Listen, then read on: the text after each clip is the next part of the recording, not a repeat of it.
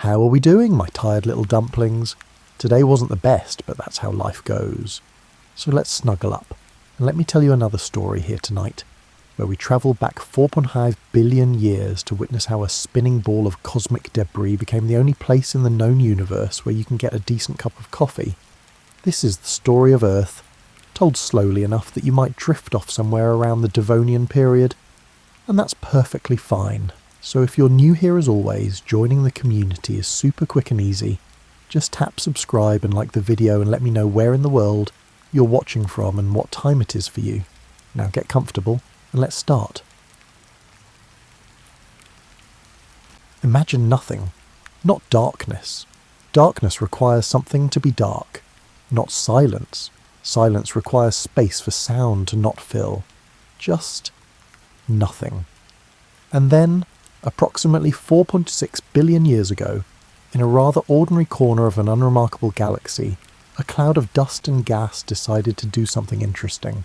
This wasn't a dramatic moment with cosmic fireworks and celestial fanfare. It was more like watching cream slowly swirl into coffee, except the coffee was hydrogen and helium.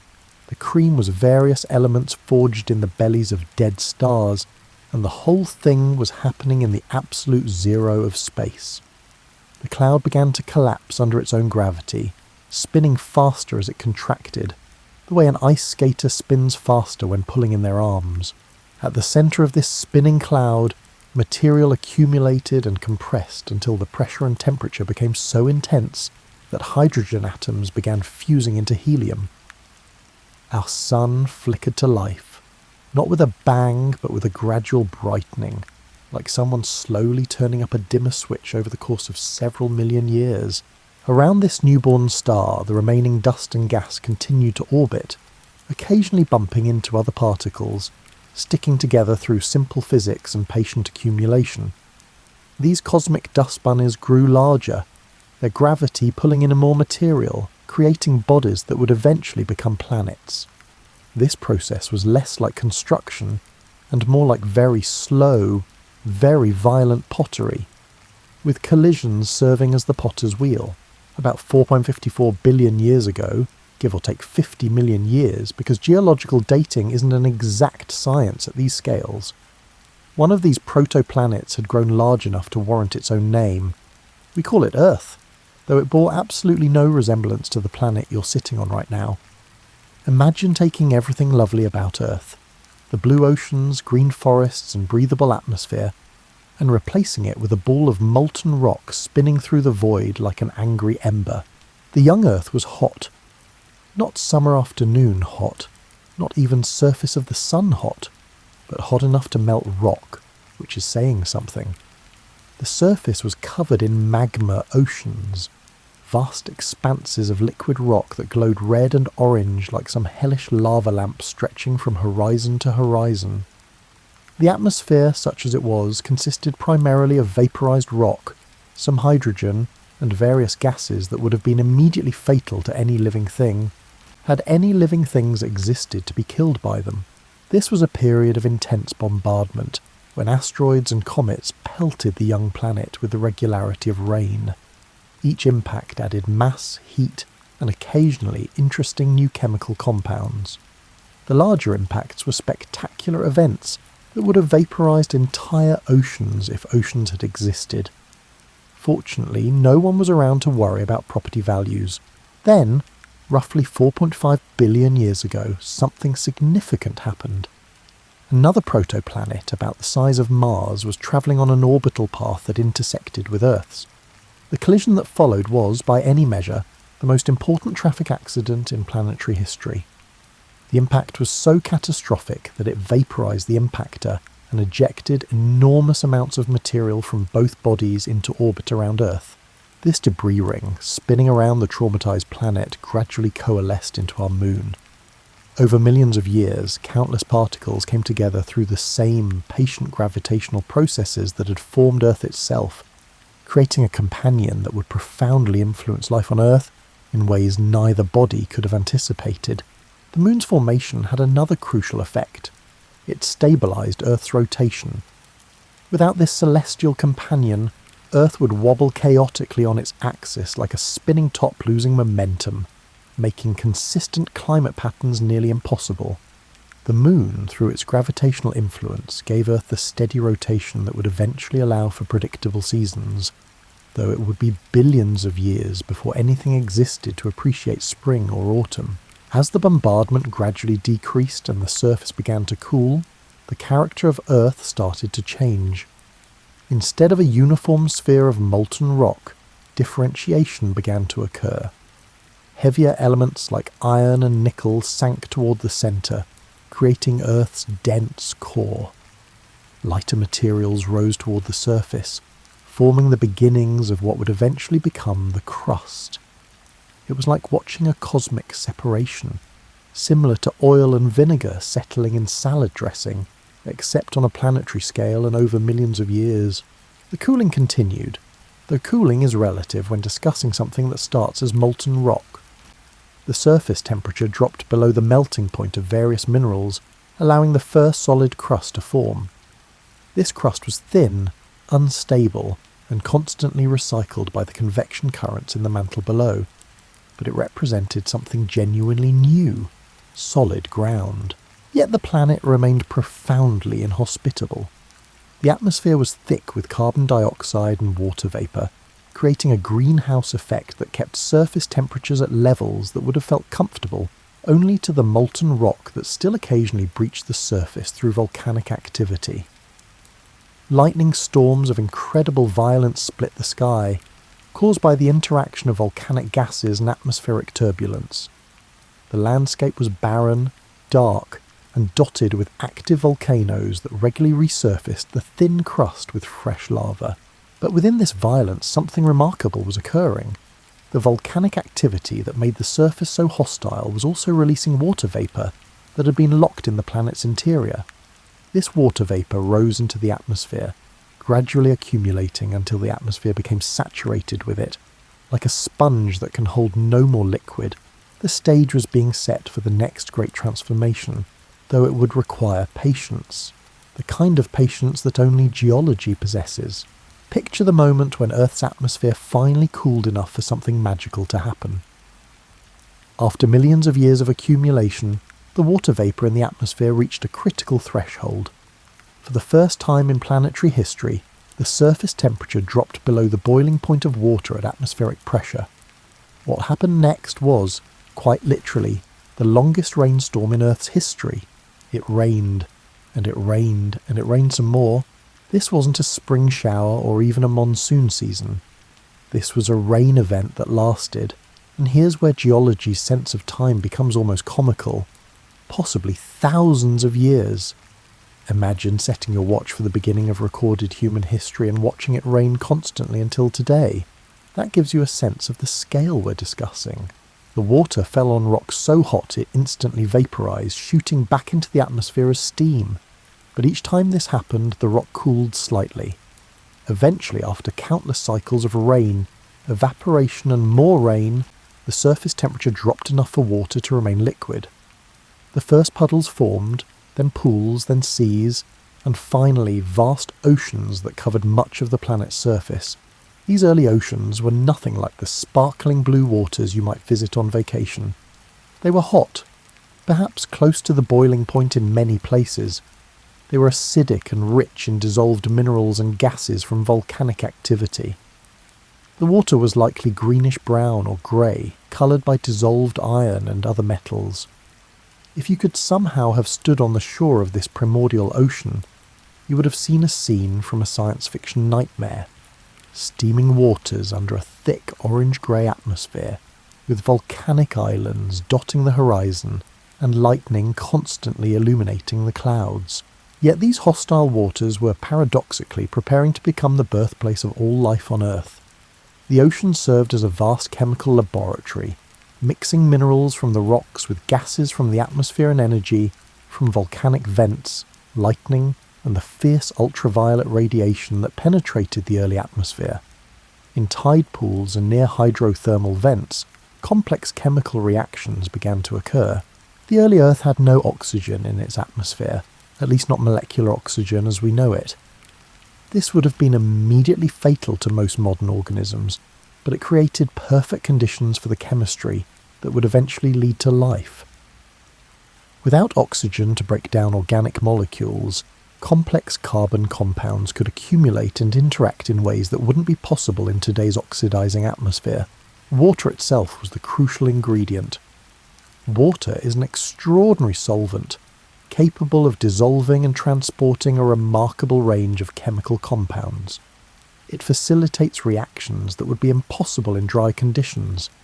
Its unique properties, expanding when frozen, having high surface tension, being most dense at 4 degrees Celsius rather than at its freezing point, would prove essential for life. Though this wouldn't become apparent for hundreds of millions of years, the formation of stable oceans marked another crucial development: the water cycle. Water evaporated from the oceans, formed clouds, fell as rain on the continents, and flowed back to the seas through rivers and streams. This cycle would eventually become one of Earth's most important processes for distributing heat, shaping the landscape, and creating diverse environments where life could thrive. But the early Earth's surface was still dramatically different from today. There were no continents as we understand them, no vast land masses with diverse geography. Instead, volcanic islands and small proto-continents rose above the ocean surface, constantly being reshaped by ongoing volcanic activity and the earliest forms of plate tectonics. These land masses were barren rock, weathering slowly under the assault of acidic rain, and being ground down by the mechanical action of waves and temperature changes. This weathering process was crucial for what came next. As rocks broke down, they released minerals into the oceans, enriching the chemical soup that filled Earth's seas. Essential elements like phosphorus, sulfur, and various trace metals dissolved into the water, creating the diverse chemical environment that life would eventually require. The seafloor during this period was a landscape of extremes. Hydrothermal vents punctured the ocean floor, releasing superheated water rich in dissolved minerals and gases. Around these vents, chemical gradients created zones where different reactions could occur. Some scientists believe these vents, where hot, mineral-rich water mixed with cooler seawater, may have provided the energy and chemical conditions necessary for the first living things to emerge. The atmosphere was gradually changing as well. As carbon dioxide dissolved in the oceans and reacted with minerals to form carbonate rocks, atmospheric CO2 levels slowly decreased. This gradually reduced the greenhouse effect, allowing temperatures to cool further. It was a negative feedback loop that would eventually help stabilise Earth's climate, though eventually means over hundreds of millions of years. During this era, the Moon was much closer to Earth than it is today, perhaps half its current distance. This proximity created tides of almost unimaginable power. Twice daily, the ocean would surge and retreat across vast stretches of shoreline, driven by gravitational forces far stronger than today's tides. These powerful tides created dynamic transitional zones between ocean and land, environments where water, air and rock constantly interacted. These tidal zones may have been crucibles for early chemical evolution.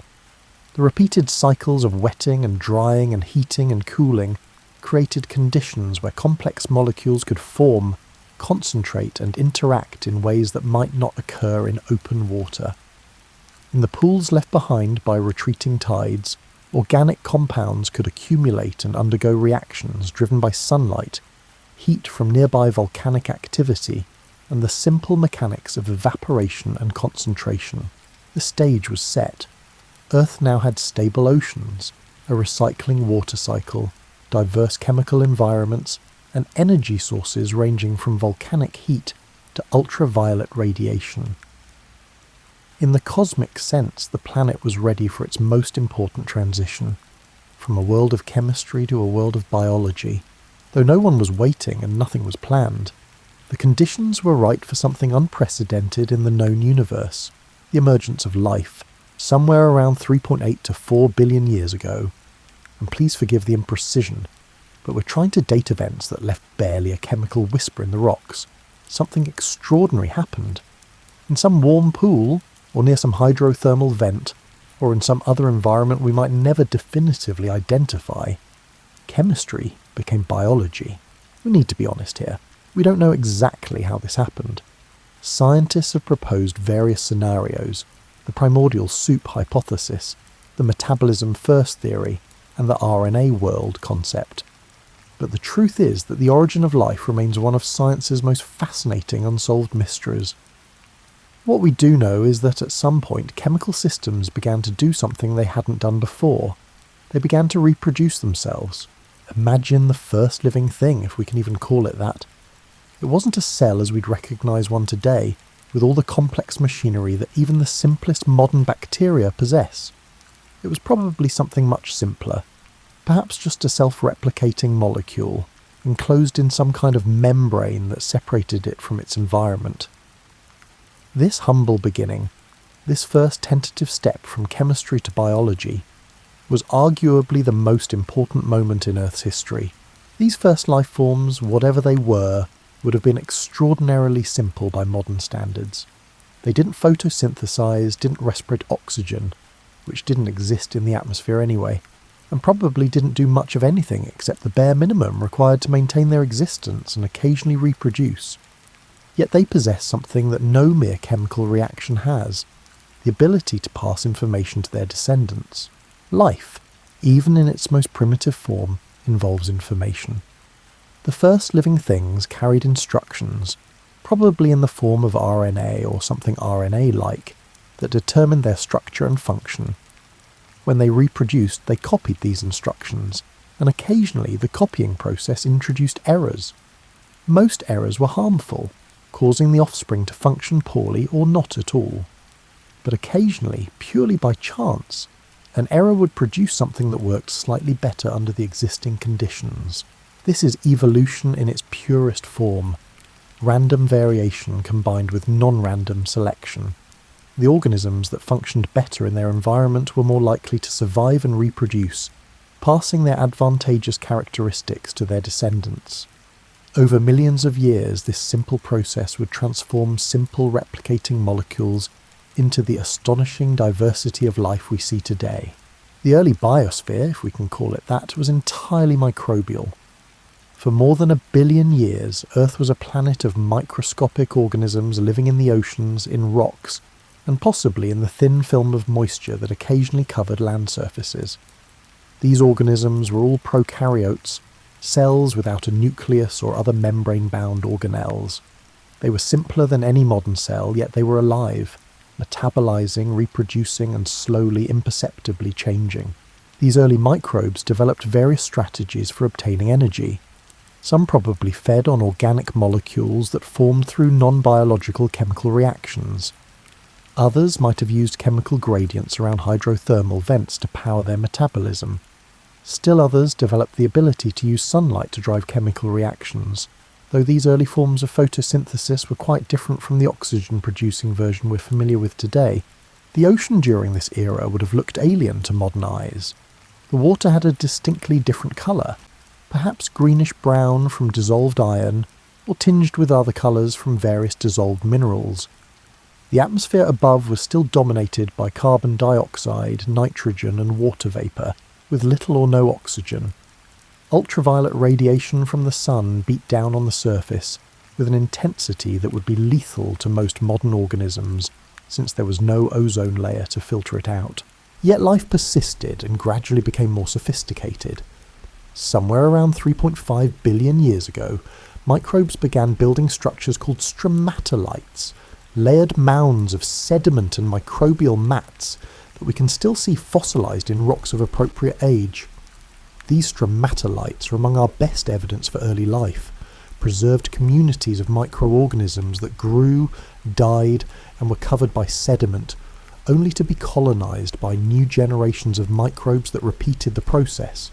If you'd visited a stromatolite-covered shore 3.5 billion years ago, you might have seen low, rounded mounds rising from the shallow water, their surfaces covered with a greenish or brownish slime. Mats of microbes living in communities, each species occupying its preferred depth based on its tolerance for light, oxygen, and various chemical compounds. These were Earth's first ecosystems, communities of organisms interacting with each other, and their environment in ways that transformed both. The development of photosynthesis was a crucial milestone, though it happened gradually and in stages. Early photosynthetic organisms used hydrogen sulfide or other compounds as an electron source rather than water. They produced sulfur or other byproducts rather than oxygen.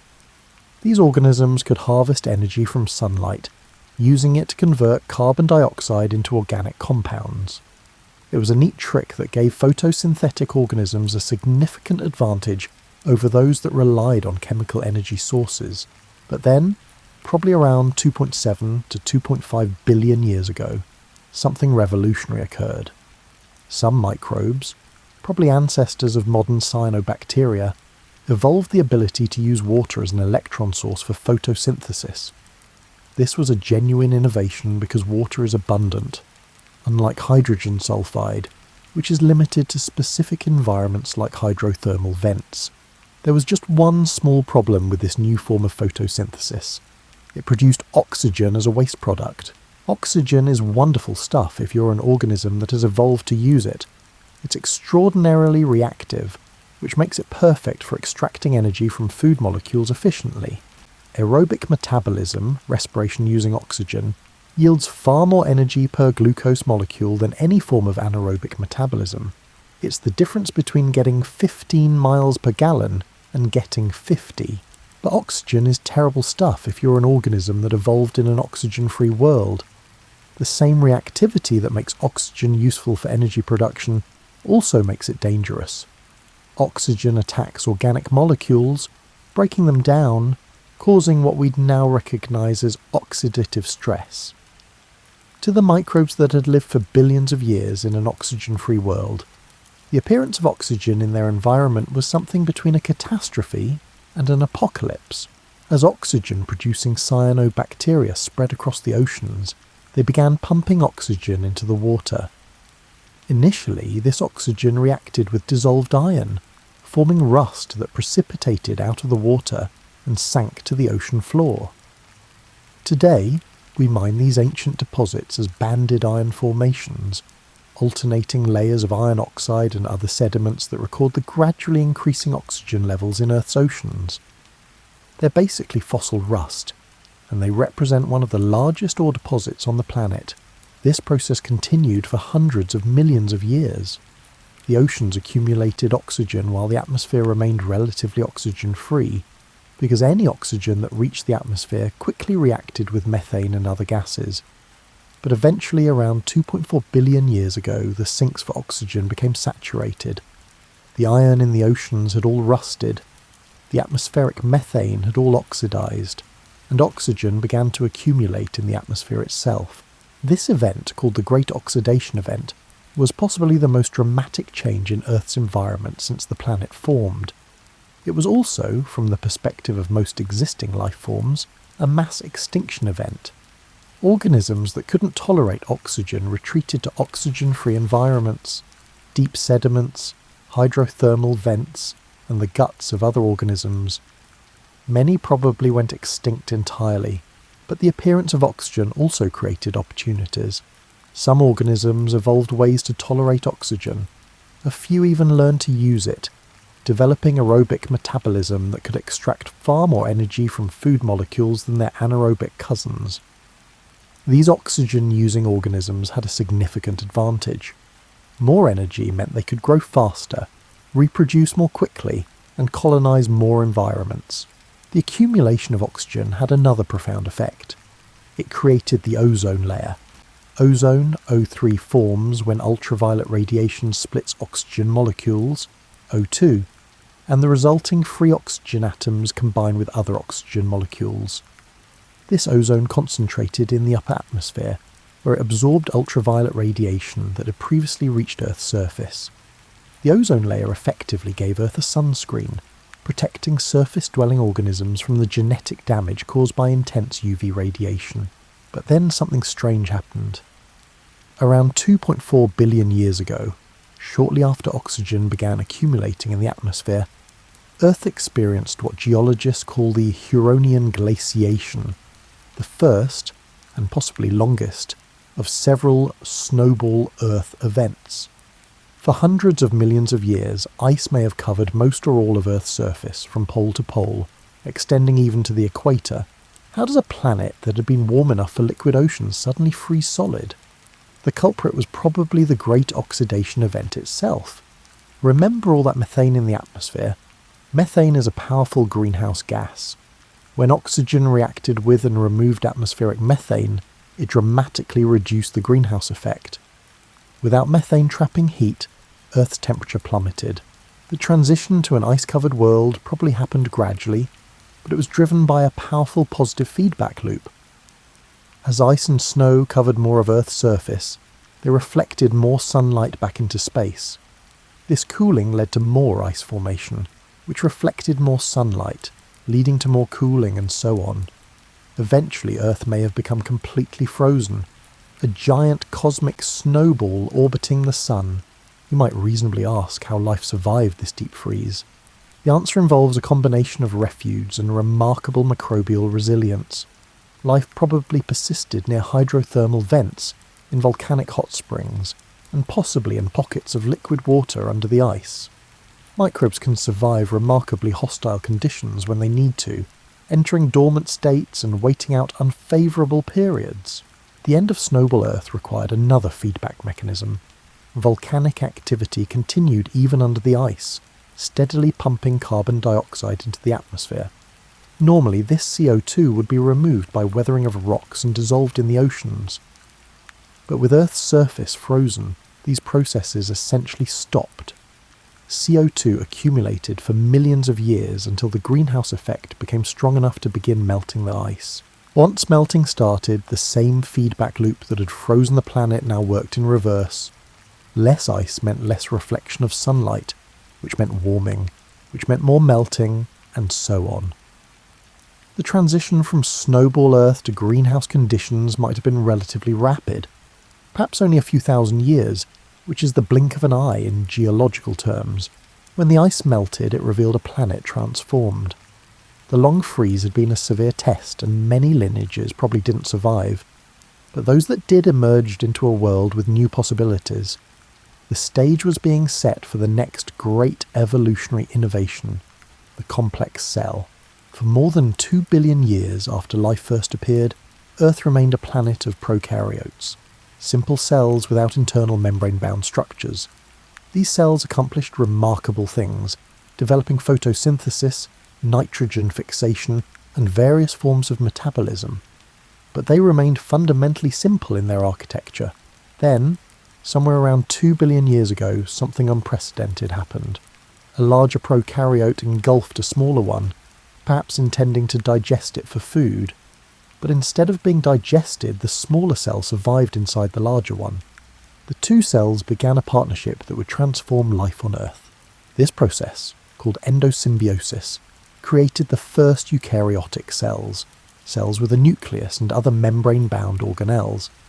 The engulfed cell became the mitochondrion, the powerhouse of the cell, responsible for aerobic respiration.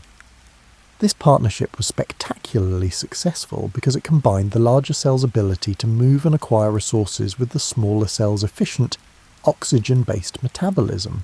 Later, some of these early eukaryotes engulfed photosynthetic cyanobacteria, which became chloroplasts. This second endosymbiotic event created the first algae, and eventually led to all photosynthetic eukaryotes, including the plants that would eventually colonize land. The eukaryotic cell was like upgrading from a studio apartment to a mansion with multiple specialized rooms. Mitochondria handled energy production. The nucleus protected genetic material and controlled gene expression. Various other organelles specialized in protein synthesis, waste processing, and other functions. This specialization allowed eukaryotes to become much more complex than their prokaryotic ancestors. With this new complexity came new possibilities. Eukaryotic cells could be larger, sometimes much larger, than prokaryotes. They could develop new structures and capabilities, and crucially, they could eventually do something prokaryotes couldn't. They could aggregate into multicellular organisms where different cells specialized in different functions. The first multicellular eukaryotes probably appeared around 1.5 to 2 billion years ago. though the exact timing is debated. These early multicellular forms were simple, perhaps just clusters of similar cells that offered advantages like increased size and some protection from predators, but they represented a new strategy for life, one that would eventually lead to all the complex organisms we see today. For a long time, possibly 1 billion years or more, these early multicellular organisms remained relatively simple. Life during this era, sometimes called the boring billion, proceeded without dramatic changes. Stromatolites still dominated coastal environments. The oceans contained various prokaryotes and simple eukaryotes. Life existed, evolved, and diversified, but nothing particularly revolutionary was happening. Then, around 720 to 635 million years ago, Earth experienced another series of snowball Earth events, the Sturtian and Marinoan glaciations. Once again, ice may have covered most or all of the planet's surface. These freezes were severe enough that geologists find evidence of glacial deposits at tropical latitudes, suggesting ice existed even at the equator. These dramatic climate swings may have driven evolutionary innovation by creating extreme selective pressure. Organisms that could survive rapid environmental changes, that had flexible metabolisms, or that could enter dormant states had better survival odds. When the ice finally melted, as it always did thanks to the build-up of volcanic CO2, life rebounded into a world of new opportunities. And then, almost immediately after the last snowball Earth event, something remarkable appeared in the fossil record, the Ediacaran biota. Named after the Ediacara Hills in Australia, where they were first discovered, these organisms were Earth's first large, complex, multicellular creatures. The Ediacaran organisms were strange by modern standards. Many resembled quilted air mattresses, with bodies divided into repeated segments. Some looked like fronds, others like discs, and still others like three-sided frisbees. Most were soft-bodied, lacking the hard shells or skeletons that would become common later. They lived on or in the seafloor, possibly feeding by absorbing nutrients from the water, or perhaps hosting photosynthetic symbionts. For about 40 million years, these odd creatures dominated the seafloor, representing Earth's first experiment with large, complex body forms. They ranged in size from a few centimetres to over 1 metre in length, absolutely enormous compared to anything that had existed before. Then, around 541 million years ago, most Ediacaran organisms disappeared from the fossil record. What caused their decline? The answer may be related to the next great revolution in the history of life, the Cambrian explosion. If you could take a time machine back to the early Cambrian period, about 541 million years ago, and put on a diving suit to explore the seafloor, you'd witness one of the most spectacular displays of evolutionary innovation in Earth's history. Within a relatively brief period, perhaps 20 to 25 million years, which is brief by geological standards, life exploded into a bewildering array of new forms, many of them completely unlike anything that had existed before. This was the Cambrian explosion, and it marked the appearance of almost all the major animal phyla we see today. Arthropods, mollusks, echinoderms, chordates, and worms of various sorts all appeared in the Cambrian seas within a relatively short time window. It was as if life had been experimenting for billions of years and suddenly decided to try every possible body plan all at once. What triggered this explosion of diversity? The answer probably involves multiple factors coming together. Oxygen levels had risen to the point where active, mobile animals could be supported. The evolution of predation created an evolutionary arms race, where prey animals evolved defences and predators evolved ways to overcome those defences. The development of hard parts, shells, spines, teeth, provided both protection and new tools, while also making animals much more likely to fossilise, giving us a better fossil record. The Cambrian seas were dominated by arthropods, particularly trilobites. These creatures, distant relatives of modern insects and crustaceans, had segmented bodies, jointed legs, and hard exoskeletons. They could walk along the sea floor, swim in the water column, and filter feed or hunt for food. trilobites were spectacularly successful, diversifying into thousands of species that occupied almost every marine environment. But the Cambrian seas also hosted stranger creatures. Anomalocaris, whose name means abnormal shrimp, was one of the Cambrian's top predators, with grasping appendages for catching prey and a circular mouth lined with plates. Opabinia had 5 eyes and a proboscis with a grasping tip that it used to catch smaller animals. Hallucigenia was so bizarre when first discovered that paleontologists couldn't tell which end was the head or which side was up. It had spines on one side and legs on the other. These weird Cambrian creatures lived in a world that was alien by modern standards.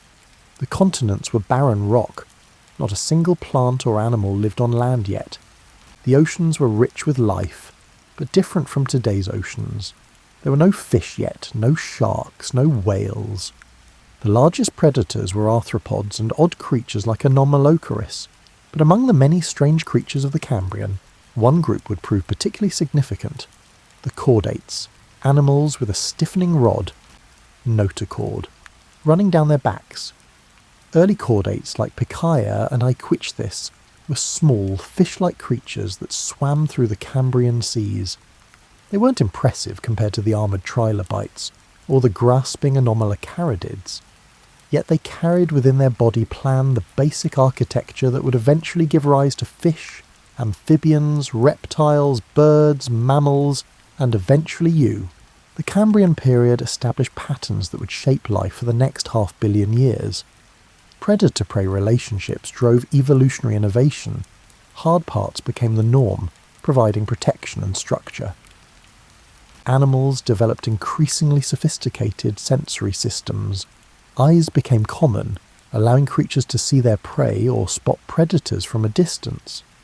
The basic body plans of modern animals were established, creating templates that would be modified and adapted for countless different environments. As the Cambrian gave way to the Ordovician period, around 485 million years ago, life continued to diversify. The first true fish appeared, jawless creatures that filtered food from the water or scraped it off rocks.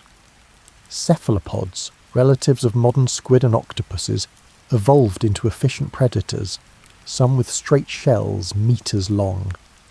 Reefs built by various organisms began to dominate shallow seas, creating complex habitats that supported diverse communities, but life remained entirely aquatic.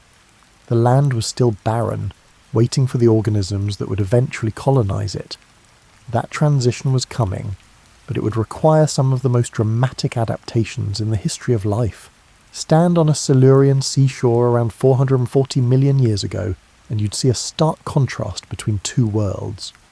Behind you, the ocean teemed with life: fish, arthropods, mollusks and echinoderms, all going about their business in the water. Before you stretched the land, rocky, barren, lifeless. The most advanced terrestrial ecosystem consisted of microbial mats in wet areas, and possibly some lichens beginning to colonize the rocks. There were no trees, no grass, no flowers, no insects, no birds, and no mammals. Just bare rock weathering under the sun. But in the shallow waters and tidal zones, something revolutionary was beginning. Plants, descended from green algae, were starting to venture onto land. This wasn't a sudden conquest, but a gradual process that probably took millions of years. The first land plants were tiny, perhaps only a few centimetres tall, and they required very moist conditions. They had no true roots, leaves, or stems as we'd recognise them today, just simple structures that barely qualified as plants. The challenge of living on land was immense. In the water, organisms are supported by buoyancy, surrounded by moisture, and protected from temperature extremes. On land, gravity pulls harder, the air is dry, temperatures fluctuate wildly, and UV radiation is more intense. To survive on land, organisms needed to solve all these problems simultaneously. Early land plants developed several crucial innovations. They evolved a waxy coating called a cuticle to prevent water loss. They developed simple conducting tissues to transport water from the ground to their growing tips. They formed associations with fungi that helped them extract nutrients from the thin soils developing on weathered rock. These plant-fungal partnerships, called mycorrhizae, were so successful that they persist in most modern plants today. By the Devonian period, around 420 million years ago, land plants had diversified dramatically. Some developed true roots that could penetrate deeper into the soil, anchoring larger plants and accessing more water. Others evolved vascular tissue, specialized cells for conducting water and nutrients that allowed them to grow taller. The race for sunlight had begun, and plants responded by reaching upward. The first forests appeared during the Middle Devonian, though they would have looked alien to modern eyes. They were dominated by tree-sized club mosses, horsetails and ferns, groups that today are mostly small plants. These early trees could reach heights of over 30 metres, creating the first complex terrestrial ecosystems. Their roots broke up rock, accelerating weathering and soil formation. When they died and fell, they created habitats for other organisms. Life was transforming the landscape, but plants didn't colonise land alone. They were followed, or perhaps accompanied, by animals. The first terrestrial animals were probably arthropods, millipedes and centipedes, and possibly early arachnids. These creatures likely began as coastal or semi-aquatic organisms that gradually adapted to terrestrial life. They had advantages for land living. Their exoskeletons provided structural support and protection from drying, and their jointed legs worked well for walking on irregular surfaces. By the late Devonian, around 375 million years ago, insects had appeared and were beginning to diversify. Some evolved wings, becoming the first animals capable of powered flight. This innovation opened new dimensions of terrestrial space, allowing insects to disperse widely, escape predators, and eventually pollinate plants. But the most dramatic transition to land was being made by a group of fish. In the shallow waters and swamps of the Devonian, some fish had evolved muscular, lobed fins that could support their weight and lungs that could extract oxygen from air. These lobe-finned fish could haul themselves out of the water and move across land, possibly to reach new water bodies or escape predators. Creatures like Tiktaalik represented an intermediate stage between fish and tetrapods, four-legged vertebrates. They had fins with bones that corresponded to our upper arm, forearm, and something resembling a wrist.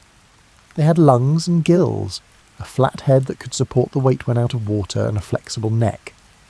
Tiktaalik could do push-ups with its front fins, lifting its head above water to breathe air or look around. Over millions of years, these fish-like creatures gave rise to true tetrapods, animals with four limbs rather than fins. Early tetrapods like Acanthostega still spent most of their time in water, but they had digits, fingers and toes, rather than fin rays. They represented a commitment to the new lifestyle that land offered, even though they weren't yet fully terrestrial. By the Carboniferous period, around 350 million years ago, tetrapods had fully transitioned to land. Amphibians diversified into numerous forms, from small salamander-like creatures to massive beasts several meters long. These early amphibians still required water for reproduction. Their eggs had no shell and would dry out in air, but they could live entirely on land as adults. The Carboniferous world would have been a strange place to visit. The forests were dominated by enormous club mosses and horsetails, creating swampy environments where dead plant material accumulated faster than it could decay. This plant material would eventually become the coal deposits that gave the Carboniferous its name, and powered the Industrial Revolution hundreds of millions of years later. Insects thrived in these forests, growing to sizes that seem impossible today. Dragonflies with wingspans of 70 centimetres, about the size of a hawk, hunted smaller insects through the forest canopy.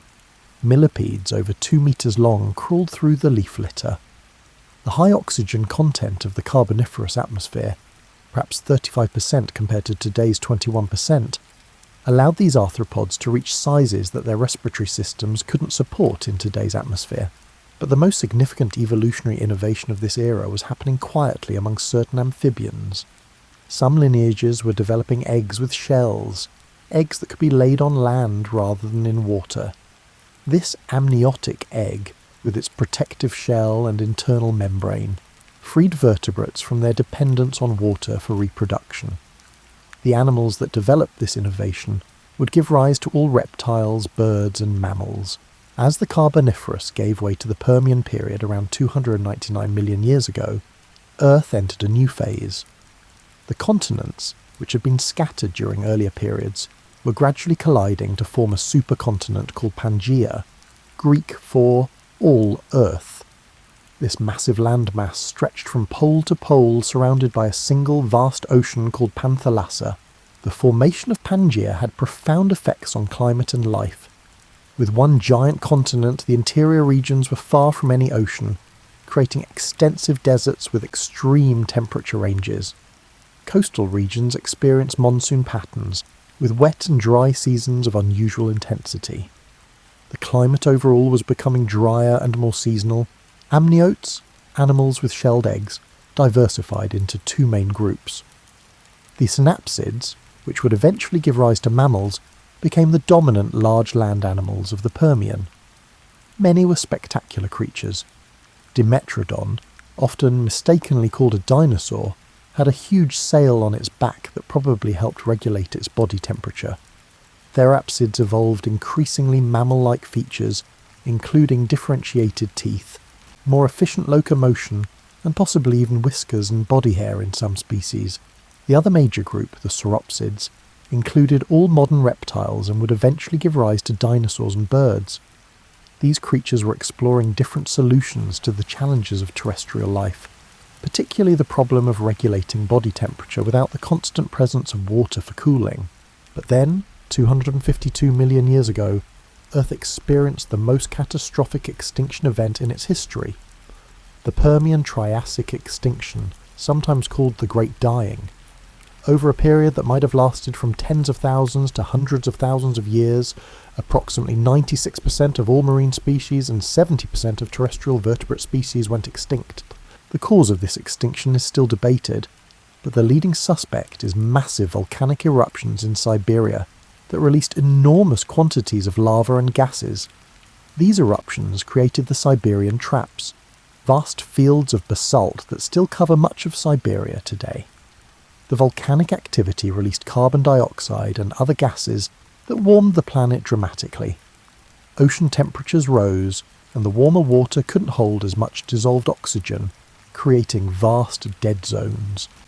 Acid rain fell on land and ocean alike. It was a planetary disaster that came closer than any other event to wiping out complex life entirely, yet life persisted.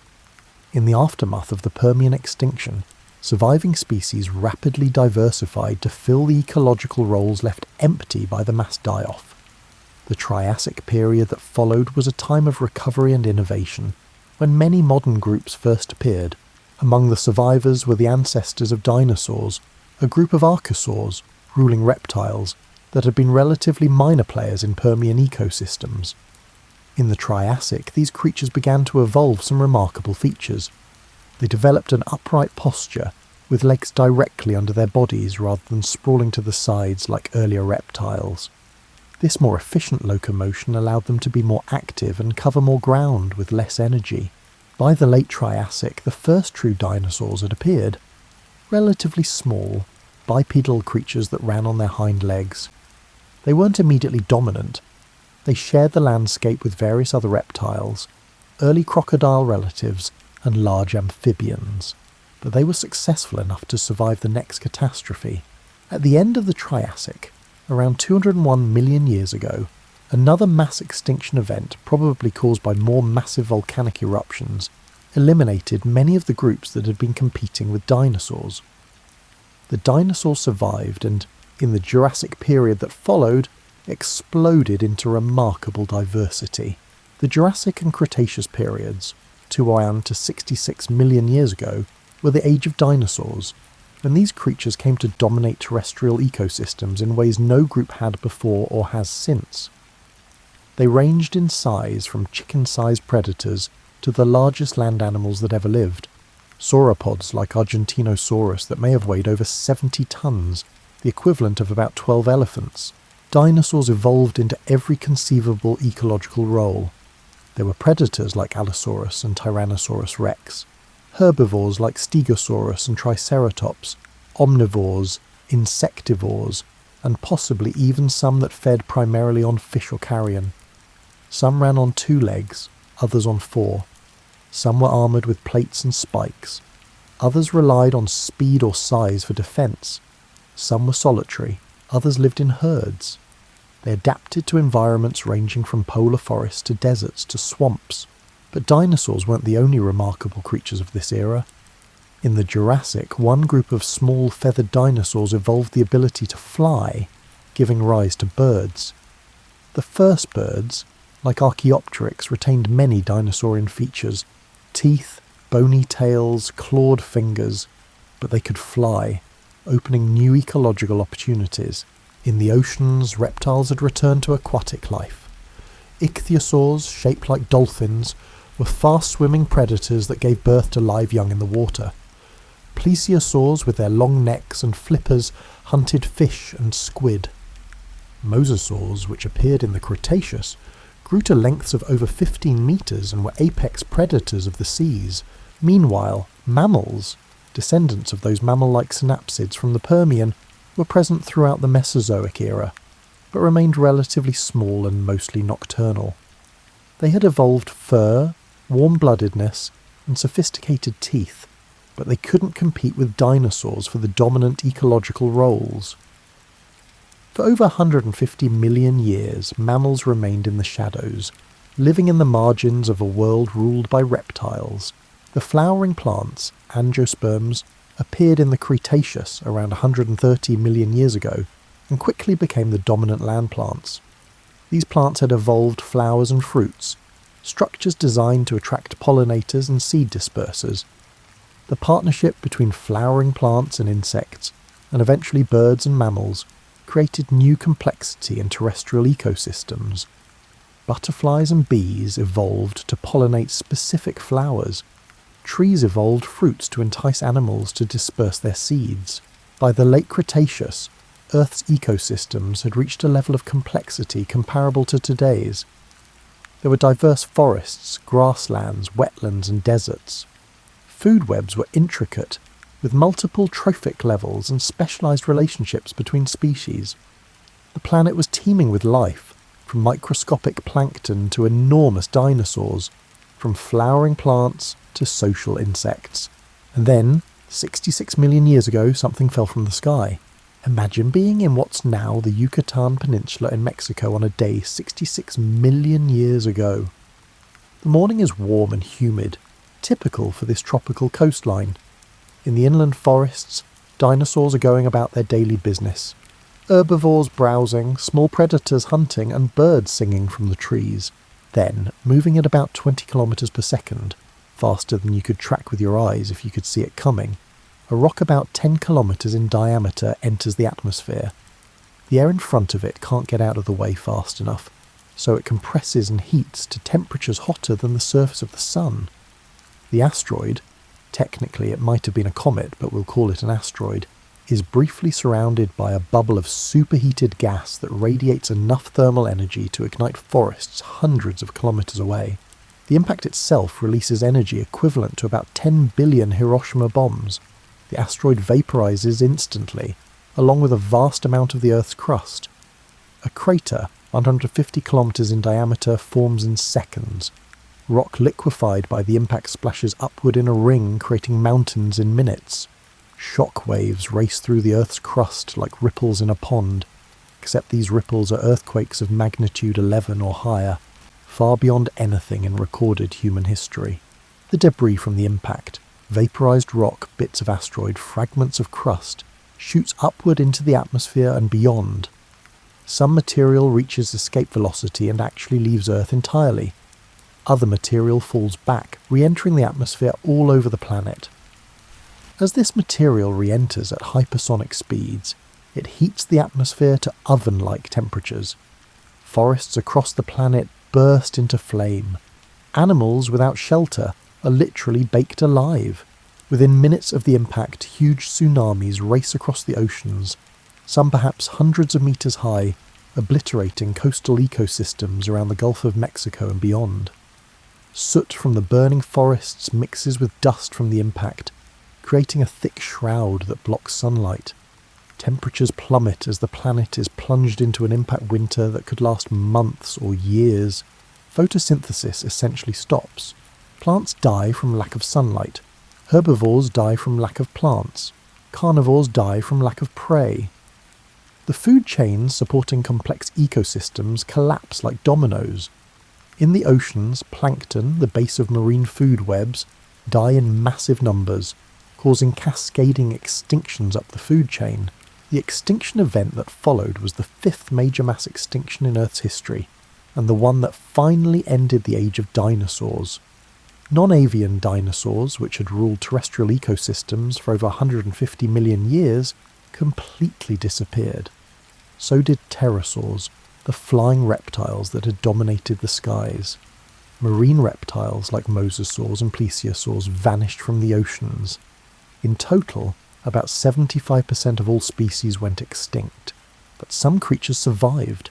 Birds, technically flying dinosaurs, made it through, though many lineages were lost.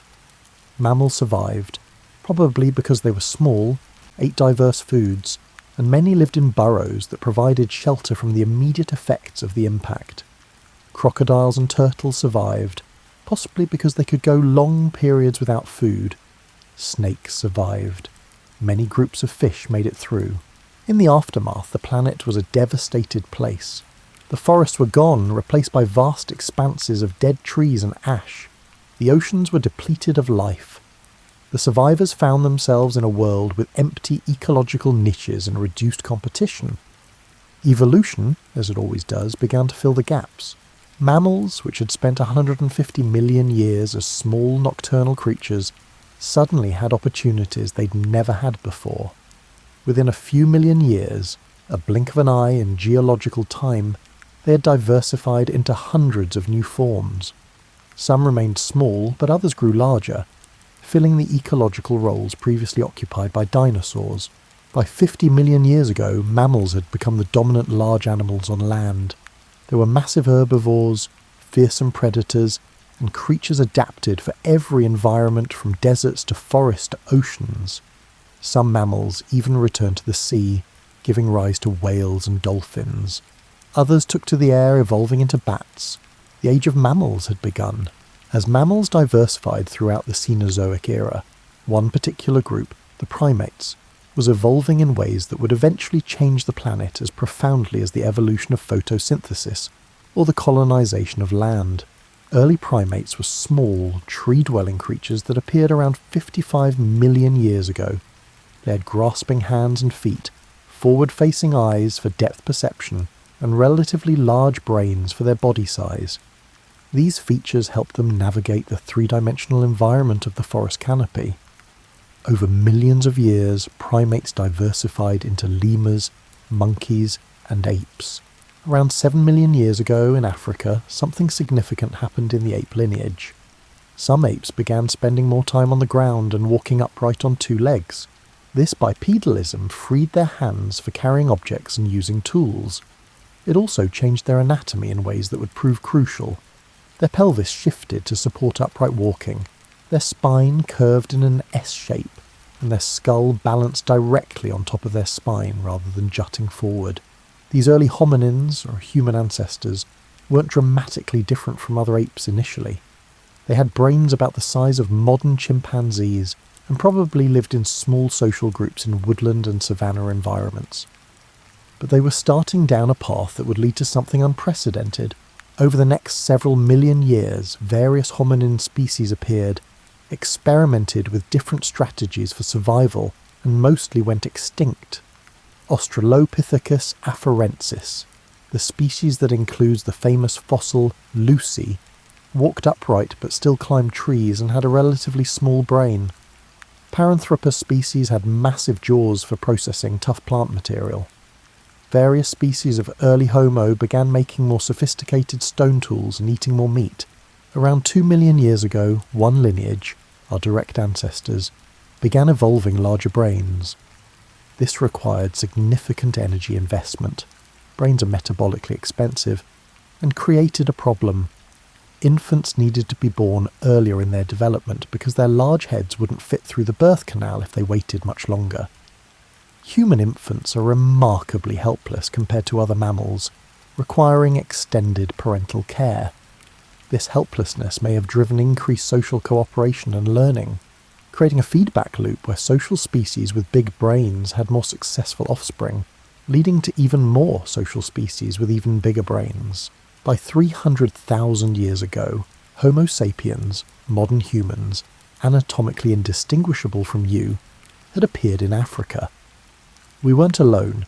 Several other human species existed, including Neanderthals in Europe and Denisovans in Asia. These other species were intelligent, used tools, had culture and art, and probably had language. But for reasons still debated, they eventually went extinct, leaving Homo sapiens as the only surviving human species. Around 70,000 years ago, modern humans began migrating out of Africa, spreading across Asia, Europe, Australia, and eventually the Americas. They adapted to every environment, from Arctic tundra to tropical rainforests, from deserts to islands. Unlike other animals that adapt to new environments through biological evolution, humans adapted largely through cultural evolution, learning new skills, inventing new technologies, and passing knowledge between generations. About 12,000 years ago, humans began domesticating plants and animals, inventing agriculture. This was a turning point in human history and Earth's history. Farming allowed humans to produce more food, support larger populations, and create permanent settlements. But it also tied human societies to particular pieces of land, created social hierarchies, and began the process of transforming natural landscapes into agricultural ones. Cities appeared, civilizations rose and fell, and technologies advanced. Humans began changing the planet at scales that would have been unimaginable to their ancestors. They cleared forests for agriculture, redirected rivers, built massive structures, and eventually began burning fossil fuels, those ancient carboniferous forests transformed by heat and pressure into coal, oil and gas. Today, Earth's surface has been profoundly reshaped by human activity. We've converted about 40% of the planet's ice-free land to agriculture. We've built cities that house billions of people. We've driven many species to extinction, while deliberately spreading others around the world. We've altered the chemistry of the atmosphere by burning fossil fuels, increasing carbon dioxide levels to heights not seen for millions of years, yet Earth remains fundamentally a living planet. The oceans still teem with life, from microscopic plankton to enormous whales. Forests still grow, photosynthesizing and producing oxygen. Microbes still process nutrients and decompose dead material. The rock cycle continues, slowly but inexorably recycling Earth's crust. Plate tectonics still move continents, build mountains, and create new oceanic crust. If you could somehow see Earth from space right now, you'd see the same basic features that have characterized the planet for hundreds of millions of years. Blue oceans, white clouds, and green land masses. The differences from the Cretaceous or Jurassic would be subtle from orbit. Different configurations of continents, perhaps different patterns of vegetation, but still recognizably Earth. Yet the planet is constantly changing, as it always has. Climate shifts, continents drift, and species evolve and go extinct. The Earth you're sitting on right now is not the same as the Earth of 1,000,000 years ago, or 1,000,000 years hence. Change is the only constant in Earth's long history. As you prepare for sleep, consider the extraordinary journey we've traced tonight. From a molten ball of rock to a living planet teeming with complexity. 4.5 billion years is a span of time that defies human comprehension. If Earth's entire history were compressed into a single year, with Earth forming on January 1st, the first life would appear in February, but complex animals wouldn't show up until mid-November. Dinosaurs would rule for about a week in December. All of human history, from the first civilizations to today, would occur in the last few minutes before midnight on December 31st. This perspective can make our individual lives seem insignificant. But perhaps that's not quite right. Every atom in your body was forged in the heart of a star or in the violent collision of the neutron stars. The calcium in your bones, the iron in your blood, and the oxygen you breathe all have cosmic origins stretching back billions of years. You're quite literally made of stardust, assembled through processes that have taken the entire age of the universe to unfold. The water you drank today might have fallen as rain on Jurassic dinosaurs, flowed through Carboniferous forests, or existed in the first oceans that formed when Earth's surface cooled. Water cycles through Earth's systems, evaporating, condensing and flowing, being recycled endlessly. Every glass of water contains molecules that have been part of countless living things throughout Earth's history. The air you breathe is the product of billions of years of biological and geological processes. The nitrogen came from volcanic outgassing and cosmic dust. The oxygen was produced by cyanobacteria and plants over billions of years. The trace of carbon dioxide connects you to every plant currently photosynthesizing, every animal currently breathing, every volcano currently erupting, and every vehicle currently running. You exist because of an unbroken chain of survival and reproduction stretching back to those first replicating molecules in Earth's primordial oceans. Every one of your ancestors, from bacteria to fish to mammals to primates, successfully survived long enough to reproduce. You are the product of 4 billion years of evolutionary success, the latest chapter in the greatest story ever told. But you're also part of something larger than your individual story. You're a temporary arrangement of atoms that Earth has assembled, atoms that will eventually return to the planet's cycles when you die. Your body will decompose, releasing nutrients that will be taken up by plants and microbes, continuing the great recycling that has characterized Earth for billions of years. Nothing is truly lost. Everything is transformed and reused. This perspective on deep time can be oddly comforting. Your worries and stresses, the things that keep you awake at night, are real and valid in the moment, but they're also temporary, fleeting concerns in the vastness of geological time. Mountains rise and erode, oceans open and close, continents drift, life persists, adapts and changes, Earth endures. The planet beneath you has survived asteroid impacts, volcanic super-eruptions, snowball glaciations and mass extinctions. It has transformed from a lifeless ball of rock to a world where microscopic organisms can evolve, over billions of years, into creatures capable of understanding their own evolutionary history. That's perhaps the most remarkable thing of all, that the universe can, through processes we're still working to understand, create entities capable of contemplating the universe itself. Tomorrow morning, when you wake up, you'll be one day older. But Earth will be older by a day too, a day in which its continents will have drifted fractions of a millimetre, a day in which millions of organisms will have been born and died, a day in which rock weathered and soil formed and water cycled and life continued. You're a participant in this ongoing story, contributing your own small chapter to Earth's biography. The choices you make, the things you create, and the people you influence all become part of the planet's history, however briefly.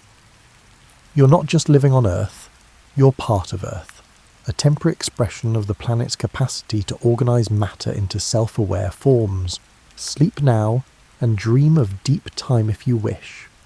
Dream of ancient oceans and Cambrian seas, of forests that became coal, of continents drifting like slow ships on the mantle. Dream of your ancestors stretching back through mammals and reptiles and fish, and simple cells to the very beginning of life itself. Dream of a planet that has been patient for 4.5 billion years, slowly becoming a world where creatures like you could exist to tell its story. And when you wake tomorrow, remember that you're living on the surface of a living planet, one day in a story that began billions of years ago and will continue long after you're gone. That's not diminishing, it's connecting. You're part of something vast and ancient and ongoing, a participant in the grandest story ever told. Rest well, child of stardust, descendant of the first replicating molecules, beneficiary of 4 billion years of evolution. Earth will still be here when you wake, continuing its slow dance through space, carrying you and billions of other organisms through another day of the longest story ever told.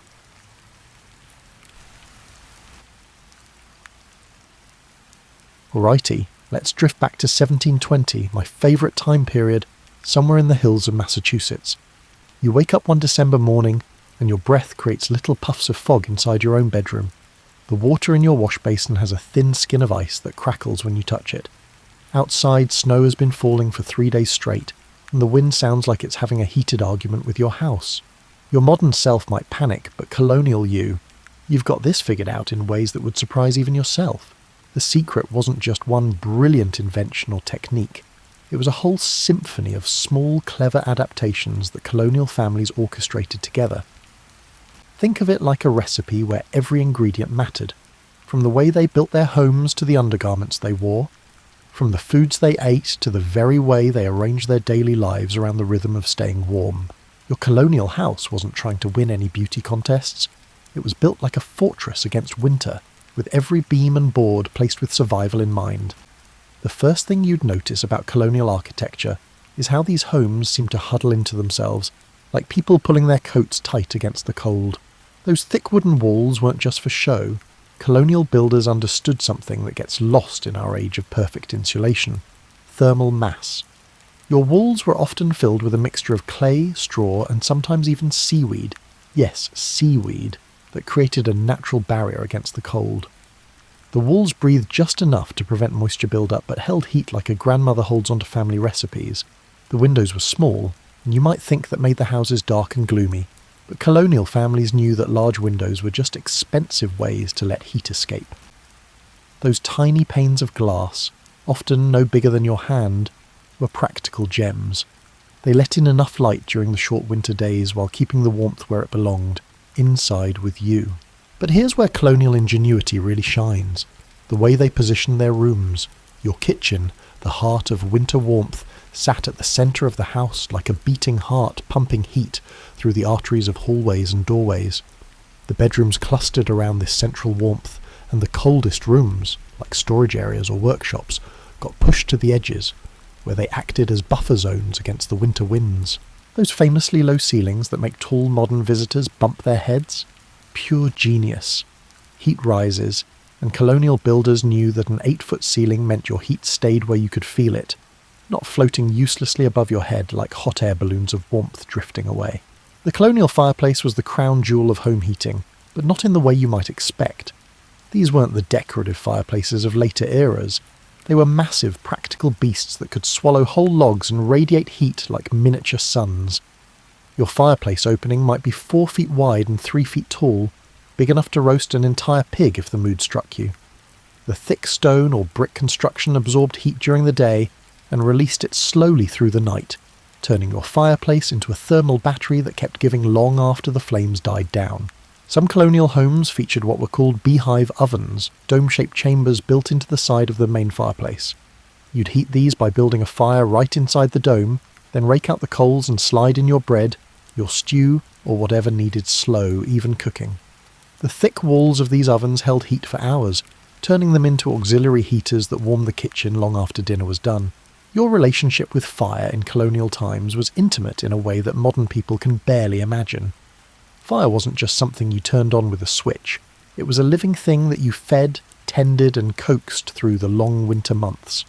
Letting your fire die was like letting a beloved pet starve, except the consequences were much more dire. The art of fire maintenance began before winter even arrived. In late summer and early fall, you and your family would spend weeks gathering, cutting, and splitting firewood. A typical colonial family needed somewhere between 15 and 25 cords of wood to make it through winter. That's enough wood to fill a modern 2-car garage, floor to ceiling, twice over. Every tree that came down was evaluated like a job candidate. Hardwoods like oak and maple for long steady burns, softwoods like pine for quick heat and kindling, and different woods for different purposes. Hickory burned hot and long, perfect for those bitter January nights when the cold seemed to seep through solid walls. Applewood gave off a sweet scent that made the whole house smell like a bakery. Birch bark peeled off in perfect strips that caught fire faster than modern paper, making it precious as kindling. You learned to read wood like a book, the grain, the moisture content, and the way it's split, all telling you how it would burn and when to use it. But here's something that might surprise you. Colonial families rarely let their fires burn out completely, even in summer. Instead, they banked their fires, covering the coals with ash to slow the burning to almost nothing, preserving a seed of fire that could be coaxed back to life when needed. Banking a fire was an art form. Too much ash and you'd smother it. Too little and you'd waste precious fuel. Get it right, and your fire would sleep peacefully under its blanket of ash, ready to wake up with just a gentle stirring and some fresh kindling. The fireplace tools weren't just functional, they were the surgical instruments of winter survival. Long-handled shovels for moving coals, bellows for breathing life into dying embers, and iron dogs, those metal stands that held logs, that were positioned just so to create the perfect airflow. Your poker wasn't just for stirring, it was for creating the architecture of your fire, building little log cabins and teepees that would burn efficiently and safely. Colonial families developed an almost mystical understanding of fire behaviour. They knew that a fire needed to breathe, that flames liked to dance upward and outward, and that different arrangements of logs created different types of heat. A tight stack burned slow and steady. A loose arrangement burned hot and fast. Green wood hissed and sputtered and filled the house with smoke, while seasoned wood caught quickly and burned clean. The most skilled fire tenders could keep a fire burning for days with minimal attention, banking it at night and coaxing it back to life each morning like conducting a daily resurrection. They understood the personality of their particular fireplace, knew how their chimney drew air, and could read the colour and behaviour of flames like weather forecasters read clouds. When you think about colonial winter clothing, forget everything you've seen in movies about people shivering in thin cotton shirts. Colonial clothing was engineering in fabric form, a layered defence system that would make modern outdoor gear companies weep with envy. You weren't just getting dressed in the morning, you were constructing a personal environment that would keep you alive and comfortable in temperatures that would send modern people running for their cars. The foundation of your winter wardrobe was linen undergarments, and before you wrinkle your nose at the thought of scratchy old fabric, understand that colonial linen was often softer than modern cotton. These base layers weren't just underwear, they were your first line of defence against moisture and cold. Linen has this remarkable property of wicking moisture away from your skin while still providing insulation, and it got softer and more comfortable with every washing. Over your linen foundation, you'd add layers like building a textile fortress. Wool was your best friend, but not the itchy, harsh wool you might imagine. Colonial wool, especially when it was well processed, could be incredibly soft and warm. Your wool stockings came up to your knees and were often knitted with patterns that weren't just decorative. Different stitch patterns created different levels of thickness and insulation where you needed them most. Women wore multiple petticoats, sometimes 3 or 4 layers deep, creating a sort of textile balloon that trapped warm air around their legs. These weren't the dainty petticoats of later eras. They were serious winter gear, often made from wool or heavy linen, designed to create insulating air pockets while still allowing for movement. The outermost petticoat might be made from a tightly woven wool that shed water and blocked wind. Your stays, what we might call a corset, weren't just about fashion. They provided crucial support for your back during heavy work and created another layer of insulation around your torso. Made from sturdy linen or leather and often lined with wool, stays were like wearing a warm, supportive hug all day long. Men's clothing followed similar principles but with different execution. Your shirt was long, extending down to mid-thigh, providing extra coverage and warmth. Over this came your waistcoat, essentially a sleeveless jacket that provided another insulating layer around your core. Your breeches were often made from leather or heavy wool, and they fit snugly to prevent heat loss, while allowing for the physical work that winter demanded. But the real genius of colonial winter clothing was in the extremities. Your hands and feet were far from your heart's warming influence, and colonial clothing makers knew that keeping these warm was crucial for overall comfort. Mittens were preferred over gloves, because keeping your fingers together shared warmth more efficiently. These weren't the thin mittens you see today. They were often made from thick wool or even fur, sometimes with leather palms for durability. Colonial stockings were architectural marvels in their own right. Hand-knitted from wool, they were designed with reinforced heels and toes, and the best ones were knitted in patterns that created thicker insulation over the areas that needed it most. The tops of the stockings were often knitted with patterns that helped them grip your leg, preventing the cold drafts that would sneak in if your stockings slipped down. Your outer garments were where colonial clothing really showed off. Cloaks and greatcoats weren't just large, they were designed to create a personal microclimate around your entire body. A properly made cloak could wrap around you completely, creating a tent-like space that held your body heat. Some cloaks had hoods lined with fur or soft wool that could seal around your head, and the best ones were made from tightly woven wool that shed water and blocked wind while still allowing your body to breathe. The materials themselves were chosen with scientific precision. Wool from different animals had different properties: sheep's wool for general use, rabbit fur for extreme warmth, and beaver fur for water resistance. Colonial families knew that a rabbit fur lining in your hat could make the difference between comfort and misery during a long winter walk, and that beaver fur trim on your cloak would shed snow and sleet like armour. Your colonial kitchen in winter wasn't just about cooking. It was about strategic fuel management for your body's internal furnace. Colonial families understood something that modern nutritionists are just rediscovering: that food isn't just about nutrients, it's about providing the specific types of energy your body needs to generate heat and maintain warmth in challenging conditions. Winter meals were rich, hearty affairs that would make modern dietitians clutch their calculators in horror, but every calorie had a purpose. Fat wasn't the enemy. It was your body's most efficient heating fuel, providing more than twice the energy per gram as protein or carbohydrates. Your winter diet included generous amounts of butter, cream, salt pork and beef fat, all carefully preserved and stored to provide the high-energy fuel your body craved in cold weather. But colonial cooks were too smart to just pile on the fat randomly. They understood food combining in ways that created sustained energy release throughout long, cold days. Your typical winter breakfast might include cornmeal mush cooked with milk and butter, providing quick carbohydrates for immediate energy and fats for long-term fuel. Add some maple syrup or molasses, and you have a meal that will keep your internal fires burning for hours. The preparation methods were as important as the ingredients themselves. Slow-cooked stews and soups weren't just convenient, they were perfectly designed for cold-weather nutrition. When you slowly simmer meat, bones and vegetables together for hours, you break down tough fibres and extract nutrients that your body can easily absorb and convert to heat. The gelatin from bone broths provided protein that your body could quickly convert to energy, while the fat that rose to the surface created a protective layer that helped retain heat in both the pot and your stomach. Root vegetables were the unsung heroes of colonial winter nutrition. Potatoes, turnips, parsnips and carrots weren't just filling. They were packed with complex carbohydrates that provided steady, sustained energy release. When stored properly in root cellars, these vegetables actually got sweeter over the winter as their starches converted to sugars, making them more palatable and easier for your body to convert to quick energy. Colonial families were masters of food preservation, and their winter larders were carefully orchestrated systems of stored energy. Salt pork and beef weren't just preserved meat. They were concentrated calorie bombs that could provide the fat and protein needed to maintain body heat during the coldest weather. A few strips of salt pork added to a pot of beans or vegetables could transform a simple meal into a high-energy winter feast. Dried fruits and nuts provided concentrated nutrition and calories in small packages. A handful of dried apples or a small portion of walnuts could provide the quick energy needed for outdoor chores, while also supplying the vitamins needed to prevent scurvy and other winter ailments.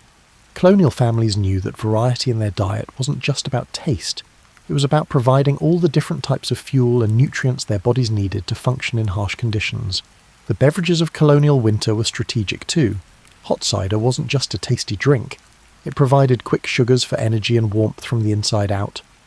Milk was rich in fats and proteins that helped maintain body heat, and it was often consumed warm, adding to its heating effects. Even alcoholic beverages served a purpose beyond social lubrication. Rum, brandy, and hard cider provided concentrated calories and helped dilate blood vessels to improve circulation to extremities. Cooking methods themselves contributed to winter warmth strategies. Roasting, baking, and slow cooking weren't just about flavour. They were about maximising the heat production from your kitchen fire while creating foods that would provide sustained energy. A pot roast that simmered all day not only created a hearty meal, but also radiated heat throughout the kitchen, making efficient use of precious fuel. The timing of meals was strategic too.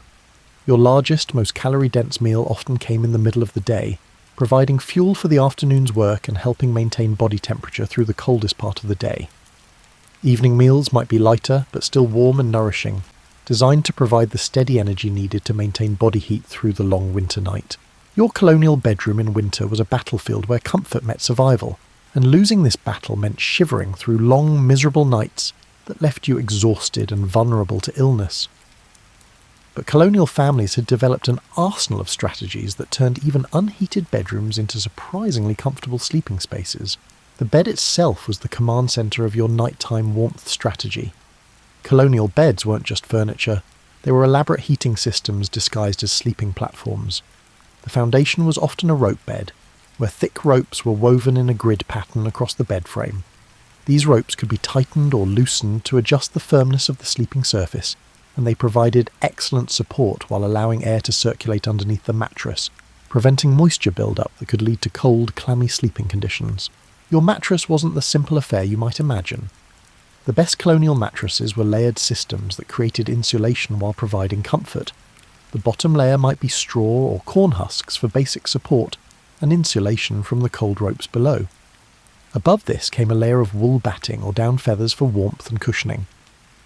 The top layer was often fine linen or cotton ticking filled with the softest down or wool, creating a sleeping surface that was both comfortable and warm. But the real genius of colonial bed warmth was in the warming systems. Bed warmers weren't luxuries, they were essential tools for survival. Your bed warmer was typically a long-handled brass or copper pan that you filled with hot coals from the fire. You'd slide this under the covers for 10 or 15 minutes before bedtime, moving it around to warm the entire sleeping area. The metal pan distributed heat evenly, and the long handle kept your hands safe from both the heat and the coals. Some families used heated bricks wrapped in cloth instead of dedicated bed warmers. These held heat longer than metal pans and could be positioned strategically around the bed to create zones of warmth. A heated brick at your feet, another at your back, and perhaps one more near your hands could turn even the coldest bedroom into a comfortable sleeping space. Your bedding was a layered defense system that would impress modern camping gear designers. The bottom sheet was usually linen, which wickered moisture away from your body, while providing a smooth, comfortable sleeping surface. Above this came wool blankets, often multiple layers, each serving a different purpose. A lighter wool blanket next to your body provided warmth without weight, while heavier blankets on top trapped heat and blocked cold drafts. The top layer of your bedding was often a thick comforter or coverlet filled with down or wool. These weren't just warm, they were designed to create a microclimate around your body that held heat while allowing enough air circulation to prevent stuffiness. The best comforters had removable covers that could be washed regularly, keeping your bedding fresh and hygienic even during the months when bathing was infrequent. Bed curtains weren't just for privacy, they were essential heating equipment. Heavy curtains drawn around your bed created a smaller space that was easier to warm and harder for cold air to penetrate. These curtains were often made from thick wool or heavy linen, sometimes lined with additional fabric for extra insulation. Drawing your bed curtains was like creating a tent within your bedroom, a private space that held your body heat and blocked cold drafts from the rest of the room. Your nightgown or sleeping shirt wasn't just sleepwear, it was part of your thermal defense system. Colonial nightgowns were long, often reaching to the ankles, and made from soft but warm materials like flannel or brushed linen. The long sleeves and high necklines prevented heat loss from your extremities and torso, while the loose fit allowed for air circulation that prevented overheating and moisture buildup. Nightcaps weren't fashion statements, they were essential for preventing heat loss from your head, where a significant amount of body heat can escape. These were often made from soft wool or cotton, sometimes lined with silk or fine linen for comfort against your hair and scalp. A well-made nightcap could make the difference between a comfortable night's sleep and hours of shivering wakefulness. The positioning of your bed within the room was strategic too. Colonial bedrooms often placed the bed away from exterior walls and windows, where cold air could seep through gaps in construction. Instead, beds were positioned near interior walls that shared heat from the kitchen or main fireplace. Some colonial homes had bedrooms directly above the kitchen, taking advantage of the heat that rose from the cooking fires below. One of the most ingenious aspects of colonial winter survival was the way families used social dynamics and communal living as heating strategies. Your colonial home wasn't just a building, it was a carefully orchestrated system of human cooperation, designed to maximize warmth and minimize fuel consumption. Privacy was a luxury that few could afford when survival depended on sharing body heat and resources. Family sleeping arrangements in winter were practical rather than prudent. Children often shared beds not just to save space, but because 2 or 3 small bodies could generate and share warmth far more efficiently than each sleeping alone. Parents might bring the youngest children into their own bed during the coldest nights, creating a family warming system that kept everyone comfortable while conserving precious heating fuel. The concept of bundling, where courting couples would share a bed while fully clothed and sometimes with a board between them, wasn't just about supervised romance. It was a practical heating solution that allowed families to provide guest accommodation without the expense of heating additional rooms or providing extra bedding and warming equipment. Your body heat was a valuable commodity, and sharing it wisely was a mark of good household management. Common rooms served as gathering spaces where the entire family's body heat contributed to overall warmth. During the coldest weather, normal privacy and individual space gave way to practical communal living. Your family might spend entire days in the kitchen and main room, working, eating, and socialising in the warmest parts of the house, while letting the peripheral rooms go cold. Work parties and social gatherings weren't just about community bonding, they were strategic heating events. A barn-raising or quilting bee brought together dozens of people whose combined body heat could warm even large spaces. Smart colonial families scheduled their social events during the coldest parts of winter, turning necessary community work into opportunities for everyone to stay warm while accomplishing important tasks. The kitchen hearth became the social centre of winter life, and colonial families arranged their activities to take maximum advantage of its warmth. Women would do their spinning, knitting, and mending near the fire, while men might repair tools or work on woodworking projects. Children played games and did their lessons in the warm circle around the hearth. This wasn't just about comfort, it was about making efficient use of heating fuel while maintaining the social bonds that held communities together through the harsh winter months. Evening entertainment was designed around warmth conservation. Storytelling, singing, and games that could be enjoyed while sitting close together near the fire became the primary forms of winter recreation. These activities served multiple purposes. They provided mental stimulation during the long, dark evenings, they kept people sedentary and close to heat sources, and they reinforced the social connections that were essential for community survival. Even religious practices adapted to winter heating realities. Church services in winter were often shorter than summer services, and churches developed strategies like foot warmers, small, portable braziers that could be filled with coals from home and carried to church to provide personal heating during long services. Some congregations would pack into smaller spaces during winter, using their combined body heat to make worship more comfortable. Community resource sharing was another form of social heating. Families would coordinate their heating and cooking schedules to maximise efficiency, perhaps taking turns hosting large meals that could feed multiple families while requiring only one fire, or sharing the use of large ovens for baking bread or roasting meat. These arrangements saved fuel while strengthening community bonds. The concept of neighbouring, helping nearby families with tasks that were easier done in groups, became especially important during winter. Butchering, woodcutting, and food preservation were often community activities that brought people together for warmth, efficiency, and safety. These work parties provided opportunities for social interaction during isolated winter months, while accomplishing necessary tasks more efficiently than individual families could manage alone.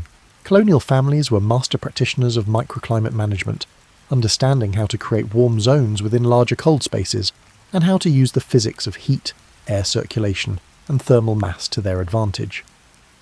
Your colonial home wasn't uniformly heated. Instead, it was a collection of carefully managed thermal zones that prioritised warmth where it was needed most, while allowing less critical areas to remain cold. The concept of heat layering in colonial homes was sophisticated in ways that modern heating systems sometimes miss. Heat from your central fireplace didn't just radiate outward randomly.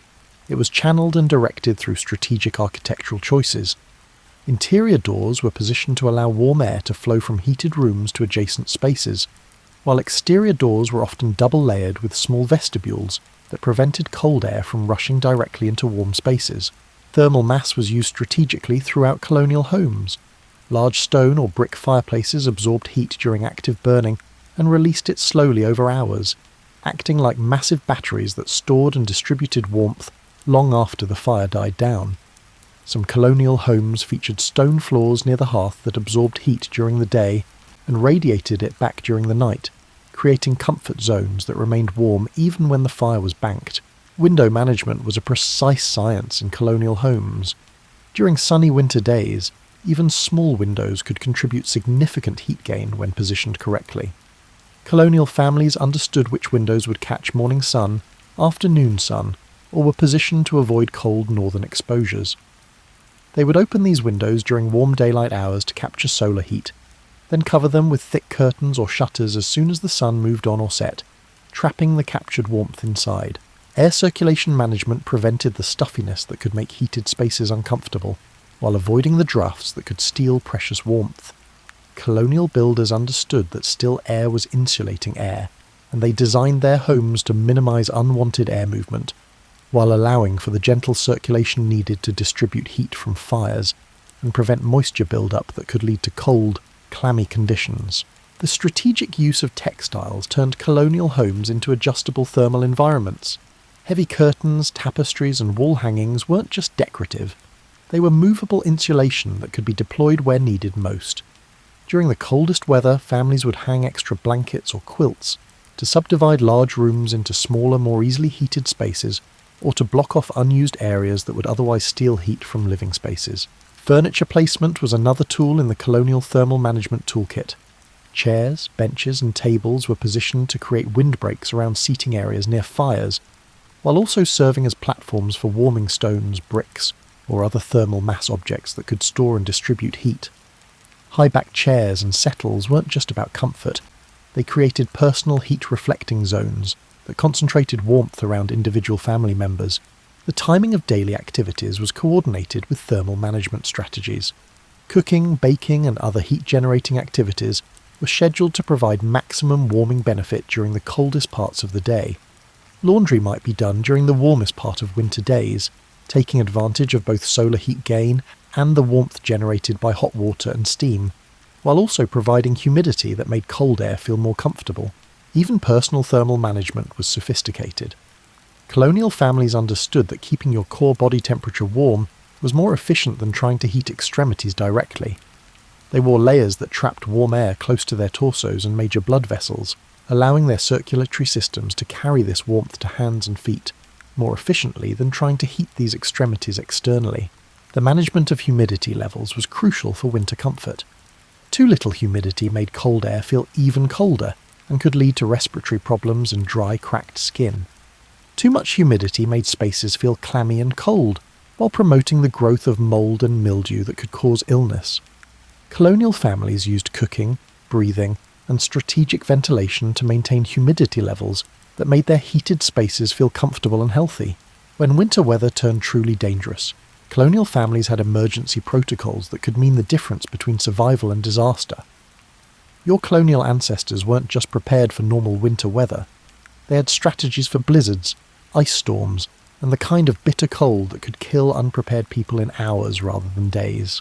The most critical emergency protocol was fire insurance, maintaining multiple heat sources and backup ignition systems.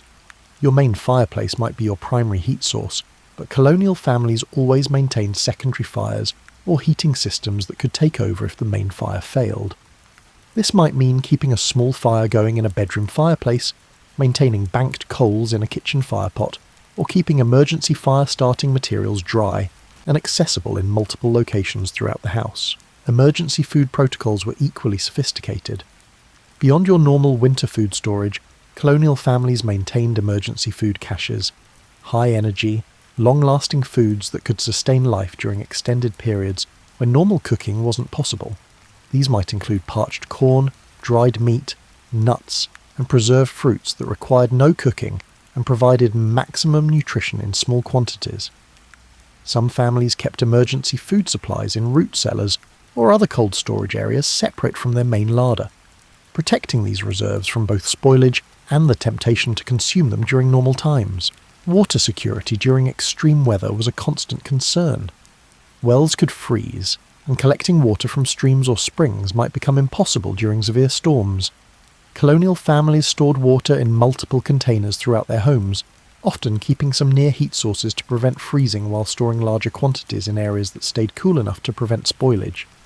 Emergency water included not just drinking water, but also supplies for cooking, basic hygiene, and firefighting if chimney fires or other heating-related disasters occurred. Shelter reinforcement protocols prepared colonial homes for extreme weather conditions. This included securing shutters and storm coverings for windows, reinforcing doors against wind and snow loads, and preparing temporary shelter spaces within the home if normal heating areas became unusable. Some colonial families prepared interior rooms that could be quickly converted into survival spaces, complete with emergency bedding, food, water, and heating supplies.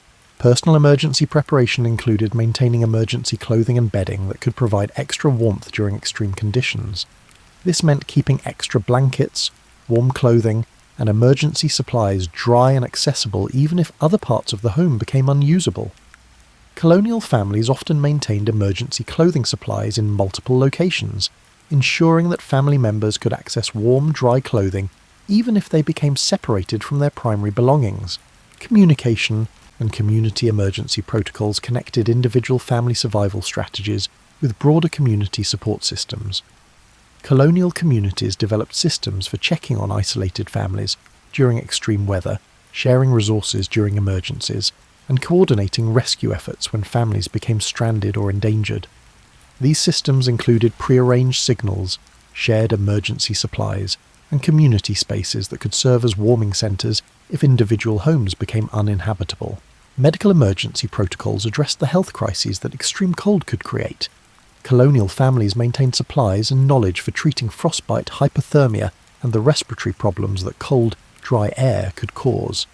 They understood that maintaining body temperature was crucial for fighting off illness, and they had strategies for caring for sick family members that prioritised warmth while providing necessary medical attention. Recovery protocols helped families restore normal operations after extreme weather events.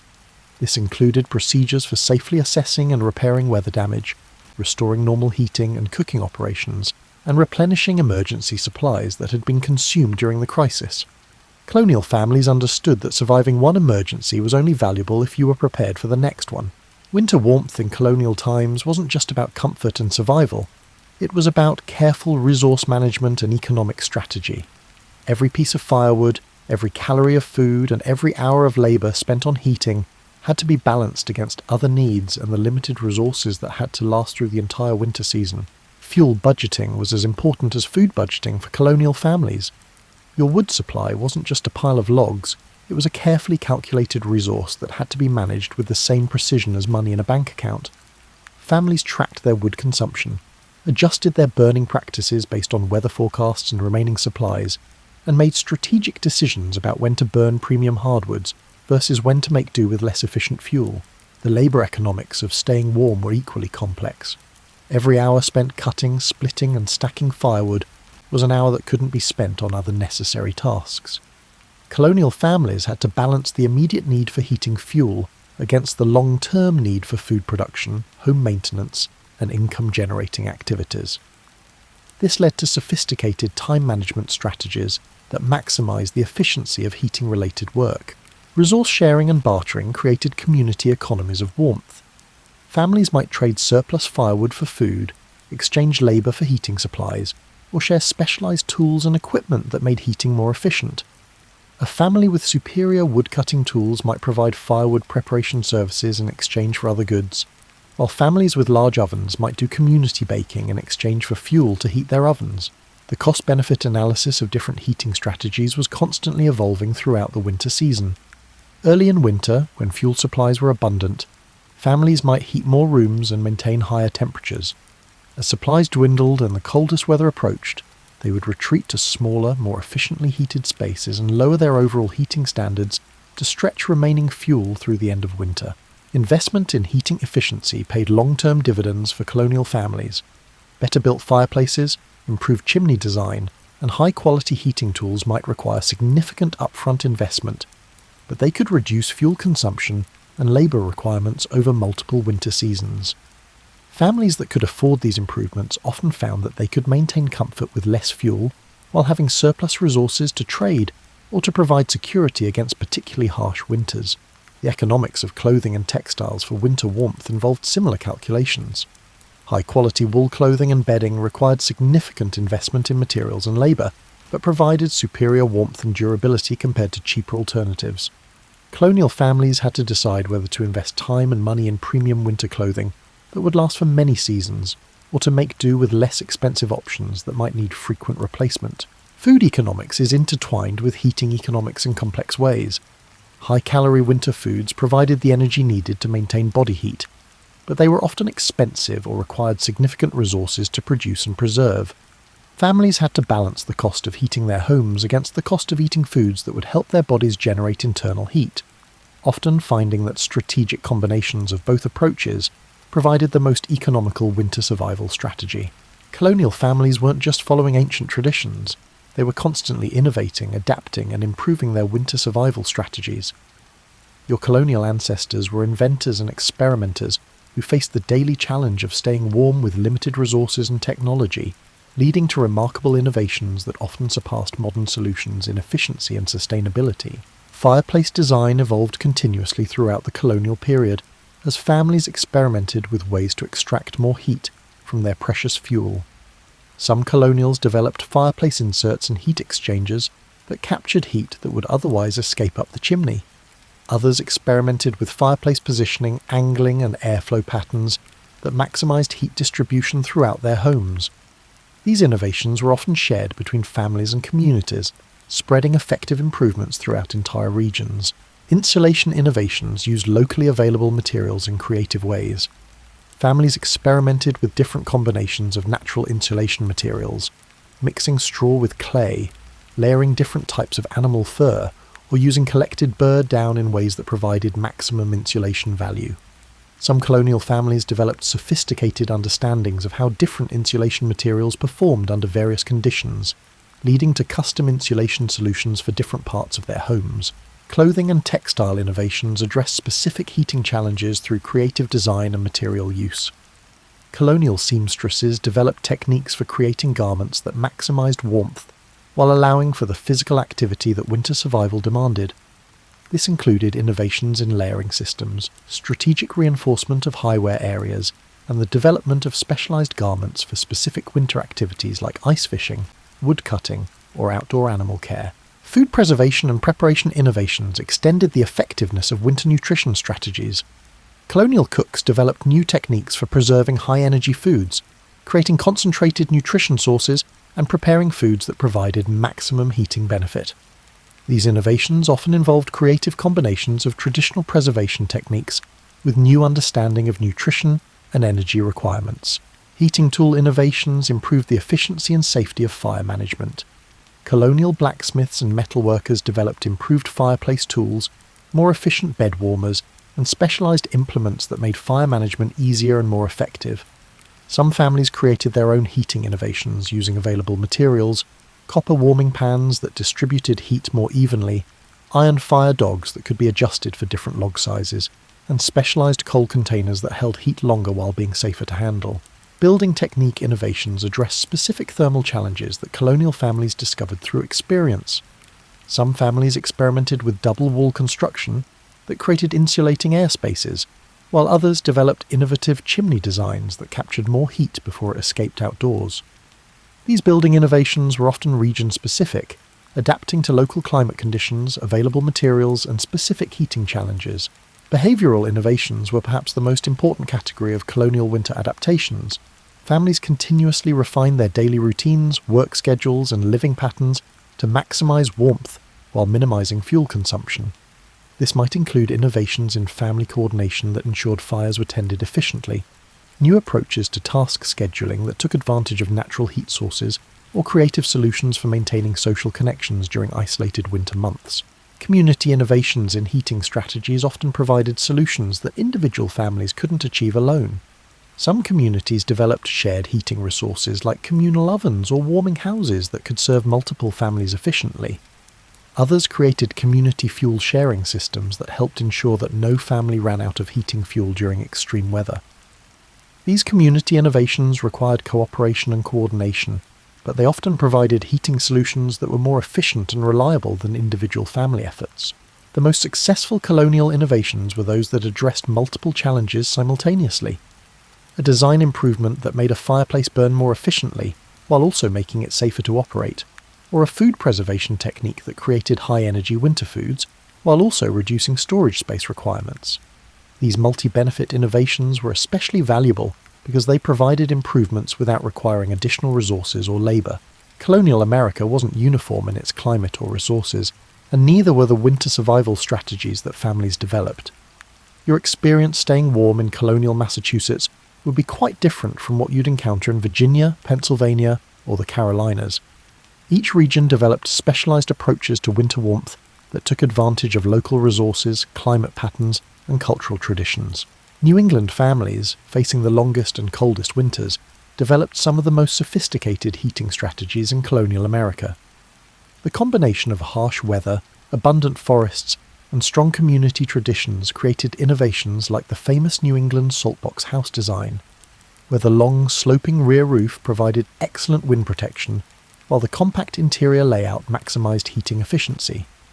New England families also developed complex systems for managing multiple fireplaces and heat sources throughout their homes, creating thermal zones that could be adjusted based on weather conditions and fuel availability. The mid-Atlantic colonies, with their more moderate winters and diverse immigrant populations, created heating systems that blended techniques from multiple European traditions. German colonists brought knowledge of efficient stove designs and thermal mass heating systems, while Dutch families contributed innovations in home layout and insulation techniques. These regional adaptations often combined the best features of different approaches, creating heating systems that were more sophisticated than what any single tradition might have produced alone. Southern colonies faced different challenges, with shorter but sometimes surprisingly harsh winters that could catch unprepared families off guard. Southern colonial families developed heating strategies that could be quickly deployed when needed, but didn't require the massive year-round investment in fuel and heating infrastructure that northern families needed.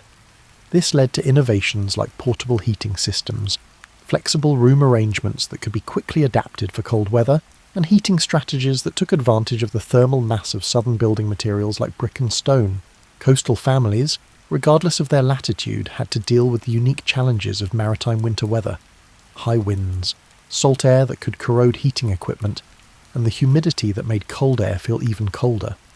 Coastal colonial families developed specialised approaches to wind protection, corrosion-resistant heating tools, and humidity management that kept their homes comfortable despite challenging weather conditions.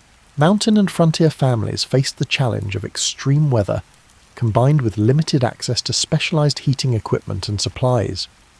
These families became masters of improvisation and local resource utilisation, developing heating systems that could be built and maintained using only materials available in their immediate environment. Frontier innovations often focused on durability and repairability, creating heating systems that could function reliably even when replacement parts and professional repair services were unavailable. Urban colonial families dealt with different constraints, including limited space for fuel storage, restrictions on certain types of heating due to fire regulations, and the need to coordinate heating systems with neighbours in close proximity. Urban innovations often focused on space efficiency and fuel economy, creating heating solutions that provided maximum warmth in minimal space while using expensive urban fuel supplies as efficiently as possible. Rural families had different advantages and challenges, with greater access to fuel and space, but also greater isolation during extreme weather. Rural heating innovations often focused on self-sufficiency and emergency preparedness, creating heating systems that could function independently for extended periods without outside support or supplies. The interaction between different regional approaches created continuous innovation and improvement in colonial heating strategies.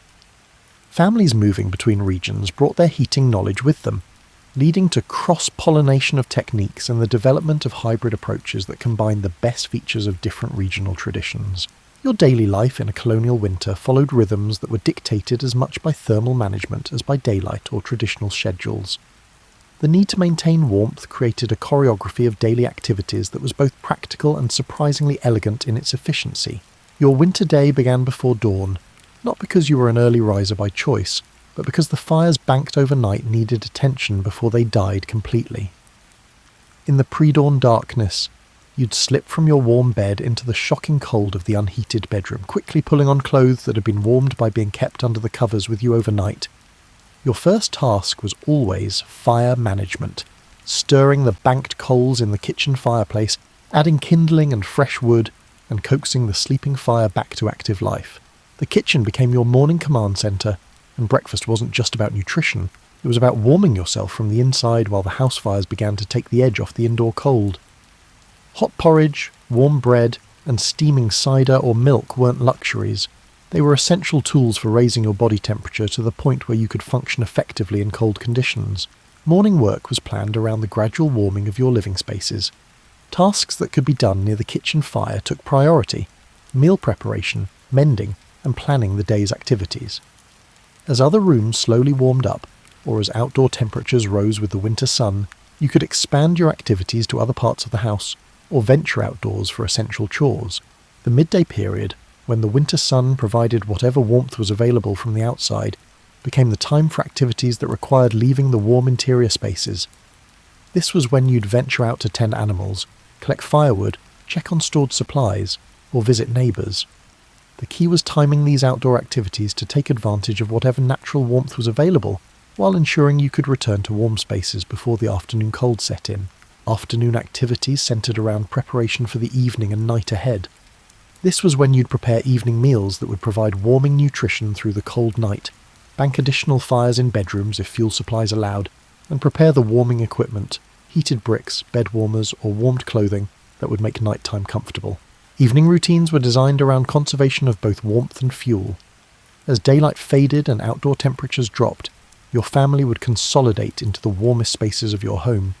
This was the time for activities that could be done while sitting close together near the fire: storytelling, music, games, handwork, or simply quiet conversation that reinforced family bonds while conserving body heat and heating fuel. The transition to sleep involved careful thermal management that could determine whether you'd sleep comfortably or shiver through a miserable night. Bed preparation wasn't just about clean sheets.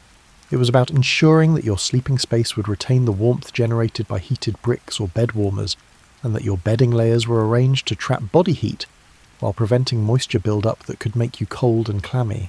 Nighttime brought its own thermal challenges and opportunities. Your banked fires needed to provide enough heat to prevent interior temperatures from dropping to dangerous levels, while also conserving enough fuel to make it through to morning. Some families maintained watch schedules during the coldest nights, ensuring that someone was awake to tend fires and address any heating emergencies that might arise. Weekly and seasonal rhythms also revolved around thermal management. Certain tasks, like major cooking projects, laundry, or craft work, were scheduled for the warmest days or times when heating systems were already operating at full capacity. Community activities and social gatherings were planned to take advantage of shared body heat while accomplishing necessary work or maintaining social connections. Weather prediction became a crucial skill for managing these thermal rhythms. Colonial families developed sophisticated abilities to read weather signs and predict temperature changes, allowing them to adjust their heating strategies, activity schedules, and fuel consumption patterns in anticipation of changing conditions. A family that could accurately predict a cold snap could prepare their heating systems and adjust their routines to weather the temperature drop comfortably, while a family caught off guard might struggle through several miserable days of inadequate warmth. Colonial children weren't just smaller adults when it came to winter survival. They required specialised heating strategies that took into account their higher surface area to body mass ratio, their tendency to lose heat more quickly than adults, and their need for protection while still learning the skills necessary for winter survival. Your colonial children's clothing was engineering designed for small bodies with different thermal needs. Children's winter clothing often included extra layers around the torso, where vital organs needed protection, while allowing for the active movement that children required.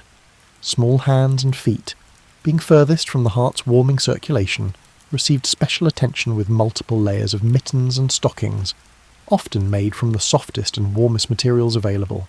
Sleeping arrangements for children prioritised warmth over privacy. Small children often shared beds not just for space efficiency, but because their combined body heat provided better warmth than individual sleeping spaces. Parents would position children's beds near heat sources when possible, or bring small children into the master bed during the coldest nights, using parental body heat to ensure that developing bodies stayed warm enough to grow and thrive. Children's daily routines were modified to minimise their exposure to extreme cold, while still allowing them to learn essential skills. Young children might be kept in the kitchen and main rooms during the coldest weather, learning domestic skills near the warmth of fires, while older children gradually took on outdoor responsibilities as their bodies developed the ability to handle cold exposure safely. Educational activities were adapted to winter heating realities. Children learned reading, writing, and arithmetic while sitting close to fires, and many traditional children's games and activities were designed to be played in warm, confined spaces. Storytelling, singing, and memory games weren't just entertainment. They were educational tools that could be used while the entire family huddled together for warmth. Food requirements for colonial children during winter reflected their need for energy to fuel both growth and heat production. Children's winter diets often included extra fats and high-energy foods, and parents would ensure that children had access to warm foods and drinks throughout the day to help maintain their body temperature and provide the calories needed for proper development. Child safety around heating systems required constant vigilance and specialised equipment. Fire guards, specialised clothing that couldn't easily catch fire, and careful supervision ensured that children could benefit from heating systems without being endangered by them. Children learned fire safety and heating system management as essential life skills, but always under close adult supervision. The development of winter survival skills in children was a gradual process that began early and progressed through increasingly complex responsibilities. Young children might begin by learning to bank fires or arrange kindling, while older children took on more complex tasks like managing fuel supplies or maintaining heating equipment. This skill development was essential for preparing children to eventually manage their own winter survival as adults. Community support systems often provided additional resources for keeping children warm during extreme weather. Neighbours might take in children from families facing heating emergencies, and community warming spaces could provide backup heating for families with inadequate resources. These community safety nets were especially important for ensuring that children, who were most vulnerable to cold exposure, had access to adequate warmth, even during the most challenging weather. Winter health management in colonial times was inseparable from heating and warmth maintenance. Your colonial ancestors understood that staying warm wasn't just about comfort, it was about preventing illness, maintaining the immune systems to fight disease, and ensuring that existing health conditions didn't become life-threatening during cold weather. Respiratory health was a primary concern during colonial winters, and heating strategies were designed to address the dry, cold air that could damage lungs and airways. Colonial families used humidity management techniques, steaming pots of water, wet cloths hung near fires, and breathing warm, moist air from heated beverages to protect their respiratory systems from the harsh, dry air that heating fires could create. Circulation problems caused by cold exposure were addressed through both external warming techniques and internal warming foods and beverages. Colonial families understood that maintaining good circulation was essential for overall health, and they used warming foods, gentle exercise, and strategic heating to ensure that blood flow reached extremities and vital organs effectively. Cold-related injuries like frostbite and hypothermia were serious concerns that colonial families addressed through both prevention and treatment strategies. Prevention focused on proper clothing, limited exposure times, and recognition of early warning signs. Treatment involved gradual rewarming techniques that could restore circulation without causing additional tissue damage. Chronic health conditions were often exacerbated by cold weather, and colonial families developed specialised heating strategies for family members with arthritis, respiratory problems, or other conditions that cold weather could worsen. This might include dedicated heating equipment for specific family members, specialised clothing or bedding, or modified daily routines that minimised cold exposure for vulnerable individuals. Herbal medicine and home remedies were adapted for winter health maintenance. Colonial families used warming herbs and spices not just for flavour, but for their therapeutic properties in maintaining body heat and supporting immune function. Hot herbal teas, warming spice combinations, and topical treatments made from warming plants helped support health during the challenging winter months. Nutrition for winter health went beyond simple calorie management to include foods and supplements that supported immune function and cold resistance. Colonial families understood which foods provided the vitamins and minerals needed to maintain health during limited nutrition winter months, and they planned their preserved food supplies to ensure adequate nutrition throughout the winter season. Mental health considerations were important aspects of colonial winter survival. The isolation, limited daylight, and constant focus on survival could create mental health challenges that colonial families addressed through social connections, meaningful activities, and community support systems. Maintaining mental health was understood to be essential for physical survival, as depression or anxiety could impair judgment and decision-making abilities needed for effective winter management. Sleep health during winter required specialised approaches that ensured adequate rest while maintaining safe body temperature throughout long, cold nights. Colonial families developed sophisticated understanding of how to create sleeping conditions that promoted healthy sleep while preventing the temperature drops that could interrupt rest or create health risks. Emergency medical care during winter presented unique challenges when professional medical help might be unavailable due to weather conditions.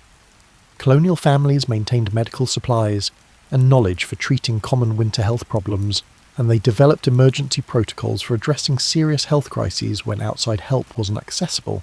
As winter gradually loosened its grip and the first signs of spring appeared, colonial families didn't simply celebrate the end of cold weather. They began the process of evaluating their winter survival strategies, replenishing depleted resources, and preparing for the next year's cold season. The end of winter was both a relief and a beginning, marking the start of preparations that would determine how well the family would survive the next winter. Your colonial family's post-winter assessment was thorough and practical.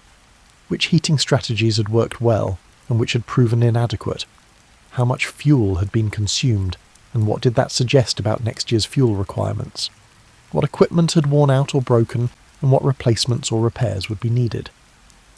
This evaluation process was crucial for continuous improvement in winter survival capabilities. Spring cleaning in colonial homes wasn't just about aesthetics, it was about restoring heating systems and living spaces after months of intensive use. Fireplaces and chimneys needed thorough cleaning to remove soot and creosote buildup that could create fire hazards. Clothing and bedding that had provided winter warmth needed careful cleaning and storage to ensure they'd be ready for next year's cold weather. Resource replenishment began as soon as weather permitted. Firewood cutting and processing started early in spring, taking advantage of favourable weather and the full growing season to ensure adequate fuel supplies for the following winter. Food preservation and storage systems were evaluated and repaired, and planning began for the crops and preserved foods that would provide winter nutrition. Equipment maintenance and replacement addressed the wear and tear that intensive winter use placed on heating tools, clothing, and household equipment. This was the time to repair or replace worn-out bed warmers, damaged fireplace tools and clothing that had worn thin during the winter months. Investing in equipment maintenance during spring ensured that heating systems would function reliably when they were needed again. Community debriefing and knowledge sharing allowed families to learn from each other's winter experiences. Which families had developed new techniques or innovations? What community resources had proven most valuable? How could community cooperation be improved for the next winter season? This knowledge sharing was essential for continuous improvement in community-wide winter survival capabilities. The psychological transition from winter survival mode to spring productivity was as important as the practical preparations. Colonial families had to shift from the conservation and endurance mindset of winter to the growth and expansion mindset of spring and summer. This transition involved both celebration of survival and preparation for the active season ahead. Long-term planning incorporated lessons learned from the winter just survived. Climate patterns, family needs, community resources, and economic conditions all factored into planning for future winter seasons. Families that learned from each winter's experiences were better prepared for future challenges and more likely to thrive despite harsh weather conditions. As you reflect on the ingenuity, resilience, and community cooperation that enabled colonial families to survive harsh winters with limited technology and resources, you might find inspiration for modern challenges. The principles they used: careful resource management, community cooperation, continuous innovation, and adaptation to changing conditions remain relevant for anyone facing difficult circumstances with limited resources. The colonial approach to winter survival wasn't just about enduring harsh conditions, it was about creating sustainable systems that could provide comfort and security year after year. Their success came not from any single brilliant solution, but from the integration of many small innovations and adaptations into comprehensive survival strategies that addressed every aspect of winter living. Their legacy isn't just in the historical record of how they survived, it's in the demonstration that human ingenuity, cooperation, and determination can overcome seemingly impossible challenges. Colonial families proved that with careful planning, community support, and willingness to adapt and innovate, people could not just survive but thrive in conditions that might seem insurmountable to modern observers. As you settle back into your warm, comfortable modern home, perhaps you can appreciate both how far heating technology has advanced and how much wisdom there is in the simple, sustainable approaches that our ancestors developed. Their strategies for staying warm through winter were more than survival techniques. They were expressions of human adaptability, community cooperation, and the determination to not just survive but to create comfort and security even in the face of nature's harshest challenges. The next time you adjust your thermostat with the flip of a switch, or slip into a warm bed without thinking about heated bricks or bed warmers, you might remember the colonial families who turned the challenge of staying warm into an art form of survival, innovation, and community cooperation that sustained them through countless harsh winters and created the foundation for the communities we know today. Their story reminds us that human comfort and security don't depend solely on advanced technology. They depend on ingenuity, preparation, community cooperation, and the willingness to adapt our methods to meet our challenges. In their success at creating warmth and comfort with simple tools and natural resources, colonial families left us a legacy of practical wisdom that remains relevant whenever we face the challenge of creating security and comfort with limited resources. And as winter settles around your own home tonight, and you drift off to sleep in the warmth and security that modern heating provides, you can do so with appreciation for both the comfort you enjoy and the ingenuity of those who came before, who proved that with determination, cooperation, and creativity, humans can create warmth and security even in the coldest circumstances.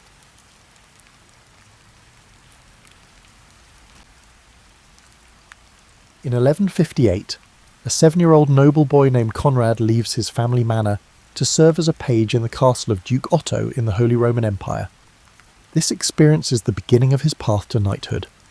Wide-eyed and anxious, Conrad enters the castle's enormous hall and quickly becomes immersed in castle life. As a page, he is kept busy from dawn until dusk. He must learn to sing hymns, serve at table with proper etiquette, and even assist in the castle's hunts and falconry sessions. Under the tutelage of the master-at-arms, Conrad and the other pages practice swordplay with wooden weapons and learn to ride ponies. The castle chaplain also guides their spiritual upbringing, so Conrad grows in piety alongside prowess. Nothing is wasted, even playtime in the courtyard, mock battles on stick horses and playful jousts with broomsticks, is training in disguise, building the boy's strength and coordination. Conrad idolizes the knights he serves. One friendly knight, Sir Reinhard, sometimes shares tales from the hearths of legendary warriors and battles, fueling Conrad's dreams of valor. Through hard work and keen observation, Conrad grows in both body and character. By age 14, he graduates to the rank of squire. He is now assigned as Sir Reinhard's personal attendant and protégé. His duties intensify. Conrad rises at dawn to help Sir Reinhard don his mail armour and spurs, tends to the knight's horse, and accompanies him everywhere. Being a squire resembles an apprenticeship. Conrad learns by doing, cleaning armour, sharpening swords, and practising jousts with real lances under Sir Reinhard's guidance. In the afternoons he practices falconry, or joins Sir Reinhard in weapons training, aiming his lance at the quintain, a spinning target, to hone his accuracy on horseback. Mistakes earn stern correction, but also patient instruction. In quiet moments, Sir Reinhard stresses the code of chivalry. A knight must be brave, but also just and merciful. Conrad takes these lessons to heart, determined to one day embody those ideals. His first taste of real conflict comes at 16. While escorting a supply convoy through a forest, Sir Reinhard's party is ambushed by bandits. Conrad's heart pounds as he sticks close to his mentor. Amid the chaos, he uses his training reflexively. At one point, he even knocks a bandit off a horse with a well-timed lance thrust. Sir Reinhard proudly claps Conrad's shoulder after driving the bandits off. The young squire has demonstrated his bravery in the face of danger. This brief skirmish shows Conrad the stark reality of combat. Terrifying and brutal, yet his duty is to face it with courage. By age 21, Conrad has spent years in service, learning the arts of knighthood and the responsibilities that come with it. He has tended to Sir Reinhard in tournaments and on minor campaigns, steadily growing in skill and maturity. Now he stands on the brink of achieving his lifelong dream. All the years of training, mastering horsemanship, honing his sword arm, and learning courtesy and strategy have shaped Conrad into a worthy candidate for knighthood. As he helps Sir Reinhard prepare for a winter feast where several squires will be honoured, Conrad cannot help but feel a mix of excitement and nerves. The dawn of his knighthood approaches, and with it the life of honour and adventure that he has envisioned it, since that day he first arrived at Duke Otto's castle as a wide-eyed boy. The winter of 11 to 75 brings Conrad to a grand celebration at Duke Otto's castle. At 21, after years of training, he is to be knighted. The magnificent hall is decked with evergreen boughs and lit with hundreds of candles in honour of Christmas and the knighting ceremony. Dressed in a simple white tunic, symbolising purity, Conrad stands alongside other squires awaiting the rite. He feels his heart pounding with a mix of excitement and nerves. Sir Reinhard squeezes his shoulder in support, recalling his knighthood and assuring Conrad that he is ready. On the eve of the ceremony, Conrad undergoes the traditional vigil of arms. He bathes and dons a clean white robe and a red cloak, for the blood of martyrs and courage of a knight. All night he kneels in the castle chapel, his sword and armour placed on the altar before him. By flickering candlelight he prays, reflecting on the solemn vows he will take at dawn. Despite aching knees and little sleep, Conrad remains focused. This vigil is a spiritual purification, a time to seek God's blessing and contemplate the chivalric code he must uphold.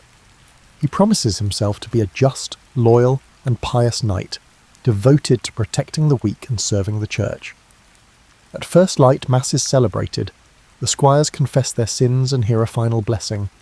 Then comes the oath-swearing.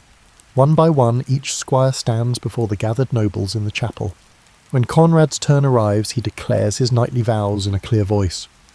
He will speak truth, uphold the faith, obey his lord, defend the helpless, and be honourable in all their things. Each promise rings out in the cold morning air, sealing Conrad's commitment to the ideals of knighthood. Even before the sword touches his shoulders, he feels the weight of responsibility settle on his shoulders. That evening, a formal knighting ceremony, the accolade, takes place in the great hall. Duke Otto, resplendent in fur-trimmed robes, calls Conrad forward. Conrad kneels on the rush-strewn floor before his lord. In the hushed hall, the Duke gently taps Conrad's shoulders with the flat of a sword and proclaims in French, "Soyez chevalier," meaning, "Be a knight." Conrad bows his head, overcome with emotion as those words transform him from squire to Sir Conrad. Applause breaks out among the assembled lords and ladies. Sir Conrad rises, heart swelling with pride and humility. All his years of hard work have led to this moment.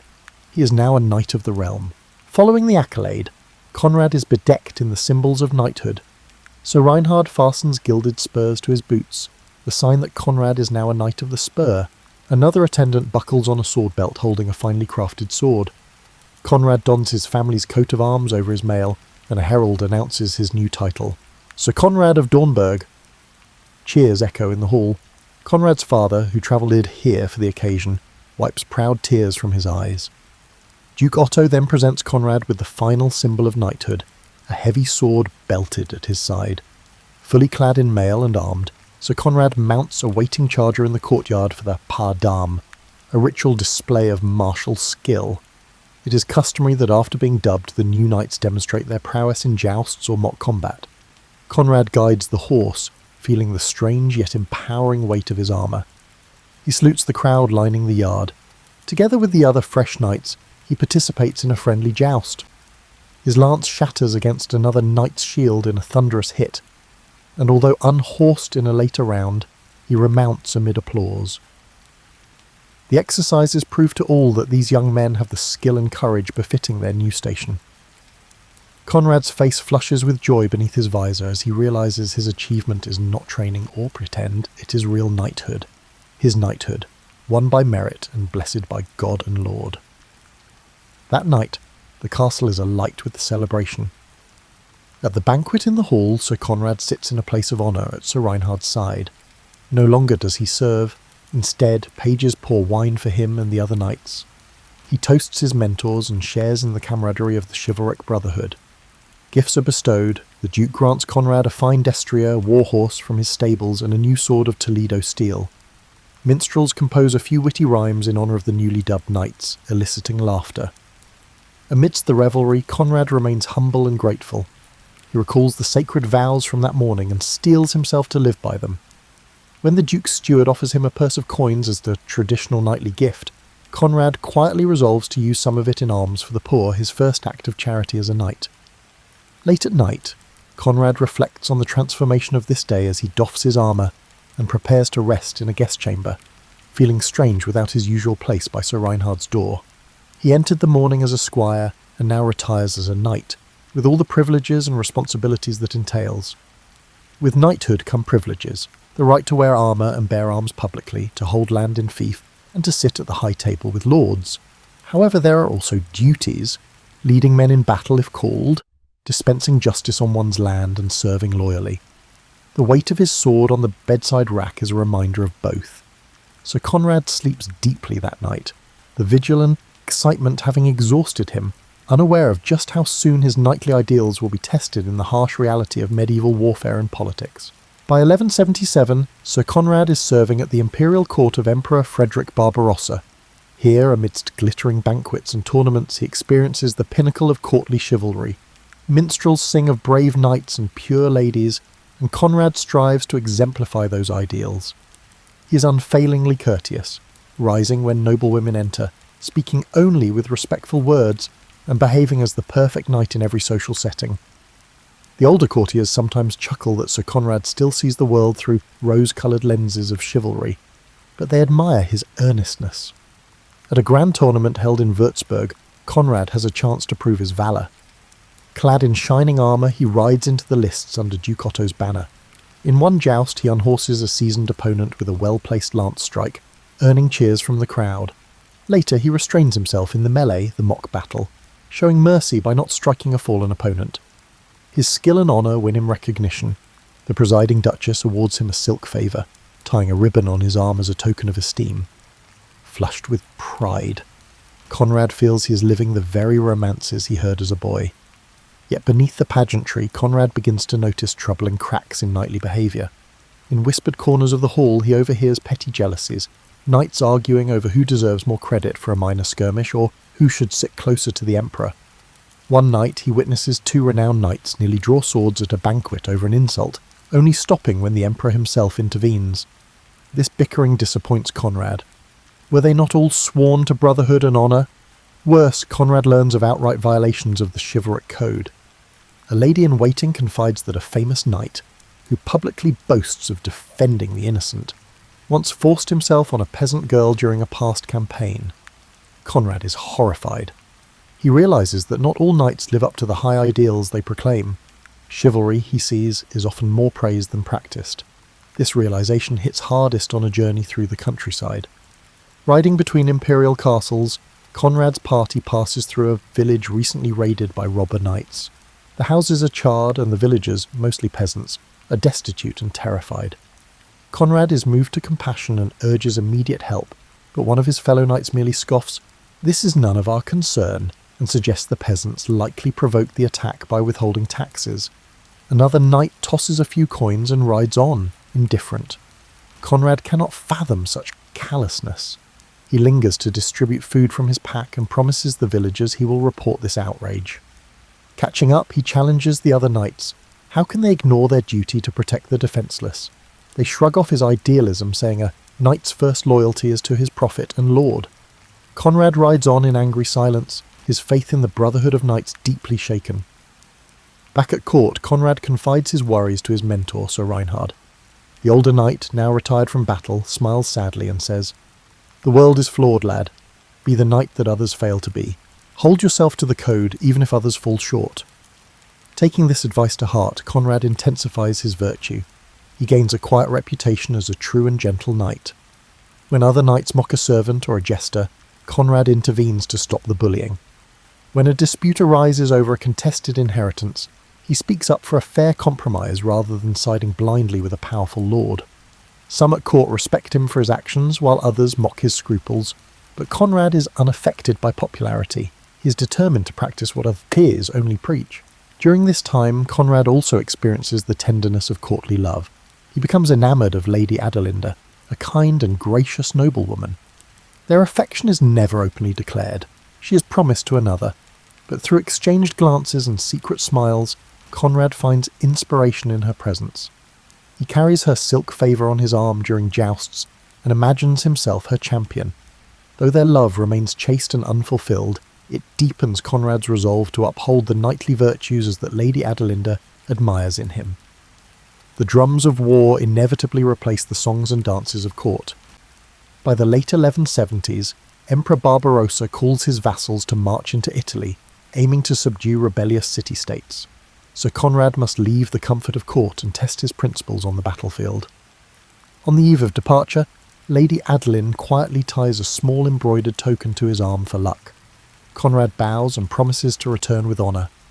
As he rides south with the imperial host, he braces himself for real siege and battle, a place where many knights' ideals crumble.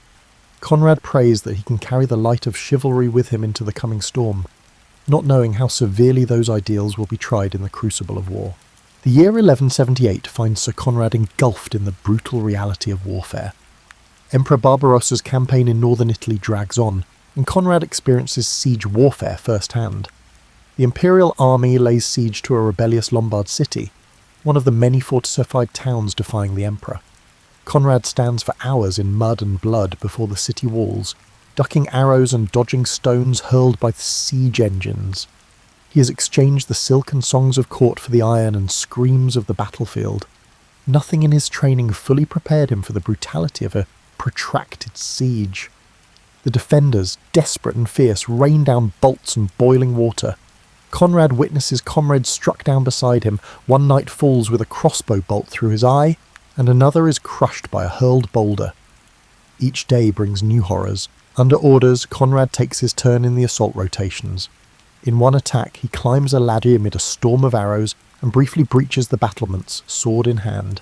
Face to face with an enemy militiaman, Conrad parries a blow and with reflex born of years of training drives his sword into the man's side. The militiaman crumples. Sir Conrad has killed his first foe in single combat. There is no glory in it, only a numb shock as the dying man's blood spills on his mail. Conrad remembers his vows of mercy, but in the frenzy of battle there is little chance to spare opponents who fight to the death. He fights on to survive and protect his fellow knights, all while praying quietly for the souls lost on both sides. After months of siege, the starving city finally surrenders, but instead of chivalrous clemency, a grim spectacle unfolds. Despite promises of mercy, the victorious imperial troops loot and raze the city in a frenzy of vengeance. Conrad watches in dismay as discipline breaks down. Soldiers rampage through the streets, looting, tormenting and burning everything in their path. Civilians, the very people Conrad swore to defend, are not spared. Conrad does what little he can. He strikes down a marauder who is about to hurt a trembling old man, and he shields a terrified young woman is ushering someone into a church. But Sir Conrad alone cannot halt the tide of cruelty. The sights pierce his soul. Families slain in doorways, homes in flames, and wounded individuals desperately seeking water. The scene is not the noble combat of knightly romances. It's a vision no one should see. Conrad treads over the corpses of both soldiers and townsfolk, the city a smoking ruin. He witnesses some imperial knights executing captive townspeople under the pretext of teaching a lesson. Conrad feels more kinship with the frightened survivors than with these rampaging victors. That night, Conrad tends to the wounded, enemy and friend alike, in a makeshift camp hospital. He offers water to a dying Italian footman who clasps Conrad's hand weakly and whispers a graze before passing away. Conrad ensures the man receives last rites, treating him as a fellow human soul rather than a foe. Such acts of compassion stand in stark contrast to the savagery he witnessed. By the end of this campaign, Sir Conrad has undergone a transformation. His once polished armour is dented and scarred. He himself bears a deep cut on his thigh and a burn scar on his forearm, lasting reminders of these brutal campaigns. More profoundly, a sober understanding of the true nature of war has tempered the idealism of his youth. Even so, Conrad's core values persist. He did not descend into wanton cruelty.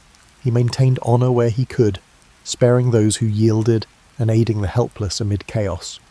Among the knights in Barbarossa's host, he becomes known, sometimes mockingly, sometimes admirably, as the one who will treat a wounded enemy or protect a peasant child. In an age of terror, Sir Conrad manages to keep a spark of chivalry alive. When Barbarossa finally makes peace with the Lombard League, Conrad is relieved. He survives the Italian wars, but at enormous cost to his spirit. Returning to camp after the final siege, Conrad kneels in private prayer. He asks God to forgive the atrocities committed and to guide him moving forward. He realises that being a true knight in wartime is far more difficult than he ever imagined. It means doing what is right even when surrounded by darkness. And though he is scarred and weary, Conrad silently vows that he will not let the brutality of war extinguish the values that define his knighthood. The Third Crusade soon gives Sir Conrad a chance to seek spiritual redemption for the blood he has shed. In 1188, news spreads that Jerusalem has fallen to Saladin. Calls for crusade echo through Christendom. Despite his exhaustion from decades of fighting, Conrad takes the cross, swearing to journey to the Holy Land to liberate the sacred sites. It is both a duty and a deeply personal pilgrimage. Like many knights, Conrad hopes this holy endeavour will atone for past sins. The Pope promises remission of sins for those who crusade, and Conrad, haunted by the siege of the Lombard city, craves forgiveness and inner peace. He joins Emperor Frederick Barbarossa's mighty army of crusaders trekking overland toward Jerusalem. The journey is arduous, but also spiritually uplifting. The crusaders endure hunger, harsh desert heat, and skirmishes with hostile forces, which creates a challenging environment. Through it all, Conrad acts as a model of knightly piety. He leads evening prayers in camp, shares his water with those thirstier than he, and keeps the Crusade's holy purpose in his heart. Tragedy strikes in June 1190 when Emperor Barbarossa himself drowns while crossing a river in Cilicia. The shock of losing their legendary leader sends ripples of despair through the army. Conrad mourns the emperor deeply. This was the same Frederick who had knighted him and led him through so many battles. Many disheartened crusaders turn back after Barbarossa's death, but Conrad resolves to continue on to the Holy Land. He has sworn a sacred vow and will not abandon it. Taking up the banner of his fallen emperor, he presses on with the remaining German knights until they finally reach the walls of Acre. On the coast of Palestine in mid-1191, in the siege of Acre, Conrad faces battle again, but this time in a distinctly religious context. The atmosphere among the Crusaders is penitential. They fight not for conquest, but, in their view, for God's justice. Conrad, now one of the older knights, distinguishes himself by both courage and compassion. During assaults on Acre's walls, he protects unarmed camp followers from enemy arrows, and lifts a wounded fellow crusader onto his horse to carry him out of danger. He also shows mercy to defeated foes. After Acre capitulates, he prevents some vengeful crusaders from massacring captive Muslim soldiers, arguing that killing prisoners would dishonour their Christian cause. Some knights sneer at Conrad's leniency, but others, including a devout Hospitaller brother, praise his consistency with the chivalric and Christian ideal of mercy. With Acre taken in 1191, the crusade largely succeeds in re-establishing Christian control of coastal strongholds. Conrad finally has the opportunity to fulfill his pilgrim's vow to visit the holy city of Jerusalem, which, through diplomacy, is open to Christian pilgrims even though it remains under Muslim control. Dressed in humble pilgrim robes rather than armour, Sir Conrad travels to Jerusalem alongside other knights-turned-pilgrims. Entering the Church of the Holy Sepulchre, he falls to his knees before the tomb of Christ. All the violence and hardship of his life seem to melt away in that sacred space. Tears stream down his face as he prays for forgiveness for any innocent blood he spilled, and for all the comrades and even enemies who lost their lives. He feels a profound sense of peace wash over him. The burden of guilt that he has carried lightens. Conrad reverently touches what is believed to be the nativity site in Bethlehem. Each holy place he visits is like balm on his warrior's soul, assuring him that God's grace is still attainable. Throughout his time in the Holy Land, Conrad also interacts with the church's clergy and military orders. He befriends a Franciscan friar who serves as a chaplain for the Crusaders, confessing to him the nightmares that still haunt his knights. The friar, in turn, gives Conrad absolution and counsel. Violence leaves scars on the soul, Sir Knight, but acts of love and penance will heal them. Conrad reflects deeply on these words. He spends part of his Crusader days helpings at a field hospital run by the Knights Hospitaller, tending sick pilgrims. Although this humble service of washing wounds and distributing bread is far from the glory of battle, Conrad finds it deeply fulfilling. In caring for others, he reconnects with the core Christian virtues of charity and humility that are sometimes lost in a knight's life. By 1192, Sir Conrad begins his journey home to Germany, spiritually renewed. He returns with a few keepsakes from the Holy Land and, more importantly, with a heart that feels cleansed. Through the trials of crusade and pilgrimage, He believes God has granted him forgiveness and a chance to live anew. The aging knight rides back to his homeland not in triumph, but in quiet contemplation, determined to spend his remaining years living out the lessons of mercy and devotion he learned on this holy journey. Returning home to Germany in the 1190s, Sir Conrad finds a realm in political turmoil. Emperor Barbarossa's death has been followed by disputes over the crown. Rival factions of nobles support different claimants. One side backs Barbarossa's son, the Hohenstaufen heir, and another backs a Welf prince. The once united empire fractures into camps. As a knight who has served the empire faithfully for decades, Conrad is dismayed to see former comrades prepared to fight each other for power. Conrad's loyalty is tested when his lord pressures him to support a rival claimant. Conrad refuses. He will not betray the oath he swore to what he sees as the rightful king. His principled stand nearly costs him his lands and makes him powerful enemies, but Conrad holds fast while many other knights compromise their honour. The conflict that ensues, a brief civil war, plunges the land into chaos. Without a strong central authority, robber barons spring up across Germany, taking advantage of the disorder. Bands of rogue knights fortify castles and extort travellers and peasants. People say that Germany descends into a state of near anarchy, where robber barons operate without opposition. Sir Conrad, now in his 50s, can do little to influence imperial politics, but he becomes a pillar of stability in his district. When local knights feud or prey on merchant caravans, Conrad intervenes as a mediator. His reputation for honesty is well established by this point. Both commoners and nobles trust his counsel. On more than one occasion, Conrad rides out to confront a marauding Raubritter, robber knight, who has been terrorising villages. On one occasion, a rash young robber knight challenges him, only to be swiftly disarmed and shamed into repentance by the veteran. Word of Sir Conrad's fearless stand against lawlessness spreads. To peasants, he becomes something of a folk hero, the aging knight who still protects them when others exploit them. Despite the chaos, Conrad never loses sight of the chivalric code. He advises the local abbey and town council on how to fortify against brigands without themselves committing excess. He hosts peace talks between quarrelling minor lords, invoking the old ideals of knighthood to shame them for shedding the blood of fellow Christians, while heathens nearly conquered the Holy Land not long ago. Some heed his words, others do not. Nevertheless, Conrad's presence is a stabilising force. Sir Conrad's conduct shines all the more brightly in an era where many knights tarnish their name with greed or cruelty. Civil strife subsides by 12 o'clock, marking the recognition of a new emperor, the young Frederick II. Tired of war and intrigue, Sir Conrad finally retires from royal service. He formally resigns his command, turning over his duties to younger knights. Many of those younger men grew up idolising Conrad's deeds. He spends time teaching them that true knighthood is not about ambition or ruthlessness, but about loyalty, justice, and restraint. Now in his early 60s, an old man by medieval standards, Conrad feels the weight of years. His joints ache from old wounds and long rides. He walks with a slight limp, a Crusader Turk's arrow wound that never fully healed. Yet his mind remains sharp and his spirit resolute. In these twilight years, Conrad focuses on his legacy. He strengthens the management of his estate to ensure his peasants are protected and prosperous. He quietly finances the rebuilding of a village church that was burned by raiders during the dark times, considering it an act of thanksgiving for his survival. With imperial peace restored, Conrad can at last lay down his sword. He spends his days quietly overseeing his lands, defending the weak in his jurisdiction, and advising his neighbours in matters of justice. The younger knights in the region often seek his counsel, and many salute him respectfully whenever he appears, a living legend of Intergriechen in their midst. Looking back, Sir Conrad realises that his life's true battles were often not determined by swords, but by the moral decisions he made. He has outlived most of his contemporaries and witnessed the worst and best of knighthood. Though the Holy Roman Empire will always have its strife, Conrad's steadfast example has influenced a generation in his corner of the world.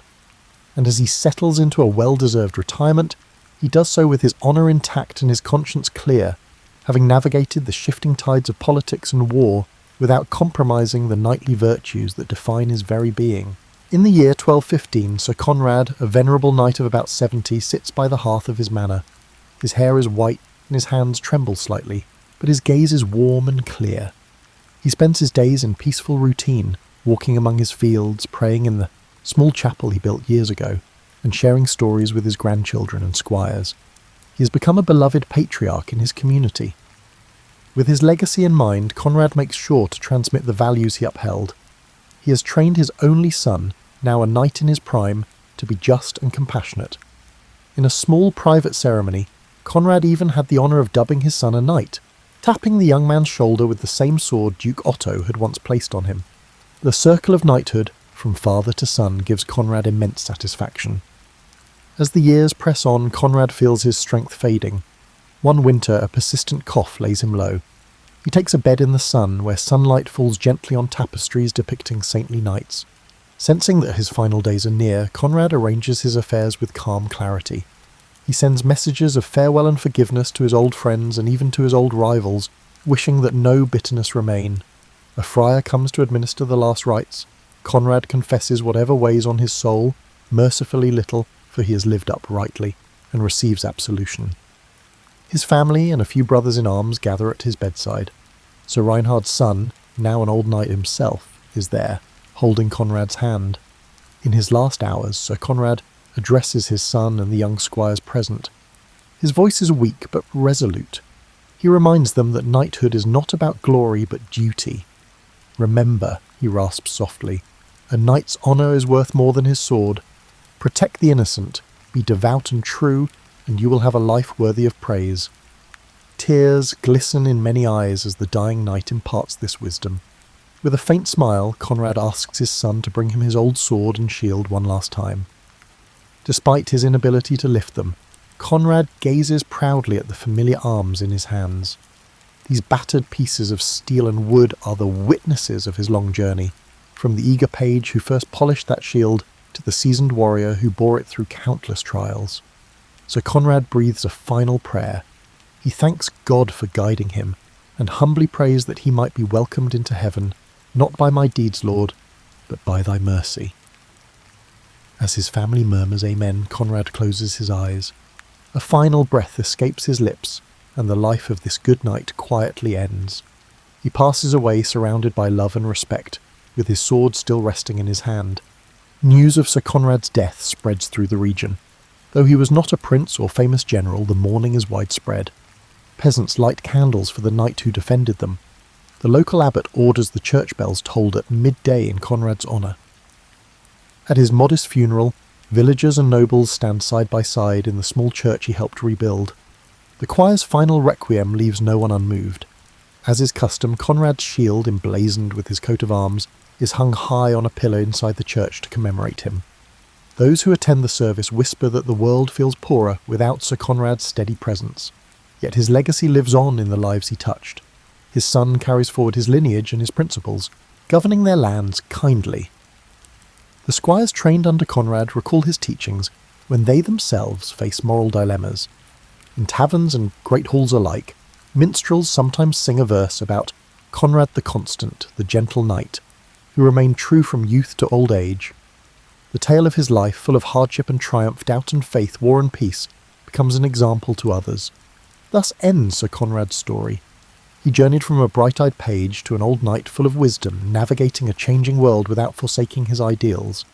In an age of violence and uncertainty, he proved that a knight's true greatness lies not in the battles he wins, but in the honour, compassion, and faithfulness with which he lives and dies. In the year 1215, Sir Conrad, a venerable knight of about 70, sits by the hearth of his manor. His hair is white, and his hands tremble slightly, but his gaze is warm and clear. He spends his days in peaceful routine, walking among his fields, praying in the small chapel he built years ago, and sharing stories with his grandchildren and squires. He has become a beloved patriarch in his community. With his legacy in mind, Conrad makes sure to transmit the values he upheld. He has trained his only son, now a knight in his prime, to be just and compassionate. In a small private ceremony, Conrad even had the honour of dubbing his son a knight, tapping the young man's shoulder with the same sword Duke Otto had once placed on him. The circle of knighthood, from father to son, gives Conrad immense satisfaction. As the years press on, Conrad feels his strength fading. One winter, a persistent cough lays him low. He takes a bed in the sun, where sunlight falls gently on tapestries depicting saintly knights. Sensing that his final days are near, Conrad arranges his affairs with calm clarity. He sends messages of farewell and forgiveness to his old friends and even to his old rivals, wishing that no bitterness remain. A friar comes to administer the last rites. Conrad confesses whatever weighs on his soul, mercifully little, for he has lived uprightly, and receives absolution. His family and a few brothers-in-arms gather at his bedside. Sir Reinhard's son, now an old knight himself, is there, holding Conrad's hand. In his last hours, Sir Conrad addresses his son and the young squires present. His voice is weak but resolute. He reminds them that knighthood is not about glory but duty. "Remember," he rasps softly, "a knight's honour is worth more than his sword. Protect the innocent, be devout and true, and you will have a life worthy of praise." Tears glisten in many eyes as the dying knight imparts this wisdom. With a faint smile, Conrad asks his son to bring him his old sword and shield one last time. Despite his inability to lift them, Conrad gazes proudly at the familiar arms in his hands. These battered pieces of steel and wood are the witnesses of his long journey, from the eager page who first polished that shield to the seasoned warrior who bore it through countless trials. So Conrad breathes a final prayer.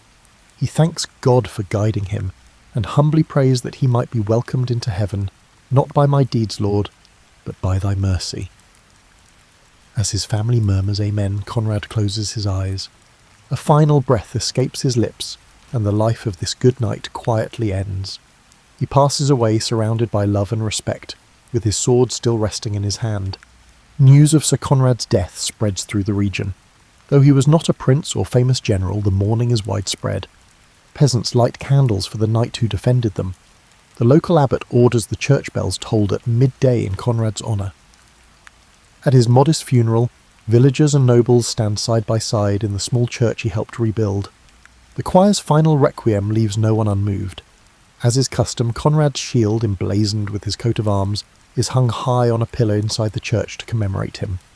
Those who attend the service whisper that the world feels poorer without Sir Conrad's steady presence. Yet his legacy lives on in the lives he touched. His son carries forward his lineage and his principles, governing their lands kindly. The squires trained under Conrad recall his teachings when they themselves face moral dilemmas.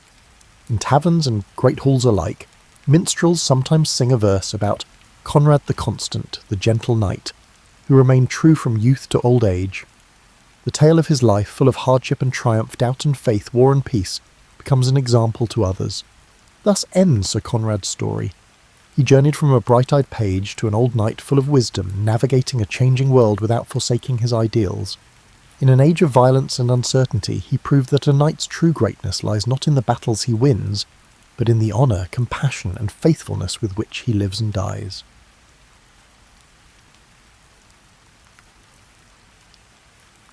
Picture this. You're settling in with your evening tea, maybe wondering what life was really like for women in one of history's most mysterious empires. Well, grab that blanket a little tighter, because the truth about Ottoman women is far more fascinating than any Hollywood movie ever suggested. Let's start by throwing out everything you think you know about harems. Could you imagine those gauzy, perfumed chambers filled with languishing beauties? This is pure fantasy, my friend. The reality was more like a cross between a boarding school, a finishing academy, and, if we're being honest, a very exclusive sorority house with serious political clout. You see, the Ottoman imperial harem wasn't just where the Sultan kept his wives. It was the nerve centre of female power in an empire that stretched from Hungary to Yemen. Think of it as the ultimate women's networking event that lasted for centuries. The women there weren't just sitting around eating Turkish delight and fanning themselves. They were running businesses, influencing politics, and quite literally shaping the future of 3 continents. Take Hurrem Sultan, for instance. You might know her as Roxolana if you've watched any Turkish dramas lately. This Ukrainian woman didn't just catch the eye of Suleiman the Magnificent. She completely revolutionised how imperial marriages worked. Before her, sultans didn't marry their concubines. After her? Well, let's just say she rewrote the rules while having breakfast. But here's what really tickles me about Ottoman women's history. While European ladies were still asking permission to read books, Ottoman women were founding libraries, commissioning mosques, and running international trade networks. The Valide Sultan, the mother of the reigning sultan, wielded more real political power than most kings in Europe. She controlled her own court, budget, and intelligence network, surpassing the capabilities of any modern diplomat. The morning routine in the harem would put your yoga class to shame. These women started their days in communal baths that were architectural marvels. Imagine soaking in warm marble pools while discussing the latest political developments and planning which public works projects to fund next. The hammam wasn't just about getting clean, it was where deals were made, alliances formed, and the empire's future quietly decided over rose-scented steam. And speaking of morning routines, let's talk about coffee. Yes, coffee. Ottoman women were among the first to embrace this revolutionary beverage, turning coffee houses into informal centres of female social power. While the men were off conquering territories, the women were conquering hearts and minds over perfectly brewed Turkish coffee. They even developed elaborate coffee fortune-telling traditions that still exist today. Because apparently, reading the future in coffee grounds is both practical and entertaining. The clothing these women wore would make modern fashion designers weep with envy. Forget those flimsy hair and pants from costume shops. Real Ottoman women dressed in layers of silk and velvet that cost more than small kingdoms. Their kaftans were walking art galleries, embroidered with golden threads that told stories of their own. A single sleeve might feature motifs representing their hometown, their achievements, and their hopes for the future.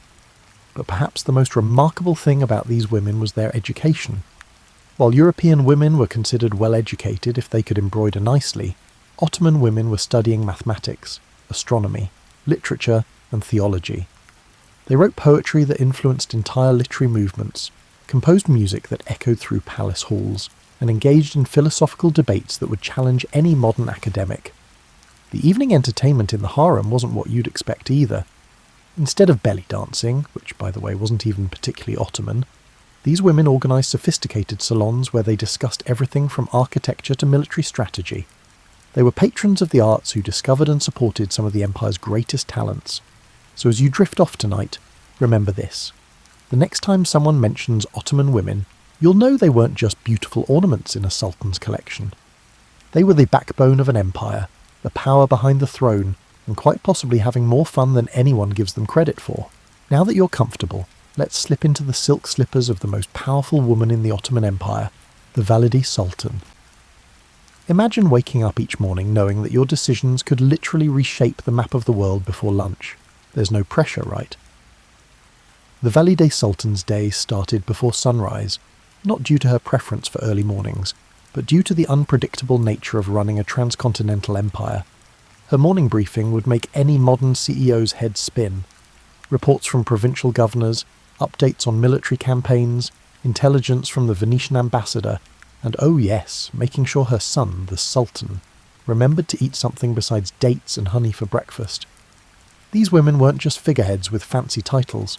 They controlled enormous budgets, managed vast real estate portfolios, and maintained diplomatic correspondence with queens and empresses across Europe. Safiye Sultan, mother of Mehmed III, once casually decided to fund the construction of a massive mosque complex in Istanbul. In response to the treasurer's concerns about the cost, she said, "Well, build it anyway.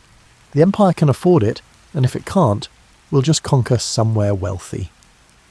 Talk about confidence in your family business. The bureaucracy these women had to navigate on a daily basis would cause modern politicians immense anxiety. Every morning brought a parade of officials, each with their agenda, their problems, and their own very creative interpretations of the truth. The Valide Sultan had to be part diplomat, part detective, and part mother hen, often all before her morning coffee had a chance to cool down. Interestingly, these women established their own informal communication networks, surpassing the capabilities of any modern social media platform. Through a system of loyal servants, strategic marriages, and carefully placed allies, a Valide Sultan could have information from the farthest corners of the empire on her desk, faster than official government reports. They practically invented crowdsourcing, except instead of entertaining cat videos, they were sharing intelligence about trade routes and military movements. The midday meal in the Valide Sultan's quarters wasn't just lunch. It was a diplomatic summit disguised as a social gathering. Picture this. You're trying to enjoy your stuffed grape leaves while simultaneously mediating a dispute between two provincial governors, planning your daughter's wedding to strengthen an alliance with Crimean nobility, and deciding whether to support your son's latest military adventure. It was just another Tuesday in the life of the most powerful woman in the empire. The real magic unfolded during afternoon audiences. Petitioners would line up, merchants seeking trade privileges, scholars requesting patronage, and mothers asking for their sons' release from military service. The Valide Sultan had to be Solomon, and Mother Teresa rolled into one, dispensing justice and mercy in equal measure. And she had to do it all while wearing about 15 pounds of ceremonial robes and a headdress that required its own architectural support system. The paperwork alone would terrify a modern administrator. Every decision had to be documented, every favour carefully recorded, and every alliance meticulously tracked. These women were managing complex political relationships across dozens of cultures and languages, all while maintaining the delicate balance between Islamic law, imperial tradition, and practical necessity. But perhaps the most exhausting part of a Valide Sultan's day was managing the family dynamics. Imagine trying to keep peace between multiple daughters-in-law who each think their son should be the next sultan, while also making sure your own son doesn't make any catastrophically bad decisions. It was like running family therapy sessions for people who had armies at their disposal. The evening hours brought a different kind of work, the meticulous cultivation of culture and learning that elevated the Ottoman court to a position of European envy. These women were patrons of poets, architects, musicians, and scholars. They commissioned breathtaking works of art, funded scientific expeditions that enriched human knowledge, and supported literary salons that produced some of the world's greatest poetry. And through it all, they maintained their grace, their dignity, and their sense of humour. Managing an empire spanning 3 continents requires one to either embrace the absurdity of the situation or succumb to complete insanity. Thankfully, the majority of them opted for laughter, which likely explains why their legacy endures today, despite the collapse of many other powerful dynasties. Pull that blanket up a little higher, because we're about to dive into the most misunderstood aspect of Ottoman women's lives: love and marriage. And trust me, it's nothing like what you've seen in those dramatic television series where everyone seems to spend their entire day gazing longingly through latticed windows. Firstly, let's tackle the most significant issue: the Sultan in the harem.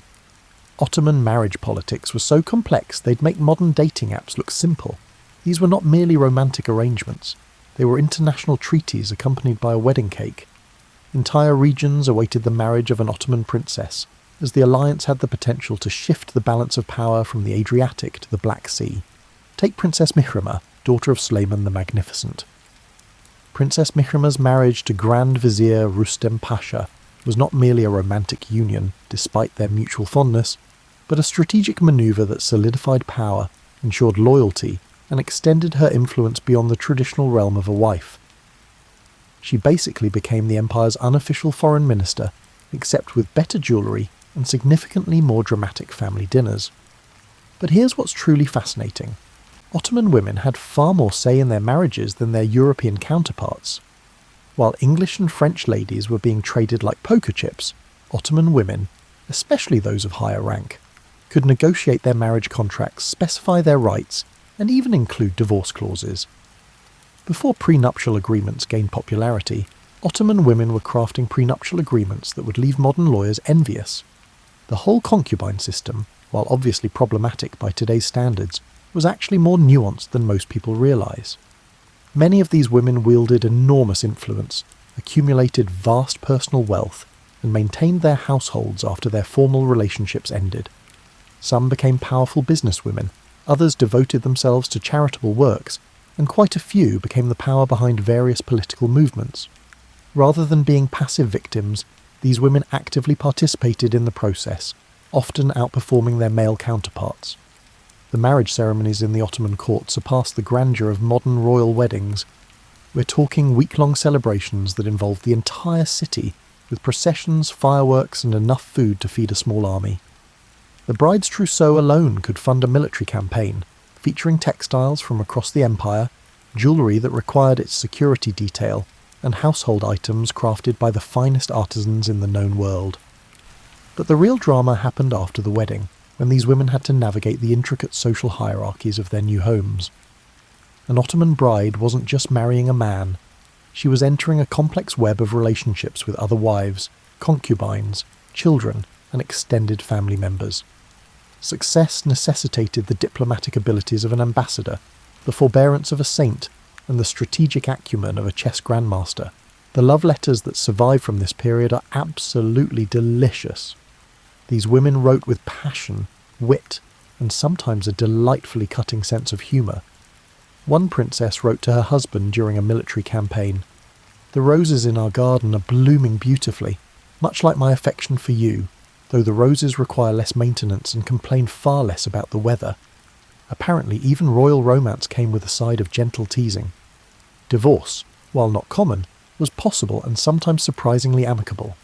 Ottoman women could retain their property, their titles, and often their influence. Some divorced imperial wives went on to become major patrons of the arts, funding mosques, schools, and charitable foundations. They basically invented the concept of independent wealth and social influence after marriage, which wasn't exactly trending in 16th century Europe. The children from these marriages often became bridges between different cultures and traditions. Ottoman princesses who married into noble families across the empire didn't just bring political alliances, they brought languages, customs, artistic traditions, and culinary preferences that enriched the already diverse Ottoman cultural landscape. They were walking cultural exchange programs, minus the awkward icebreaker activities. And let's not forget the grandmothers, the former wives and mothers who had successfully navigated decades of imperial politics. These women became the unofficial advisors, the keepers of institutional memory, and the ones who could gently, or not so gently, remind everyone how things were supposed to work. They were living libraries of political wisdom, relationship advice, and probably some truly spectacular gossip. So tonight, as you're drifting off to sleep, remember that Ottoman love stories weren't just about passion and romance, though there was certainly plenty of both. They were about women who knew that love and politics could coexist, that the heart and mind could work together, and that writing your own rules about relationships could be revolutionary. Let's wander away from the palace now and into the bustling heart of Ottoman commerce, where women were quietly revolutionising business practices while everyone else was arguing about trade routes. Grab your imaginary market basket, because we're about to discover that Ottoman women basically invented entrepreneurship centuries before anyone thought to call it that. The Grand Bazaar of Istanbul wasn't just a shopping destination, it was the New York Stock Exchange, Silicon Valley and Wall Street all rolled into one magnificent aromatic maze. And surprise. Women weren't just shopping there, they were running the show from behind the scenes, pulling strings like master puppeteers who happened to have excellent taste in textiles. Meet the Tukar Hanim, the merchant women who operated trading networks that spanned from Cairo to Crimea. These weren't small-time shopkeepers selling trinkets to tourists. We're talking about women who financed entire caravans, maintained warehouses across multiple continents, and could crash local economies simply by deciding not to buy silk that season. They were the original power shoppers, except they were shopping wholesale, and their purchasing decisions affected international trade. The textile business was particularly dominated by women, which makes perfect sense when you think about it. Who better to judge the quality of silk than someone who's been wearing it since childhood? These women developed quality control standards that European guilds couldn't match.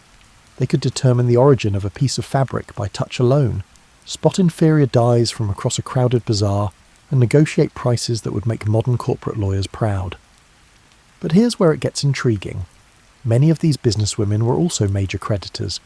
They loaned money to everyone from village merchants to provincial governors, and their record-keeping systems were so sophisticated that European banking houses eventually adopted similar practices. They basically invented commercial banking, except with better customer service and considerably more style. The spice trade was another female-dominated arena, which honestly makes perfect sense. These women were knowledgeable about the freshness of cardamom pods, the value of saffron, and the art of blending spices to elevate ordinary meals into culinary masterpieces. They created preservation techniques, shipping methods, and quality grading systems that remain in use today. An Ottoman spice merchant could track her products from a village in India to a kitchen in Prague, surpassing the capabilities of modern supply chain management. The jewellery business was practically a female monopoly, and for good reason.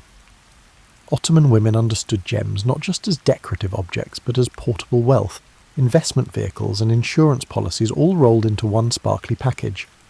They could appraise a ruby faster than modern gemologists, create demand for specific stones through strategic wearing at social events, and time their sales to market fluctuations with an accuracy that would impress any modern-day trader. What's truly remarkable is how these women balanced their business empires with their family responsibilities. Imagine managing import-export operations across 3 continents, ensuring your daughter's wedding is adorned with the finest linens, your son's education incorporates the latest mathematical concepts, and your household functions smoothly enough to host diplomatic dinners on short notice. These women were the original multitaskers, juggling responsibilities that would overwhelm most modern executives. These businesswomen's networking capabilities surpassed those of modern professional organisations. They maintained correspondence with female merchants from Morocco to Malaysia, sharing market intelligence, warning each other about dishonest dealers, and coordinating prices to maintain profitable margins. They had created an informal international chamber of commerce centuries before anyone thought to formalise such organisations. Many of these women also became incredible philanthropists, using their wealth to fund public works projects that benefited entire communities. They built fountains that provided free water to travellers, established caravanserai that offered safe lodging for merchants, and funded schools that educated children regardless of their family's ability to pay. They understood that successful business required healthy communities, a concept that modern corporate social responsibility programs are just beginning to rediscover. The Ottoman system of private property rights for women was revolutionary for its time. Women could own businesses outright, inherit commercial properties, and pass their enterprises to their daughters without male interference. This created dynasties of female entrepreneurs that spanned generations, with business knowledge and trade secrets passed down through maternal lines like family recipes, and perhaps most importantly, these women proved that commerce and culture weren't separate spheres. They were patrons of the arts who commissioned beautiful objects that were also functional trade goods. They understood that beauty and practicality could coexist, that successful business could support cultural advancement, and that profit and principle weren't mutually exclusive. So as you're settling in for the night, take a moment to appreciate these forgotten pioneers of international commerce. They were building global businesses while wearing fabulous clothes, maintaining loving families and contributing to their communities, all without a single PowerPoint presentation or quarterly earnings call. Now that's what I call work-life balance.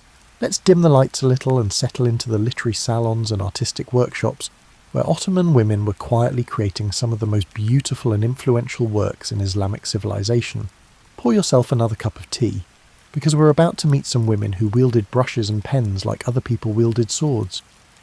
Imagine walking into a room where poetry flows like wine, where mathematical equations are discussed with the same passion as love sonnets, and where the latest architectural plans are debated alongside philosophical treatises. This wasn't some fantasy literary society. This was just Tuesday evening in the household of any educated Ottoman woman worth her embroidered silk. Take Miri Hatun, a 15th century poet who wrote verses so beautiful that they're still quoted in Turkish literature classes today. However, it's important to note that she wasn't limited to writing about flowers and unrequited love, unlike her European contemporaries. She wrote sharp, witty social commentary that could slice through pretension like a well-sharpened scimitar. Her poetry was so influential that it shaped literary movements across the Ottoman territories, and her love poems were so steamy they probably made the censors blush. But poetry was just the beginning. Ottoman women were accomplished calligraphers at a time when beautiful handwriting was considered one of the highest art forms. They didn't just copy texts, they transformed them into visual masterpieces where the words themselves became decorative elements. A single page of their work could take months to complete, with each letter carefully crafted to create patterns that were both readable and breathtakingly beautiful. The manuscripts these women illuminated weren't just lovely books, they were the medieval equivalent of multimedia presentations. They combined text, illustration, decorative elements, and sometimes even mathematical diagrams into cohesive works of art. These women were essentially graphic designers working with gold leaf and crushed gemstones instead of Photoshop, and their creations have survived centuries. While most digital art from 20 years ago is already obsolete, music was another realm where Ottoman women excelled, though they faced the intriguing challenge of performing in a culture that valued privacy. So what did they do? They created intimate musical traditions that flourished in private spaces. They composed pieces specifically for small gatherings, developed new instrumental techniques suited to domestic settings, and passed down musical knowledge through female-only networks that preserved traditions for centuries.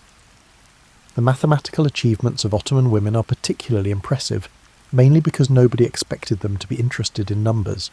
These women studied astronomy not just for intellectual curiosity, but because understanding celestial movements was crucial for everything from agricultural planning to navigation.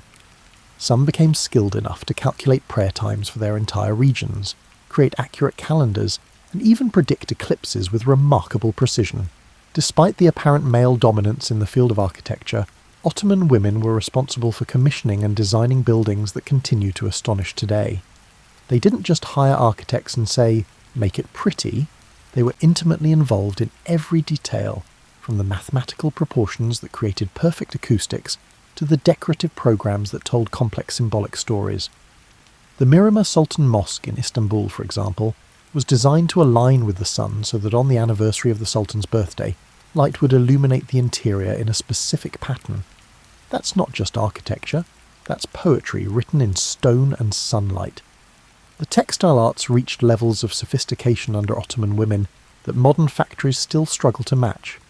They developed weaving techniques that created fabrics so fine they seemed to float, dyeing methods that produced colours of impossible vibrancy, and embroidery patterns so complex they required mathematical understanding to execute properly. A single Ottoman court kaftan might contain more artistic and technical innovation than most contemporary art installations. But perhaps most remarkably, these women understood that art and learning weren't separate from daily life. They were integral to it.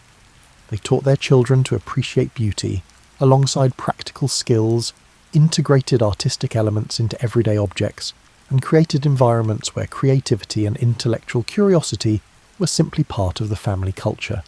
The libraries these women established weren't just collections of books. They were community centres where knowledge was shared across social boundaries. They funded copying projects that preserved ancient texts, sponsored translations that made foreign knowledge accessible, and maintained correspondence with scholars across the known world. They were essentially running early versions of research universities, except with better food and more comfortable seating. Many of these women also became accomplished physicians, combining traditional knowledge with new medical discoveries. They maintained detailed records of their treatments, developed new remedies, and trained other women in medical arts. Some specialised in women's health, others in paediatrics, and a few became renowned for their surgical skills. They understood that healing was both an art and a science, requiring not just technical knowledge, but also intuitive understanding of human nature. What strikes me most about these Ottoman women artists and scholars is their confidence. They didn't apologise for their intelligence or hide their accomplishments. They signed their works, engaged in public debates, and claimed their place in intellectual traditions with the kind of bold assurance that modern women are still fighting to achieve. So tonight, as you're drifting towards sleep, remember these women who understood that beauty and knowledge were not luxuries but necessities, that creativity and intellect could flourish together, and that the most lasting revolutions are often fought with brushes, pens, and the radical act of refusing to be anything less than brilliant. Now, recline comfortably as we delve into the ways Ottoman women transformed their religious devotion into a potent force for social transformation, fostering communities and providing support to the vulnerable with a refinement that would impress any contemporary non-profit organisation. These women understood that faith without action was like tea without warmth, technically still tea, but missing the whole point. The concept of charitable giving in Islamic tradition provided Ottoman women with a unique opportunity to exercise public influence while maintaining their religious and social standing. They took this opportunity and ran with it, like marathon runners who happened to be carrying purses full of gold coins. The scale of their charitable works was staggering. We're talking about social programs that supported entire communities for generations. Consider Gülnush Sultan, who in the early 18th century established one of the most comprehensive charitable foundations in Ottoman history. Her Kuliye, a charitable complex, included a mosque, a school, a hospital, a caravanserai for travellers, kitchens for the poor, and workshops for artisans. It was basically a one-stop social services centre that provided everything from emergency medical care to job training, all funded and managed by one remarkably organised woman who apparently never met a social problem she couldn't solve with careful planning and generous funding. The hospital system these women developed was revolutionary for its time. These women were not merely constructing a place for the sick to lie down and hope for recovery. Instead, they were establishing medical institutions equipped with specialised departments, skilled staff, and cutting-edge treatment methods. Some of these hospitals had separate wings for different ailments, libraries for medical research, and even music therapy programs, because these women understood that healing involved more than just physical treatment. But here's what's really impressive: the financial management systems they created to sustain these charitable works. These weren't just one-time donations. They were endowments designed to generate income in perpetuity. These women were essentially creating sustainable funding models for social programs, complete with diversified investment portfolios, professional management structures, and accountability measures that ensured their charitable intentions would be carried out long after they were gone. The educational institutions they founded were particularly groundbreaking. While Europe was still debating whether women should learn to read, Ottoman women were establishing schools that taught everything from basic literacy to advanced mathematics, often to students regardless of their ability to pay. They understood that education was the most effective form of charity because it gave people tools to improve their circumstances rather than just temporary relief. Many of these charitable foundations specifically focused on supporting other women and children. They provided dowries for orphaned girls, job training for widows, childcare for working mothers, and safe shelter for women fleeing difficult situations. They created support networks that functioned like early versions of social safety nets, except these were funded by voluntary contributions and managed by people who actually understood the needs of their communities. The soup kitchens, called immerets, that these women established weren't just places where hungry people could get a meal. They were community centres that served hot food to anyone who showed up, regardless of their religion, ethnicity, or social status. Some served thousands of meals daily, with menus that varied according to season and availability. These women understood that dignity was as important as nutrition, so they created spaces that treated every visitor with respect and care. The public works projects funded by Ottoman women's charitable foundations transformed entire cities. They built fountains that provided clean water to neighbourhoods, bridges that connected communities, roads that facilitated trade, and public baths that promoted health and hygiene. They understood that individual charity was important, but systemic improvements could benefit everyone for generations. What's particularly remarkable is how these women balanced their charitable works with their family responsibilities and social obligations. They weren't choosing between personal happiness and public service. They were integrating both into lives that were remarkably full and purposeful. They managed charitable foundations while raising children, maintained social relationships while overseeing construction projects, and fulfilled religious obligations while revolutionizing community support systems. The pilgrimage facilities these women established deserve special mention. They built caravanserais along pilgrimage routes that provided free lodging, meals and medical care to travellers making the Hajj to Mecca. These weren't just hostels. They were full-service travel centres with veterinary care for animals, security for valuable goods, and guides familiar with local conditions. They understood that facilitating religious obligations was itself a form of worship. Many of these women also became renowned for their personal accessibility to people in need. They maintained regular audiences where anyone could petition for help, advice, or intervention. They listened to family disputes, mediated business conflicts, and provided counsel on everything from marriage problems to career decisions. They were essentially serving as informal social workers, therapists, and career counsellors for their entire communities. The interfaith cooperation fostered by these charitable works was remarkable for any era. Ottoman women's foundations served people of all religious backgrounds, employed staff from diverse communities, and created spaces where different traditions could coexist peacefully. They understood that effective charity required setting aside theological differences in favour of shared humanity. Perhaps most importantly, these women created models of leadership that emphasised service rather than power, collaboration rather than competition, and long-term community benefit rather than short-term personal gain. They proved that religious devotion and social action could work together to create positive change, that wealth came with responsibilities as well as privileges, and that the most lasting monuments are often the ones that improve daily life for ordinary people. So as you're preparing for sleep tonight, take comfort in knowing that centuries ago, women were working tirelessly to create communities where everyone had access to food, shelter, education, and medical care. They understood that faith required action, that privilege demanded service, and that the best way to honour divine blessings was to share them generously with others. As we reach the end of our journey through the remarkable world of Ottoman women, let's pull back the curtains on history's grandest stage and see how these extraordinary women influenced not just their own time, but ours as well. Pour yourself one last cup of that evening tea, because their legacy is far more present in our modern world than you might imagine. The diplomatic networks these women created didn't disappear when the Ottoman Empire ended. They evolved into the informal cultural exchanges that still connect communities across former Ottoman territories today. When you taste authentic Turkish coffee in a Bosnian cafe, admire geometric patterns in Moroccan tilework, or hear certain melodic structures in Greek folk music, you're experiencing the lasting influence of women who understood that culture travels along relationship networks more effectively than through any official channels. The business practices pioneered by Ottoman merchant women became foundational elements of international commerce. Their understanding of quality control, customer service, and market diversification influenced trading practices across the Mediterranean and beyond. Some of the commercial families they established continued operating for centuries, adapting to changing political circumstances, while maintaining the core principles of ethical dealing and community investment that these women had established. Modern feminism owes more to these Ottoman women than most people realise, though the connections aren't always obvious. Their assumption that women could own property, manage businesses, influence politics, and contribute to intellectual life created precedents that later reformers could point to when arguing for women's rights. They proved that female intelligence and capability weren't radical new concepts.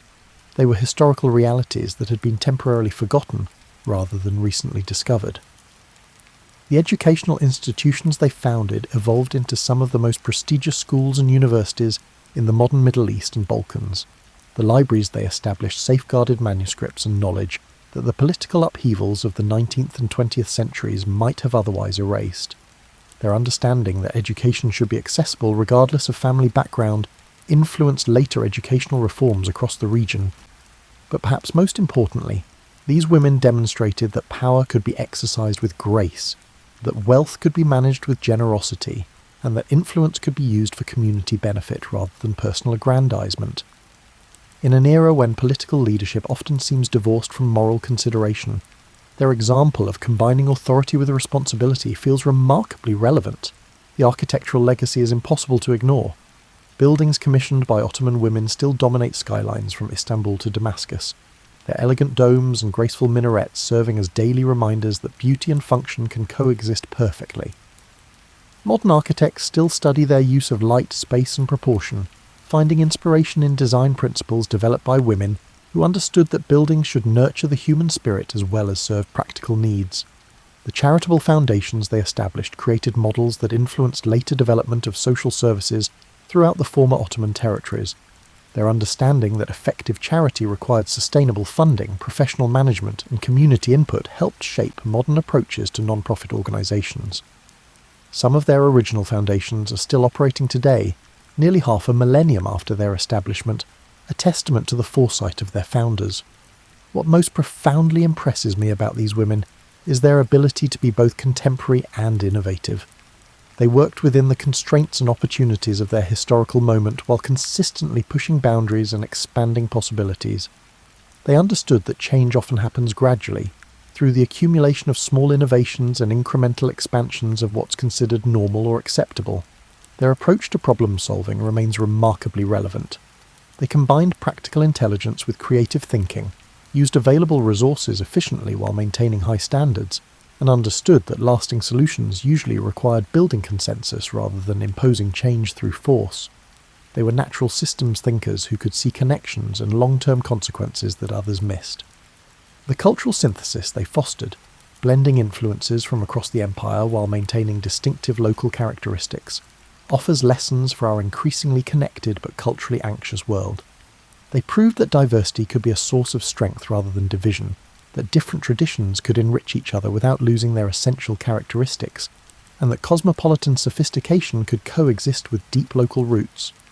Perhaps most encouragingly, these women remind us that individual action can have far-reaching historical consequences. They didn't wait for permission to build hospitals, establish schools, or create businesses. They identified needs, developed solutions, and implemented changes using whatever resources and authority they could access.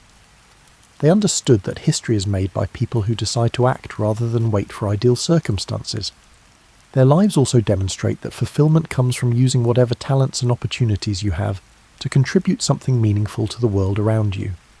Whether they were writing poetry, managing trade networks, designing buildings, or caring for the sick, they approached their work with dedication, intelligence, and a deep sense of purpose that made their activities feel significant rather than merely busy.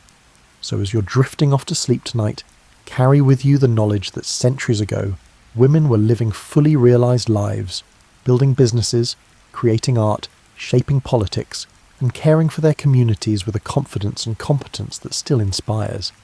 They face different challenges than we do, but their fundamental approach to life, combining ambition with compassion, intelligence with wisdom, and personal fulfillment with social contribution, remains as relevant today as it was 500 years ago. Their legacy whispers that you too can live boldly, think creatively, and leave the world a little better than you found it. And really, what better thought could there be to carry into your dreams than that timeless reminder that extraordinary lives are built from ordinary days lived with purpose, grace, and just enough audacity to believe that change is always possible.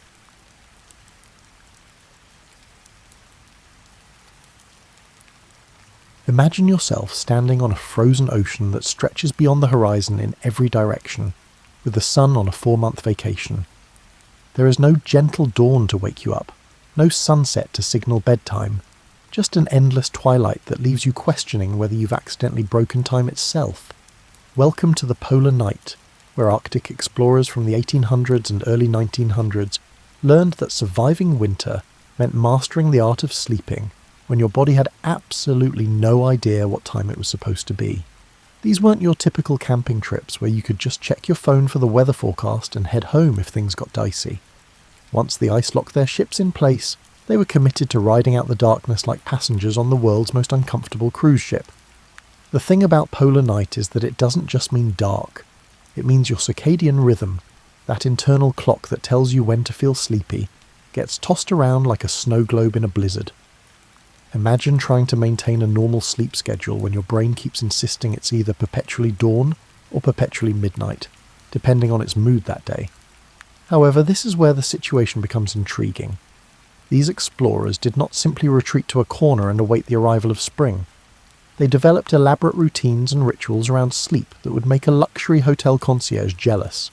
They had to, because proper rest meant the difference between waking up refreshed and ready to chip ice off the ship's hull or waking up so disoriented you might try to put your boots on your hands. Take the crew of HMS Erebus and Terror during Franklin's expedition, or the men aboard Nansen's Fram. They discovered that creating artificial rhythms was like teaching your body a new dance. Awkward at first, but eventually it would catch on. Ship's bells became their metronome, marking time in a world where natural time had temporarily ceased to exist. The sleeping quarters themselves were marvels of cramped ingenuity. Picture trying to design a bedroom inside a wooden icebox that's constantly creaking and groaning as ice pressure squeezes the hull. Your bedroom might be a space no bigger than a modern walk-in closet, shared with 2 or 3 other explorers who probably hadn't had a proper bath in months. Romance was not in the air, more like a mixture of unwashed wool, seal oil, and that particular mustiness that develops when damp things never quite have the chance to dry out. The beds themselves were often just wooden frames with rope or canvas stretched across them, layered with whatever they could acquire for padding. Some expeditions were lucky enough to have proper mattresses stuffed with horsehair or cotton, but more often than not you were sleeping on a collection of blankets, furs, and whatever extra clothing you weren't currently wearing. It was like playing Tetris with your comfort level. How many layers could you add before you couldn't actually move? Speaking of layers, the clothing situation presented its own unique challenges. You couldn't just strip down to your pyjamas when the temperature inside your shelter hovered around freezing on a good day. Instead, explorers developed a complex system of removing just enough clothing to avoid overheating, while keeping enough on to prevent becoming a popsicle if the heat source failed during the night. The unexpected thing about all this discomfort is that it created a strange kind of camaraderie. When everyone is equally miserable and equally determined to survive, you develop a shared sense of humour about the absurdity of your situation. These men would write in their journals about the particular art of getting comfortable when comfortable was purely a relative term, like being the warmest person in a meat freezer. Now let's discuss the evening routine of an Arctic explorer, because getting ready for bed in the polar night was less like your modern ritual of brushing teeth, and more like preparing for a delicate scientific experiment. First, there was the question of when exactly bedtime occurred. Without the sun's reliable schedule, ship captains had to impose artificial structure, usually maintaining the same watch schedules they'd used during normal sailing.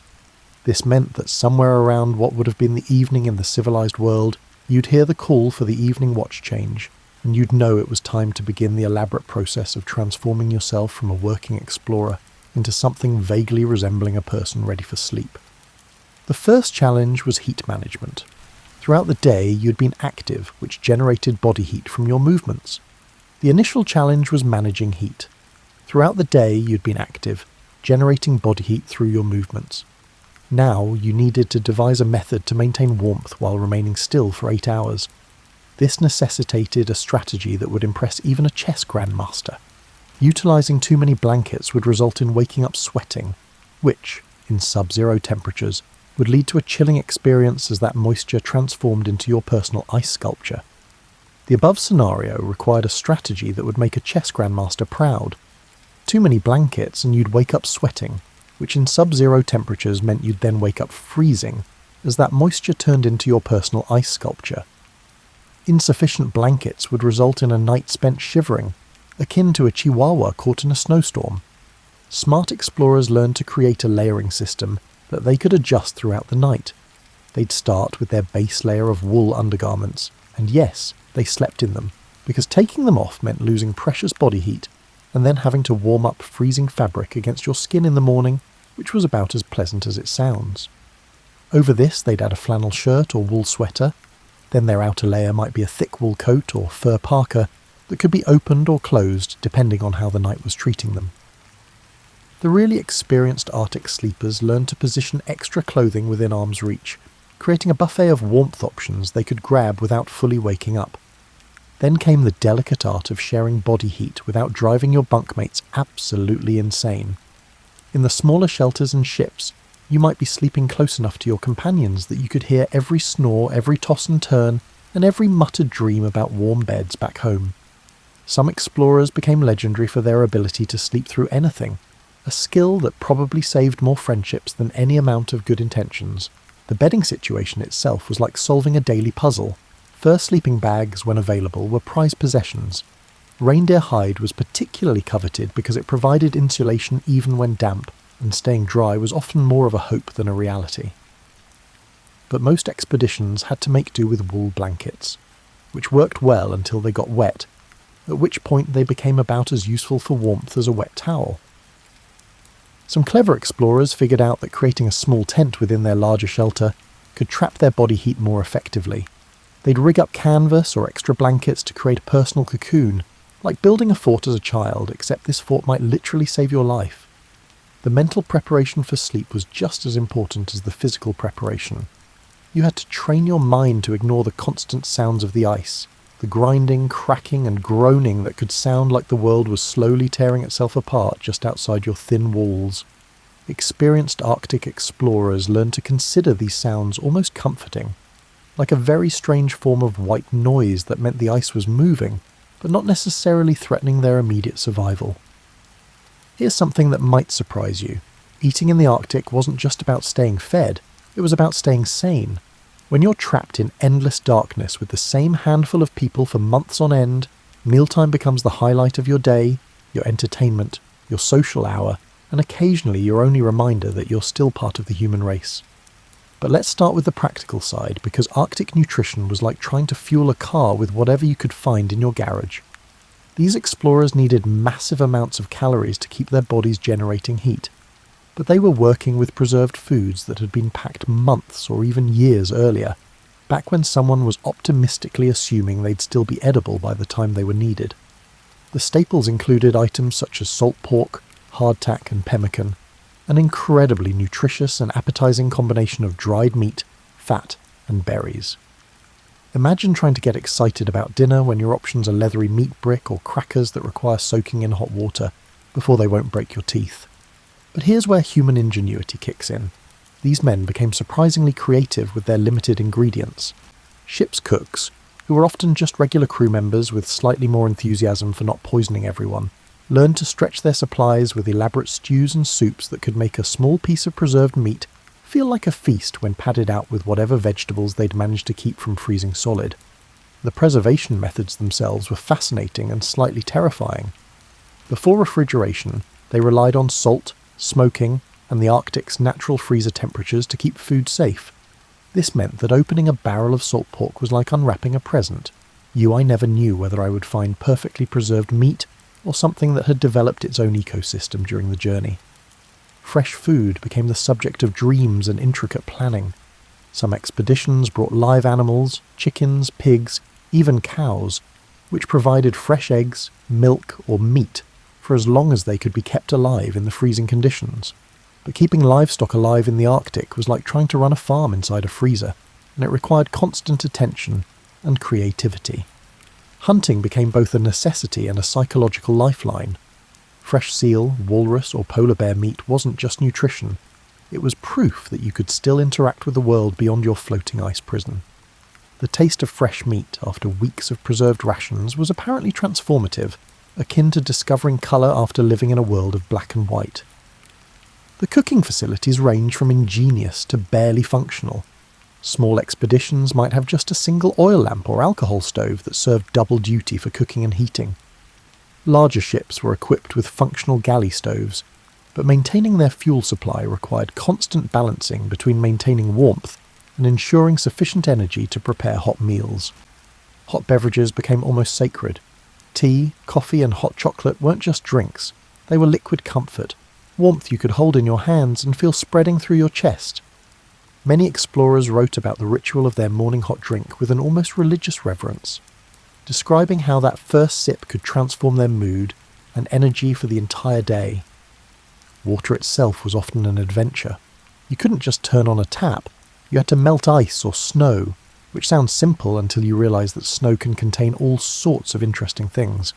From wind-blown dirt to organic matter you'd rather not think about too hard. Some expeditions set up elaborate systems for collecting and melting clean ice, while others just grabbed whatever was handy and hoped for the best.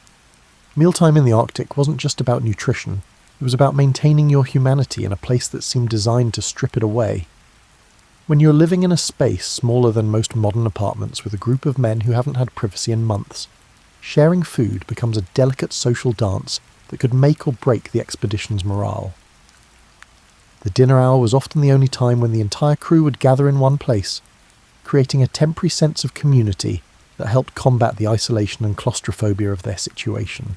Picture trying to have a civilized conversation while balancing a tin plate on your lap, sitting on a wooden crate in a room that's swaying slightly as the ice shifts around your ship, with the temperature just warm enough that your breath doesn't fog but cold enough that your food starts cooling the moment it hits your plate. But these men developed their own etiquette for these strange circumstances.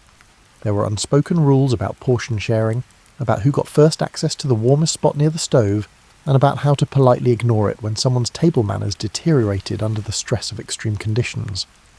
The successful expeditions were often the ones where these social boundaries were respected, even when, especially when, everyone was tired, cold, and probably a little bit crazy. Some ship captains understood the importance of maintaining ceremony even in the wilderness. They'd insist on certain formalities, saying grace, waiting for everyone to be served before starting, attempting to maintain conversation that went beyond the day's work tasks.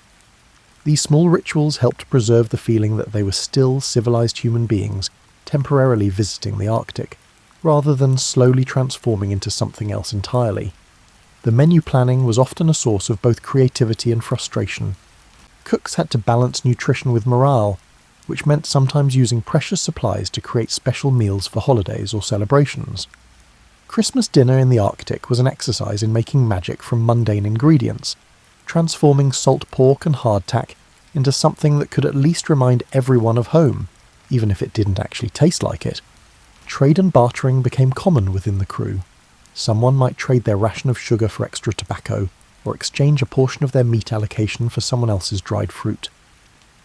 These small economies helped people feel like they still had some control over their circumstances, some ability to make choices about their daily experience. The conversation during meals ranged from practical discussions about the next day's work to elaborate storytelling sessions where crew members would share tales from their past adventures, their homes, and their plans for when they returned to civilization. These stories served multiple purposes. They were entertainment, they were a way to share knowledge and experience, and they were a method of keeping memories of the outside world alive during the long isolation. Some expeditions developed traditions around food that helped mark the passage of time. Special meals for Sundays, birthday celebrations with whatever small luxuries could be spared, and competitions to see who could create the most interesting dish from standard rations. These traditions created structure and anticipation in a world where every day could otherwise feel exactly the same. The clean-up after meals was its own challenge. Washing dishes when water has to be heated from ice and then disposed of carefully. You can't just dump dirty dishwater anywhere when you're trying to keep your living space sanitary, meant that every pot and plate represented a significant investment of time and fuel. Food storage became a constant concern and occasional source of drama. Supplies had to be carefully rationed and protected from both spoilage and the occasional crew member who might be tempted to help themselves to extra rations during a moment of weakness. The person in charge of the food supplies held one of the most important and sometimes most unpopular positions on the expedition. Let's get back to the sleeping situation, because the relationship between Arctic explorers and their beds was complicated, intimate, and often frustrating, like a romance novel written in a freezer. Your sleeping area wasn't just where you rested, it was your private space, your sanctuary, and sometimes your only escape from the constant company of your fellow explorers. The architecture of Arctic sleeping was an art form born from necessity. In larger expeditions with proper ships, you might have a hammock strung in the crew quarters, swaying gently with the movement of ice pressing against the hull. The rhythm could be soothing, like being rocked to sleep, until the ice decided to shift more dramatically, and suddenly you were experiencing what felt like sleeping in a paint mixer. Smaller expeditions, or those who had to abandon their ships, created sleeping arrangements that would challenge even the most creative interior designer. Snow houses, when properly built, could actually be quite cosy. The snow provided insulation, and body heat could warm the interior to almost comfortable temperatures. But almost comfortable, when you're talking about sleeping in a snow house, still means you're basically camping inside a very elaborate ice cube. The bedtime routine in these conditions required strategic thinking that would impress a military logistics officer. You had to time your preparation just right. Too early, and you'd lie awake in your confined space getting claustrophobic. Too late, and you'd be fumbling with frozen buckles and ties in the dark while your body heat disappeared into the Arctic air.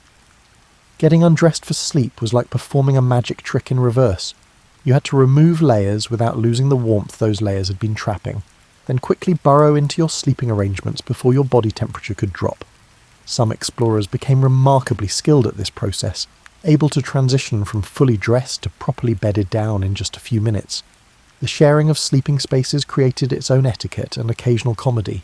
When you're pressed close enough to your fellow explorer that you can feel their breathing and hear every shift they make during the night, you develop a heightened awareness of personal habits that you probably never wanted to know about.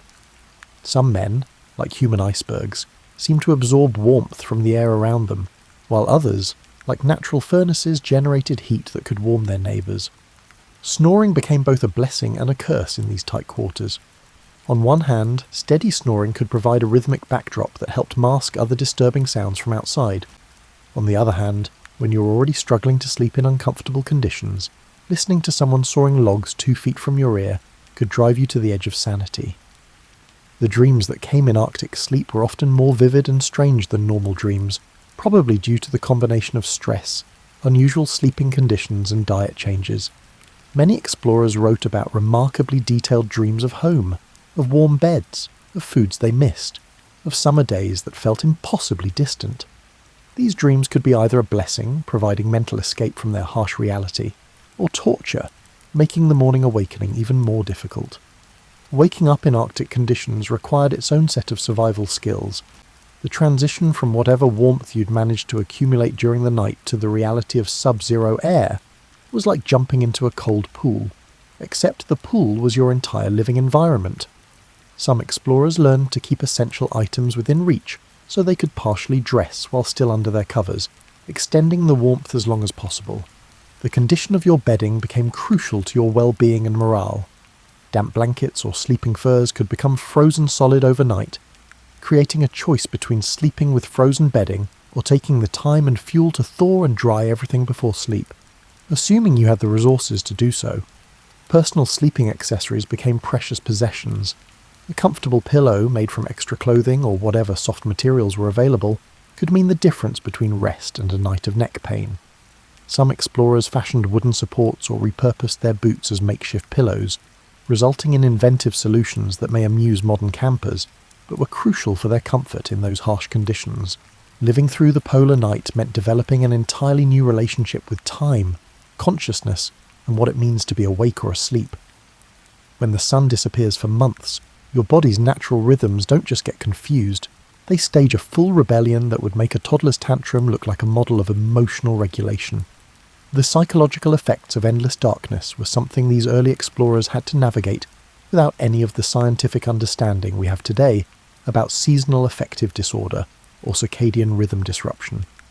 They just knew that after a few weeks of continuous twilight, their minds started playing tricks on them in ways that range from mildly annoying to genuinely concerning. Some men found themselves sleeping at odd hours, wide awake when they should have been worn out, or sleeping for much longer or shorter periods than normal. Others experienced a kind of dreamy wakefulness, where the boundaries between sleeping and waking became blurred, like living in a constant state of just having awakened from a nap but never feeling fully alert. The smart expedition leaders learned to create artificial rhythms to help their crews maintain some semblance of normal sleep patterns. This might mean maintaining strict watch schedules, requiring everyone to be present for meals at specific times, or creating evening activities that helped signal to the brain that bedtime was approaching even when the light outside hadn't changed in weeks. Reading became both a blessing and a challenge during these long nights. Those expeditions lucky enough to have brought books found that reading could help pass the time and provide mental stimulation, but reading by oil lamp or candlelight in cold conditions was demanding on the eyes and required careful management of precious fuel supplies. Some men would save their reading for just before sleep, using it as a mental transition activity, while others found that reading made them more alert when they needed to be winding down. The development of indoor games and activities became crucial for mental health during the long darkness. Card games, storytelling sessions, and music, if anyone had brought instruments, served a dual purpose as both entertainment and markers of the passage of time. Knowing that every evening after dinner there would be a card game or story session helped create the rhythm that the missing sun could no longer provide. Personal hygiene during these extended periods became both more challenging and more important than you might expect. When you're living in close quarters with the same people for months, small issues can become major problems. But washing in sub-zero temperatures with limited water supplies required planning and motivation that could be difficult to maintain when you were already struggling with the psychological effects of isolation and darkness. Some explorers found that maintaining small personal rituals helped them cope with the disorientation of endless night. This might mean keeping a detailed journal, maintaining a specific morning routine regardless of what the light outside looked like, or dedicating time each day to some form of physical exercise within the confined spaces of their shelter. The quality of sleep during polar night often differed from that of normal sleep. Many explorers reported more vivid dreams, more frequent waking during the night, and a general sense that their sleep was less restful, even when they managed to receive adequate hours of rest. This change was probably due to the combination of stress, the unfamiliar environment, and the disruption of normal light-dark cycles that help regulate deep sleep. Temperature regulation during sleep became a complex dance that required constant adjustment. The inside of shelters could vary dramatically in temperature depending on wind conditions, the effectiveness of heating sources, and how well the structure was insulated. Learning to sleep comfortably despite these fluctuations was a skill that separated the successful Arctic sleepers from those who spent their nights tossing and turning. The sounds of the Arctic night created their own soundtrack for sleep. Beyond the ice sounds we mentioned earlier, there were wind patterns. the sounds of other crew members moving around, the occasional animal noise from outside, and the various creaks and settling sounds of their shelter. Learning to identify which sounds were normal and which might indicate a problem became part of the bedtime mental routine. Eventually, every Arctic explorer had to master the art of waking up when morning was purely a theoretical concept. Without the sun's gentle nudging, or even the promise of daylight to motivate getting out of your warm cocoon, starting each day became an act of pure willpower that would challenge even the most disciplined person. The wake-up call in Arctic expeditions was usually artificial, a ship's bell, someone calling out, or simply the gradually increasing activity of other crew members starting their day. But responding to these cues when your body had no natural reason to believe it was morning required developing mental tricks that modern shift workers would recognise and appreciate. Smart explorers learned to prepare for morning the night before, laying out clothes in order, keeping essential items within easy reach, and most importantly, having a plan for the first few minutes after waking that would get them moving before the cold could fully register and convince them to burrow back under their covers for just 5 more minutes that could easily stretch into hours.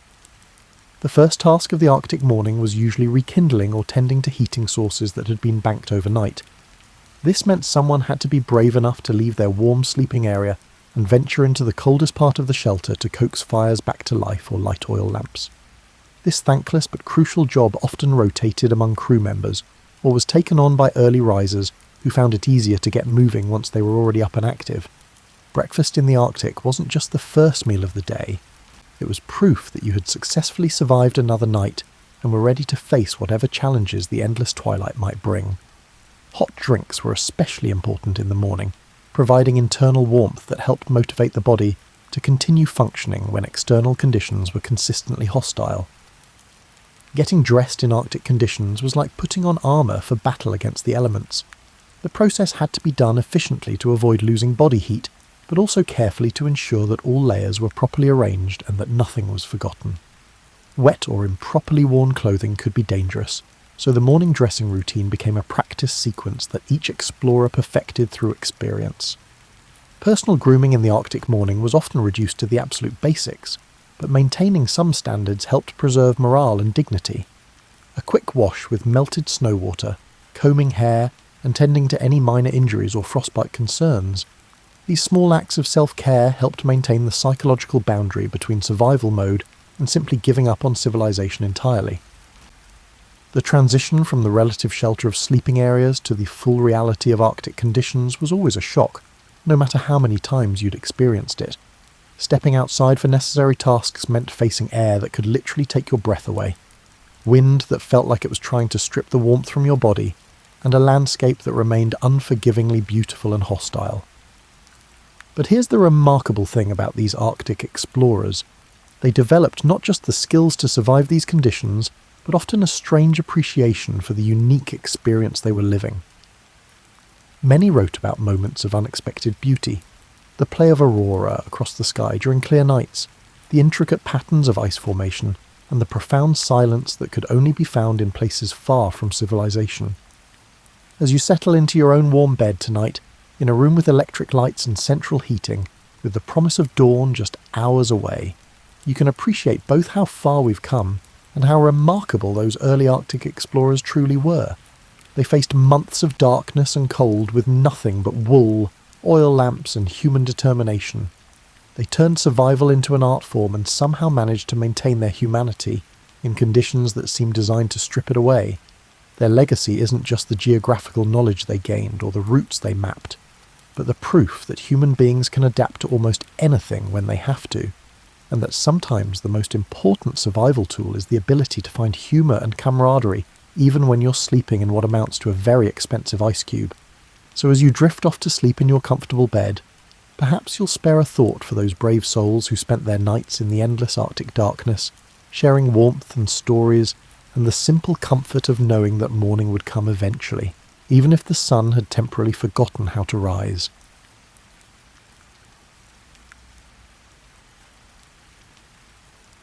Imagine, if you will, the realm of Asgard on a winter morning when the world feels wrapped in cotton wool.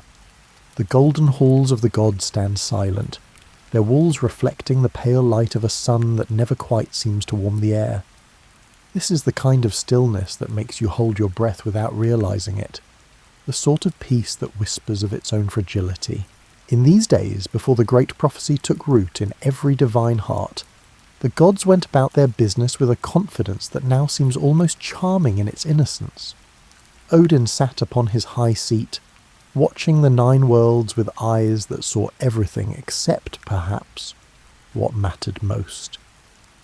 Thor practiced with his hammer in the courtyard, each swing sending tremors through the ground that the other gods had learned to ignore like familiar background noise. Freya tended her cats and contemplated beauty in all its forms, from the delicate frost patterns on window glass to the terrible elegance of a well-crafted sword. Life in Asgard followed rhythms as old as the world tree itself.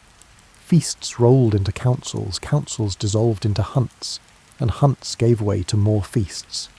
The mead flowed like rivers, and laughter echoed through halls built to last until the end of days, though none of them truly believed those days would ever come. Endings were things that happened to mortals, to the brief lives of humans who flickered and faded like candle flames in a drafty room. Gods were supposed to be different, but even in those peaceful times there were signs if you knew how to read them. The Norns, those 3 ancient sisters who wove the fates of gods and men alike, worked their loom with expressions that suggested they knew something everyone else had missed. Their fingers moved through threads of past, present, and future with a speed that spoke of urgency, though they never rushed. Rushing implied there was still time to make a difference, and the Norns knew better than anyone that some things were already written in the deep structure of the universe itself. The ravens, Hugin and Munin, returned each evening to whisper their findings into Odin's ears. Thought and memory they were called, and between them they saw everything that happened under the sky. But lately their reports had taken on a quality that Odin didn't care to examine too closely. Attention, a sense of gathering momentum towards something inevitable. He would nod and thank them, then pour another cup of mead and try to focus on problems that seemed more immediate, and therefore more solvable. Down in Midgard, the realm of humans, life continued with its own particular rhythms. Farmers planted and harvested, warriors fought and feasted, and everyone told stories around fires on cold nights. Many of these stories concern the gods, naturally, because humans have always found comfort in believing that their struggles mirror larger cosmic patterns.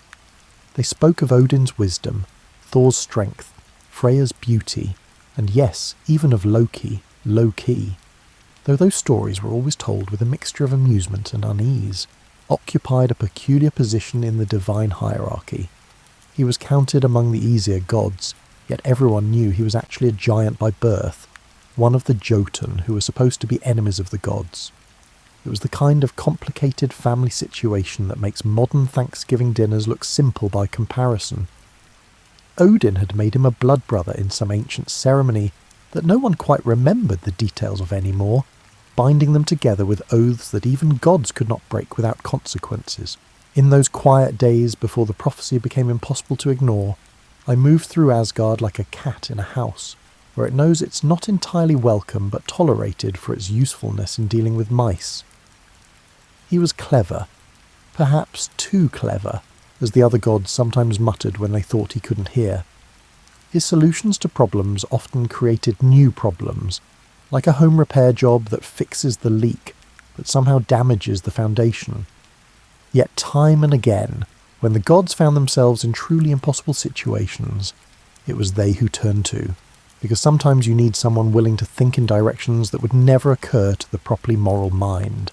He was beautiful in the way that dangerous things often are, sharp-featured, with eyes that suggested he was always 3 steps ahead in a conversation you didn't know you were having. His smile had edges to it, and his laughter could sound like either delight or mockery depending on how you happened to be feeling that day.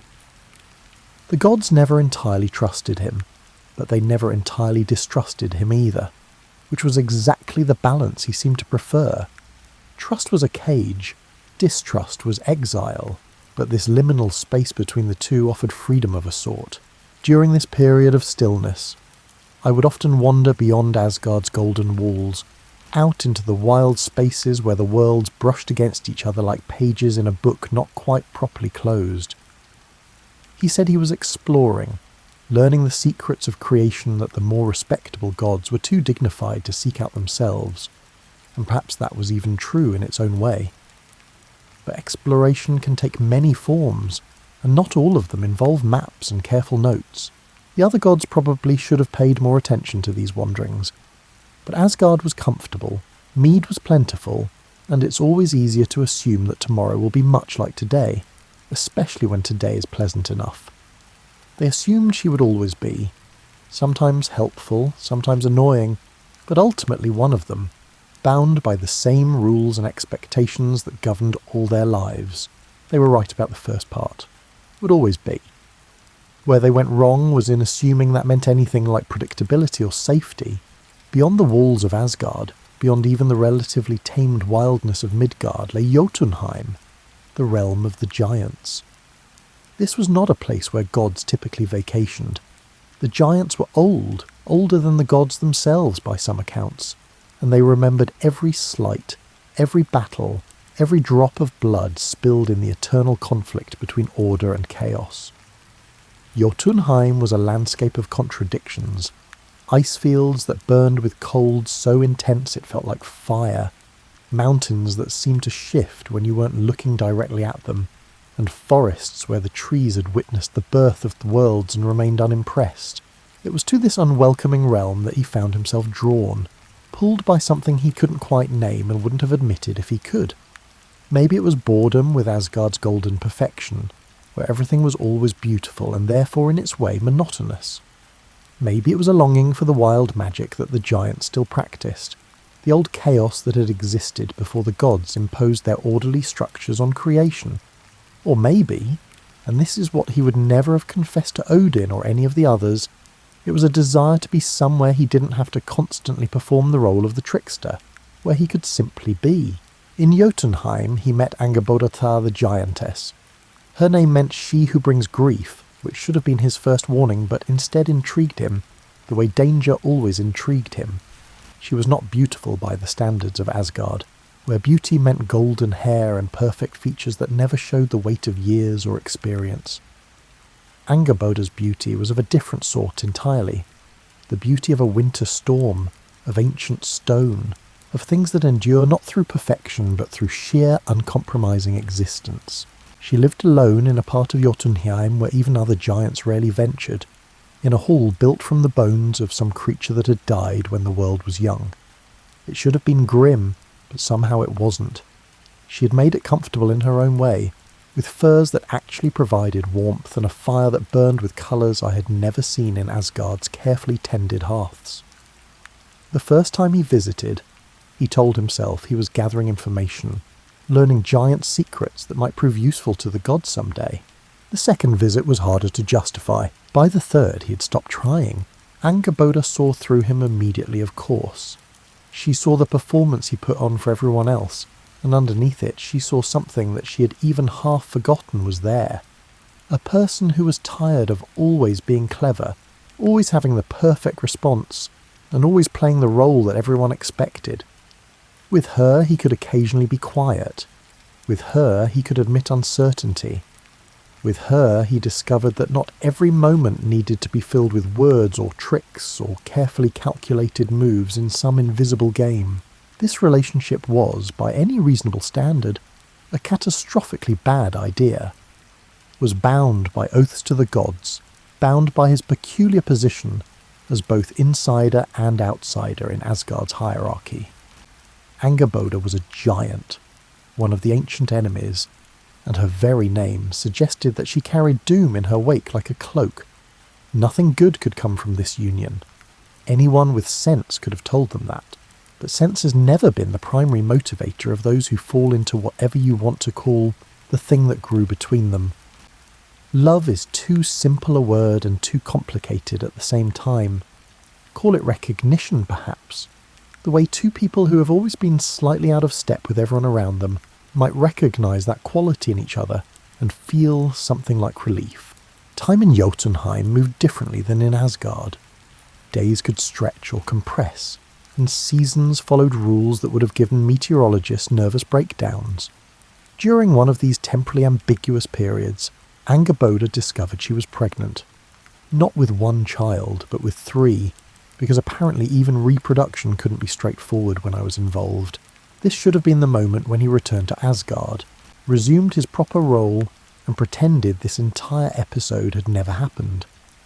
The gods were skilled at ignoring uncomfortable truths, and one more god's indiscretion could have been added to a list that was already impressively long. But something kept him in Jotunheim through Angerboda's pregnancy, watching her belly swell with new life, feeling something he couldn't quite name and didn't entirely trust. Perhaps it was fear of what was coming. Perhaps it was fascination with the sheer audacity of creating life when your own existence felt so uncertain. Or perhaps, and this is the most generous interpretation, it was a genuine desire to be present for the birth of his children, to be something other than the trickster for once, to be simply a father to beings who might not yet know enough to be disappointed in him. The births, when they came, were like nothing in the usual order of things. The first child came into the world as winter deepened over Jotunheim, when the cold pressed down like a physical weight, and the stars seemed close enough to touch. Angerboda laboured in her hall of bone and fur, and discovered that all his cleverness was useless in the face of this most ancient and ordinary of processes. He could do nothing but wait, and waiting had never been something he excelled at. When the baby finally emerged, wrapped in call and blood and possibility, he looked down at his firstborn son and felt his heart constrict in a way that should have been impossible for someone who prided himself on emotional detachment. The child was perfect, small and helpless in the way all newborns are, with tiny fists that clenched and unclenched, as if already learning to hold on to things in a world that would try to take everything away. They named him Fenrir, and in the beginning he was simply a baby. He cried when he was hungry, slept when he was tired, and regarded the world with the solemn curiosity of all new arrivals trying to understand the strange place they've landed in. But even from the start there were signs for those who knew how to read them. His eyes were too knowing for an infant's, his grip on your finger stronger than it should have been, and when he looked at you, it felt like being assessed by something that was already deciding whether you were friend or food. He grew faster than any normal child, his baby fat melting away within weeks to reveal lean muscle and a coat of fur that shouldn't have emerged for months if he'd been a normal wolf, which he very clearly wasn't. By the time Fenrir was what should have been 3 months old, he was the size of a large dog, and by 6 months he was larger than any wolf that had ever run through the forests of any world. His teeth, when he yawned, were already the size of daggers, and his howls echoed across Jotunheim in ways that made even giants pause in their work and look toward the horizon with expressions of unease. But here's what you need to understand. Despite all this, Fenrir was still just a child. He wanted to play, to be petted, and to curl up next to his mother and listen to her voice as she told him stories about the world before his birth. He was gentle with the smaller creatures that lived around Angerboda's hall, and once I watched him spend an entire afternoon carefully not squashing a mouse that had wandered into his paws. The wolf child's tail would wag when either parent came near, and his greatest joy seemed to be these simple moments of family togetherness. His second birth came only months later, though time in Jotunheim made such measurements almost meaningless. This child emerged even more impossible than the first, and when Angerboda laid him against her chest for the first time, she looked up at him with eyes that held equal parts love and terror. Jörmungandr, they named him, the world's serpent. Though he started out small enough to fit in cupped palms, he was beautiful in the way that reptiles can be beautiful, perfectly designed for his purpose, with scales that caught the light like opals and eyes that were older than anything had a right to be. Unlike Fenrir, who was warm and mammalian in his affections, Jörmungandr was cool to the touch, contemplative, with a stillness that suggested depths beneath depths. He grew even faster than his brother, his body lengthening in coils that soon filled the hall and then spilled outside, wrapping around the foundation like a living boundary marker. Within a year, or what passed for a year, he was longer than any snake or dragon in mythology. his body stretching so far that you could see the beginning but never quite follow him to his end. He moved like water when he wanted to, with a grace that made you forget how utterly alien he was, and when he was still, you might mistake him for a peculiar rock formation, until one of those opal eyes opened to regard you with cool interest. Jörmungandr didn't play like Fenrir did, but he had his own way of showing affection. He would rest his massive head on Angerboda's lap as she sat by the fire, his breath slow and even, radiating a sense of peace that seemed to spread through the entire hall. He liked it when she would trace patterns on his scales and tell him stories, not the grand sagas of gods and heroes, but smaller, quieter tales about observation and patience, and the long view that serpents naturally understood. The third child came last, and her birth was the strangest of all. The labour was long and difficult, and there were moments when I wondered if Angerboda would survive it. But finally the baby emerged, and when they cleaned her and wrapped her in furs, they saw that she was split perfectly down the middle, one side living and lovely, the other side showing the marks of death and decay that usually only came after a life had ended. They named her Hel, and she was perhaps the most remarkable of all the children, though the least obviously monstrous. Her living side was as beautiful as her mother was beautiful, strong-featured and fierce, with eyes that saw straight through pretense to the truth underneath. Her death-touch side was not grotesque in the way you might imagine, but rather peaceful, like a person sleeping deeply, with skin the colour of old parchment, and an eye that saw into realms no living person should perceive. Unlike her brothers, Hel grew at a normal pace, though what was normal about anything concerning this family was debatable. But she aged like a human child would, which meant she stayed small and vulnerable far longer than Fenrir or Jörmungandr. This seemed to bring out protective instincts in her brothers that you wouldn't expect from beings who were already becoming legends even in their infancy. Fenrir would curl his enormous body around her when she slept, providing warmth and security. Jörmungandr would create living walls with his coils, keeping anything potentially dangerous away from his sister. For a short time, and it was heartbreakingly short, they were simply a family. Unconventional, certainly. Impossible by any reasonable standard. But a family nonetheless, finding joy in each other's company in a hall at the edge of civilization, where the rules that governed everyone else's lives didn't quite seem to apply. Angerboda would sit by the fire in the evenings, Hel in her lap, while Fenrir sprawled nearby and Jörmungandr coiled around them all like a living fortress. Would tell stories.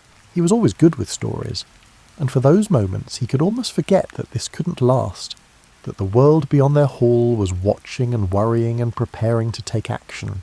But she'd always been too clever not to know the truth, and Angerboda was too wise to pretend otherwise. These children, however beloved, however innocent in themselves, were prophecy made flesh. Their very existence was a threat to the order of things, and order, especially divine order, has never been kind to threats. The gods learned about the children the way gods always learn about things they'd prefer not to know, through ravens and rumours, through prophecies that emerged in dreams, through the Norns weaving with expressions that grew grimmer with each passing day. At first the news was met with disbelief. Had gotten himself into awkward situations before, but this seemed excessive even for him. 3 children, each more impossible than the last, born of a union that should never have happened in the first place. Then the disbelief turned to concern, and concern ripened into fear, because prophecies began to surface, old predictions that suddenly made new and terrible sense. The wolf who would devour the sun, the serpent who would poison the sky, the maiden who would receive the dead when the final battle came. These weren't just children, they were endings given form and breath, walking proof that Ragnarok, was not some distant theoretical event, but an approaching reality with baby teeth and scales. Odin called a council, which was never a good sign. When gods gather formally to discuss problems, it usually means someone's life is about to get significantly worse. Thor argued for immediate action, because Thor's solution to most problems involved hitting them with his hammer until they stopped being problems. Freya counselled compassion, suggesting that children shouldn't be punished for prophecies about things they hadn't done yet. Tyr, the god of justice, pointed out that justice and prevention made uncomfortable bedfellows, and perhaps this was a situation where they needed to choose which principle mattered more. They sent for him, and he came reluctantly, leaving his family in Jotunheim with promises he must have known even then he couldn't keep. In Asgard's great hall, with all the gods assembled in judgment, he faced questions he had no good answers for. Yes, the children existed. Yes, they were growing powerful. Yes, he supposed the prophecies might apply to them, though prophecies were notoriously open to interpretation, and perhaps everyone was overreacting. This argument went about as well as you'd expect when you're trying to convince people that their existential terror might be premature. Odin pronounced judgment with the weight of someone who had foreseen this moment and hated every part of it. The children could not remain in Jotunheim, free and growing stronger. They had to be separated, contained and placed where they could not fulfill the prophecies that everyone now agreed hung over them like storm clouds over a picnic. It was for the good of all the worlds, Odin said, and maybe he even believed it. Gods are very good at convincing themselves that terrible things are necessary. The separation happened on a grey morning when the sky seemed to reflect the mood of everyone involved. Gods came to Jotunheim in force, not quite an army, but not quite not an army either, led by Odin himself because some orders can't be delegated without seeming cowardly. Angerboda fought them, of course. She was a giantess and a mother, which made her approximately as dangerous as anything in creation when protecting her children. But there were many gods, and only one of her, and they had come prepared with bindings and spells and the kind of overwhelming force that leaves no room for defiance to matter. Fenrir fought too, though he was still young enough that fighting mostly meant biting and howling and trying to position himself between his family and the invaders. He managed to bloody a few minor gods before they got magical chains around him, chains that wouldn't have held a normal wolf for more than moments, but that had been forged specifically for him, woven with magic and prophecy, and the kind of desperate ingenuity that comes from fear. Even bound, Fenrir struggled, his eyes finding his mother's across the chaos, seeing something in her expression that broke what remained of his puppy heart. They took him first, dragging him away, still bound, still fighting, howling in a voice that carried across all of Jotunheim, and made even the giants pause in whatever they were doing to listen and remember. The gods brought him to a place called Lyngvi, an island in the middle of a lake called Amsvatnir, where water so dark it looked like liquid night lapped at shores that nothing living visited. There they chained him with bonds called Gleipnir, thin as silk and strong as the roots of mountains, made from impossible things. The sound of a cat's footfall, the beard of a woman, the roots of a mountain, the sinews of a bear, the breath of a fish, and the spittle of a bird. Fenrir would live there on that lonely island, bound and isolated, growing larger and more bitter as the years passed. The gods told themselves this was mercy. They could have killed him after all. They told themselves he would be well cared for, that someone would bring him food and water. What they didn't tell themselves was what it might do to a social creature to live entirely alone, without touch or companionship, with nothing but chains and prophecy for company. Ur Mungan Dur. They handled it differently, though no more kindly. The serpent had grown so large that transporting him anywhere seemed impossible, so instead they threw him into the sea, cast him from the cliffs of Asgard down into the waters of Midgard like something broken being tossed away. He fell through clouds and air that never felt anything like him pass through before, and hit the ocean, with an impact that created waves that reached shores hundreds of miles away. The serpent sank into the cold deep, where sunlight had never quite figured out how to reach, and there he continued to grow. He grew until his body encircled all of Midgard, grew until he held his own tail in his mouth in an endless loop of scale and muscle and patient rage. Sailors would sometimes glimpse him when storms turned the sea transparent for brief moments, and they would tell stories about the world serpent who waited in the depths for a day when the prophecies would finally come true and he could rise to meet them. She took last, and perhaps her fate was strangest of all. She was still a child, small and frightened, clutching at Angerboda's skirts as the gods deliberated what to do with a girl who was half alive and half dead, and entirely too close to the mysteries that separated one state from the other. Odin looked at her for a long time, his one eye seeing things that others couldn't, seeing possibilities and problems and prophecies yet unwritten. Finally he made his decision. She would not be imprisoned like her brother or exiled like the other. Instead, she would be given a realm to rule.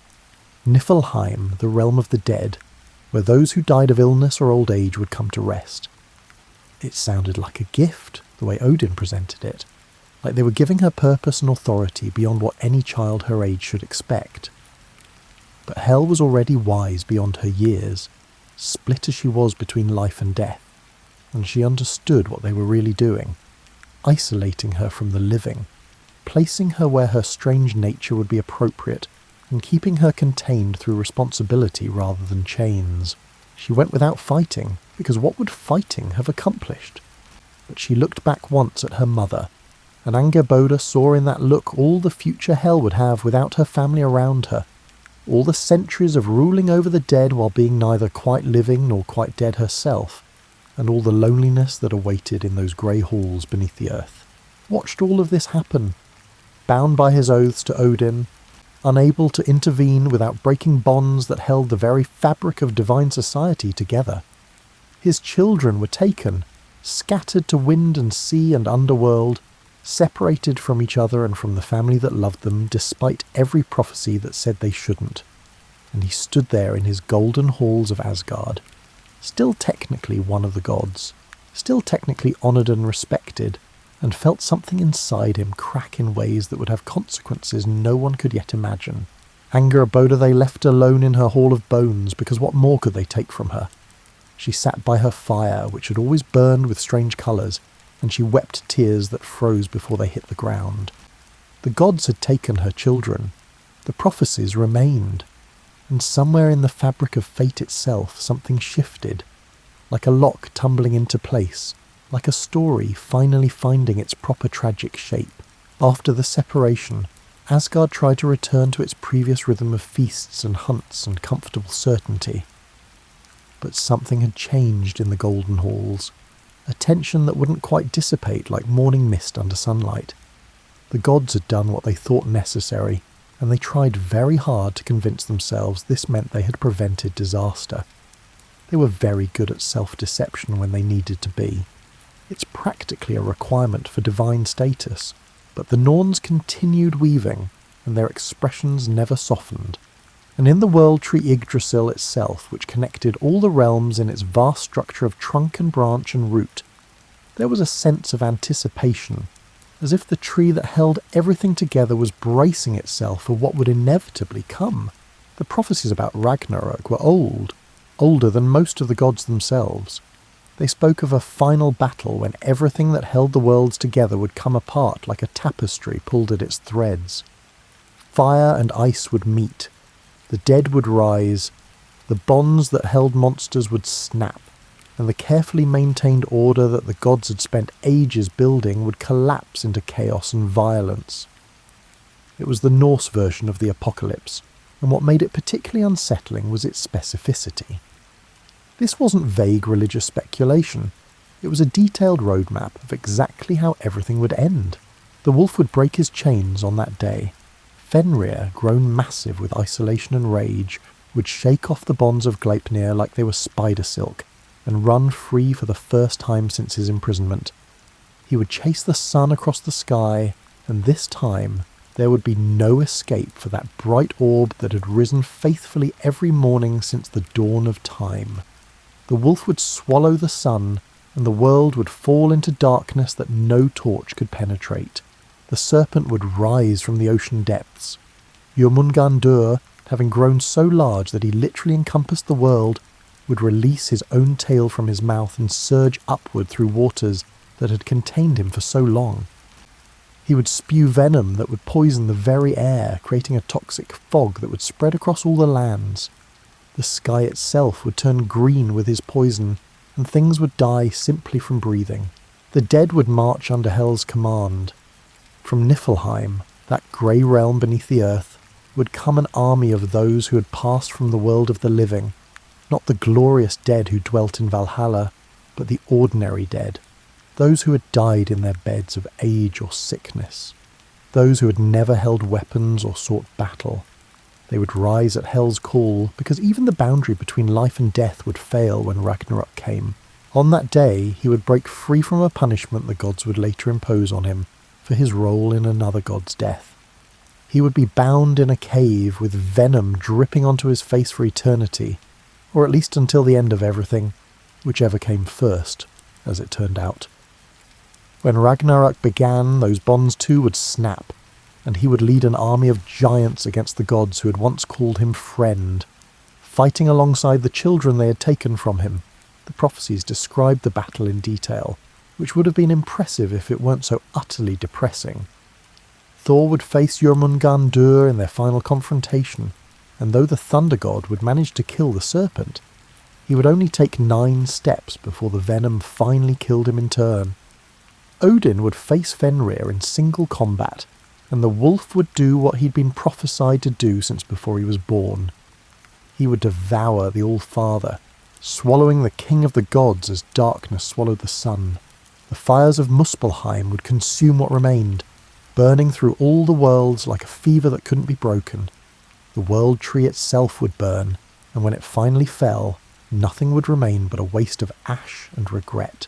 It was, by any standard, a deeply unpleasant set of predictions, and the gods spent considerable time and energy trying to figure out if there was any way around them. This is where things got philosophically interesting, if you cared about such things, which most of the gods didn't, because philosophy had never stopped anyone from getting eaten by a wolf or poisoned by a serpent. The problem was this: by taking action to prevent the prophecies, were the gods actually ensuring they came true?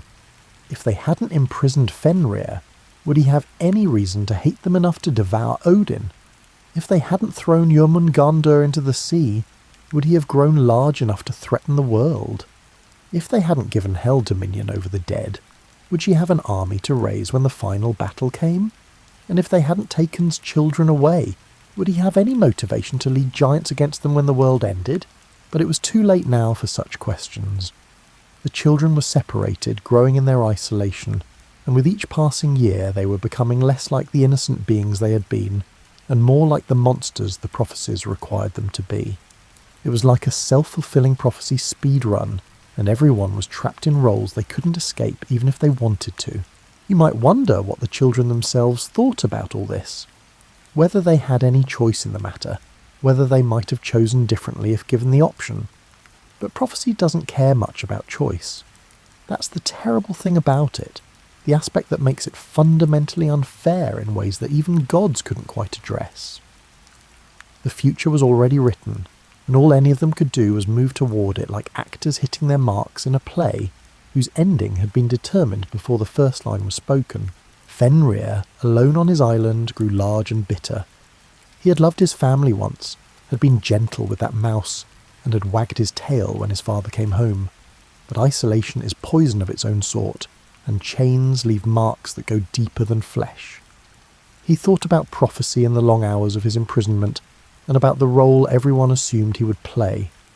And perhaps part of him began to think, if everyone believes I'm a monster, if they've treated me like a monster since I was a child, if they've imprisoned me for crimes I haven't committed yet, well, maybe when the chains finally break, I'll give them exactly the monster they expected. Jormungandr circled the world in his endless loop, growing larger with each passing century, patient in the way that only truly cold-blooded creatures can be patient. He remembered his mother's hall, remembered his sister's small hand touching his scales, and remembered his brother's protective warmth. He remembered, and he waited, and his waiting had the quality of something inevitable. Not eager, exactly, but ready. When the time came, he would rise. The prophecy said so. And for a being who had been cast into the ocean like garbage, there was something almost comforting about certainty, even if that certainty was about universal destruction. Hell in her grey halls learned the art of ruling the dead, and it changed her in ways that would have concerned anyone who cared enough to visit, which no one did. The living were afraid of death, and the dead weren't much for conversation. She existed between states, governing a realm where nothing ever really changed, where there was no joy but also no suffering, just an endless grey continuation that wasn't quite anything at all. She thought of her mother sometimes, and wondered if Angerboda still lived in her Hall of Bones in Jotunheim. She thought of her brothers and wondered if they remembered her, or if time and isolation had erased even those memories. Mostly, though, she prepared, because the prophecy said the dead would march, and Hel had learned that being prepared was the only form of control available to her. Time passed in the 9 worlds the way it always does, steadily, indifferently, like water wearing away stone. Years became decades. Decades stretched into centuries, and the gods grew comfortable with their solutions to the problem of prophecy. Fenrir was bound. Jormungandr was in the sea. Hel presided over the dead, and Ragnarok remained firmly in the category of future problems we'll worry about later, except the Norns kept weaving and their thread was running out. The signs began subtly, the way endings often do. Winters grew longer and harsher, stretching beyond their traditional boundaries until spring seemed like a memory rather than something that would actually return. The Norse called it Fimbulwinter, the Great Winter, 3 years of cold with no summer between them, where snow fell even in what should have been the warmest months, and the sun seemed to have forgotten how to provide warmth even when it appeared. In Midgard, humans huddled around fires and watched their supplies dwindle, wondering what they had done to anger the gods. They didn't know that the gods had nothing to do with it, that this was simply the universe preparing itself for transition, the way a body shivers before a fever breaks. Crops failed. Animals disappeared into forests and didn't return. Families turned on each other as resources became scarce, and the social bonds that held communities together began to fray like old rope under too much strain. Wolves appeared in unusual numbers, more than anyone could remember seeing, and they were bold in ways that normal wolves never were. They came close to villages, watching with eyes that seemed to understand too much, as if they were waiting for something. Some people swore they could hear howling in the distance every night, a sound that came from no direction, and every direction at once. A call that their own dogs would answer with whimpers of fear rather than challenge. The ocean grew restless in ways that confused even experienced sailors. Waves rose without wind to drive them, and the water itself seemed to be shifting, moving with patterns that suggested something massive was stirring in depths no human had ever plumbed. Ships that ventured too far from shore sometimes reported seeing coils breaking the surface, coils too large to belong to any known creature, covered in scales that caught the dying light like diseased jewels. In Niflheim, Hel felt the change before anyone else. The dead who came to her realm arrived with stories of the world above falling apart, of chaos spreading like infection through societies that had seemed stable for generations. She stood in her hall of grey stone and felt the boundaries between her realm and the world above thinning, weakening, and becoming permeable in ways they had never been before. It would be easy now to send the dead back up into the light, easy to march them across the boundary that had always seemed so absolute. She thought of her brothers, whom she hadn't seen since childhood, and wondered if they felt it too. This sense of something approaching, of a story finally moving toward its climax after an impossibly long middle section. On the island of Lyngvi, Fenrir felt the bonds that held him beginning to weaken. Gleipnir, that thin ribbon that had held him for so long, was starting to stretch in ways it never had before. It was still strong. The magic woven into it was old and powerful. But even old magic eventually wears down under constant pressure. He had been pulling against these bonds every day for centuries, and now, finally, he could feel them responding, feel the give in them that suggested freedom might actually be possible. He lifted his massive head and howled, a sound that carried across water and land, through realms and dimensions, reaching ears that had been waiting to hear it. It was a howl of anticipation, of rage that had been building for so long it had become something almost pure and of something else too. A kind of terrible joy at finally being able to move toward the destiny everyone had always said was his. In the ocean, Jörmungandr released his tail from his mouth for the first time since he'd been large enough to catch it. The world serpent uncoiled, and as he did, the seas began to rise. Tsunamis formed spontaneously, rushing toward shores that had no warning and no time to prepare. The serpent's massive body created currents that disrupted weather patterns across the entire world, and when he finally surfaced, truly surfaced, bringing his full length up where sky and sea met, sailors who saw him went mad from the sheer impossibility of his size. He rose toward Asgard, toward the home of the gods who had thrown him away, and as he rose, venom dripped from fangs the size of towers. Where it fell into the water, fish died instantly and floated to the surface in vast carpets of silver death. Where it touched land, vegetation withered as if winter had compressed itself into single devastating moments. The air itself began to taste of poison, metallic and wrong, making every breath a risk.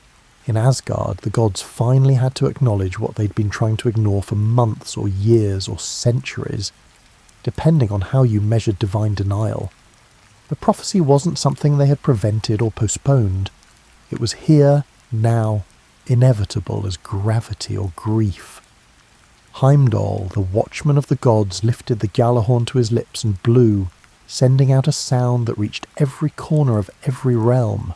A warning, a call to arms, and an admission that everything they'd tried to prevent was happening anyway. Odin sat on his throne and felt something he hadn't felt in ages.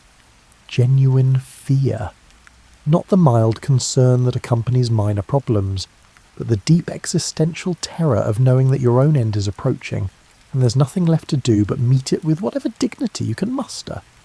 He had seen this moment in his visions countless times, and had played it out in his mind trying to find some way to change the outcome. And he had failed. All his wisdom, all his sacrifices.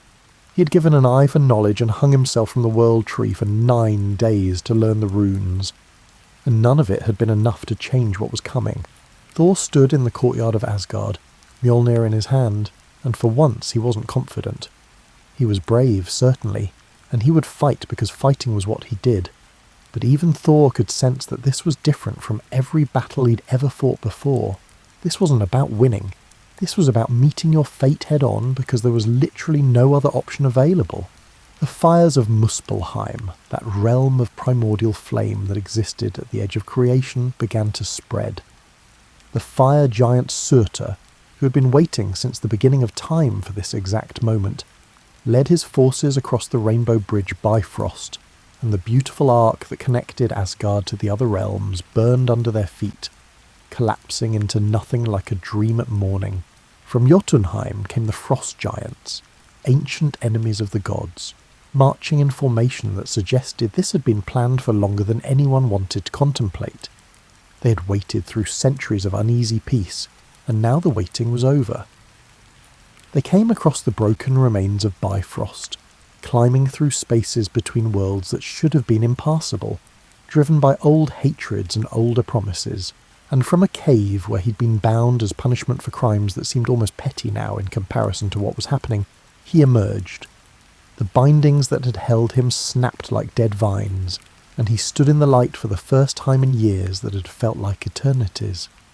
His wife had stayed with him through it all, catching the venom that would have dripped onto his face in a bowl, emptying it when it grew full, and returning to catch more. Now she stood beside him as he looked toward Asgard, toward the realm that had once included him, and then cast him out, and his expression was unreadable.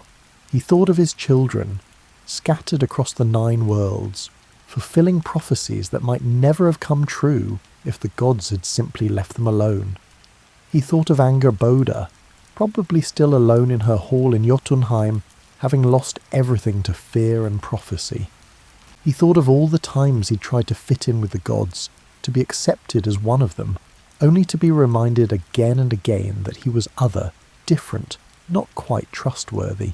And then he began walking toward the final battle. because prophecy pulled him forward like a current, and because sometimes being a father means honouring your children even when, especially when, everyone else has turned them into monsters. The armies met on a plain called Vigrid, a vast empty space that existed for no other purpose than to hold the ending of all things. On one side stood the gods and the Einherjar, those warriors who had died gloriously in battle and spent their afterlife training in Valhalla for exactly this moment. They were brave and skilled and utterly doomed, but they formed ranks anyway, because what else do you do when the world is ending except stand in the place where you're supposed to stand? On the other side stood everyone and everything else, giants of frost and fire, the dead raised from hell's realm, monsters freed from their prisons, and beings that had crawled out from the spaces between worlds where even gods didn't like to look too closely. And somewhere in that mass of chaos and old hatred, three figures stood out. Fenrir, finally free, larger than mountains, with fur that seemed to absorb a light rather than reflect it. His mouth hung open wide enough to stretch from earth to sky, and in his eyes was the accumulated rage of centuries of imprisonment. Jormungandr coiled at the edge of the battlefield, so large that he seemed less like a creature and more like a feature of the landscape itself, his venom creating a toxic fog that drifted across the plain and made everything it touched wither. And Hel, smaller than her brothers, leading an army of the dead with an expression that was neither cruel nor kind but simply determined, a ruler doing what she had always known she would have to do when this day finally came. The battle, when it began, was everything the prophecies had promised and worse. Thor charged Jormungandr with Mjolnir raised high, and their collision sent shockwaves that cracked the earth and shattered the sky. They had fought before in dreams and visions, but this was real and final, each blow carrying the weight of destiny and determination. The thunder god's hammer struck scales that had never known vulnerability, and the serpent's fangs drove toward flesh that had always been too strong to pierce. Odin faced Fenrir, and all his wisdom meant nothing against the simple fact of the wolf's hunger. Not hunger for food, but for justice, for recognition, for all the years stolen from him. The wolf charged, and Odin fought with spear and spell and desperate courage, but the prophecy was very specific about how this encounter would end, and prophecy, it turned out, was stronger than any weapon. Across the battlefield, gods fell, giants fell, warriors from Valhalla fell, and the dead raised from Hell's realm fell again, returning to the oblivion they'd briefly left. Faced Heimdall, the watchman who had first spotted him sneaking into Asgard all those ages ago, and they killed each other in a mutual annihilation that felt somehow appropriate for two beings who had always been defined by their opposition to each other. The fires spread. Surtur's blade cut through reality itself, and everything it touched burned with flames that couldn't be quenched, because they were burning the concept of things rather than just their physical forms. The world tree Yggdrasil, which had stood since the beginning and connected all the realms in its vast structure, began to burn, and as it burned, the worlds themselves started to come apart. Thor struck Jormungandr a final blow, and the serpent died, his massive body collapsing across the battlefield like a mountain range suddenly deciding to lie down. But the venom in those last moments poured out in quantities that even Thor's legendary constitution couldn't withstand. The thunder god took 9 steps away from his dead enemy, and then he too fell, poisoned beyond even divine healing. Fenrir devoured Odin, and then Odin's son Vidar, in a moment of grief-driven fury, drove a blade through the wolf's heart. The great beast fell, and in his last moments perhaps he thought of his mother's hall, of playing with his siblings, of a time before prophecy had determined that he would be a monster, or perhaps he thought nothing at all, and simply went into the darkness that all creatures, even prophesied ones, must finally face. The fire consumed everything that remained. Gods and giants, heroes and monsters, all the elaborate structures of meaning and purpose that had held the 9 worlds together. All of it burned till there was nothing left but ash and silence and the memory of things that would never be again. It was, by any measure, a thoroughly successful apocalypse. The prophecy had been fulfilled in every detail. The ending had come exactly as predicted. Everything that the gods had tried to prevent had happened anyway, right on schedule, like a train that arrives precisely when the timetable says it will, regardless of how desperately you wish it would be delayed. And then, in the silence after everything had ended, something new began. Here's something the prophecies didn't emphasise, though it was always there if you read carefully. Ragnarok wasn't just an ending. It was also a clearing away, a burning off of old growth to make room for what would come after. The Norse understood something that many apocalyptic traditions forgot, that destruction and creation are two sides of the same process, like breathing in and breathing out. The fires eventually burn themselves out because even magical flames run out of fuel when they've consumed everything combustible. The venom dissipated, its potency fading once there was nothing left to poison. The darkness that had swallowed the sun began slowly to thin. From beneath the waves that had drowned so much of the old world, new land began to emerge. It rose slowly, incrementally, like bread rising in an oven, or like hope returning to people who had given up on it. This land was different from what had been before, softer somehow, more gentle, as if the earth itself had learned something from watching everything burn and decided to try a different approach. The sun, which Fenrir had swallowed, was gone, but the sun had a daughter, and she emerged into the new sky tentatively, like a child stepping into a room where something terrible had happened and isn't sure if it's safe yet.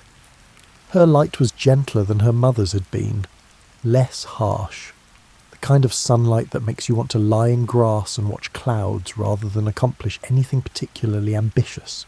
And here's where the story gets interesting, where it stops being about endings and starts being about the peculiar resilience of existence itself. Not all the gods died at Ragnarok. Some survived. The younger ones, mostly.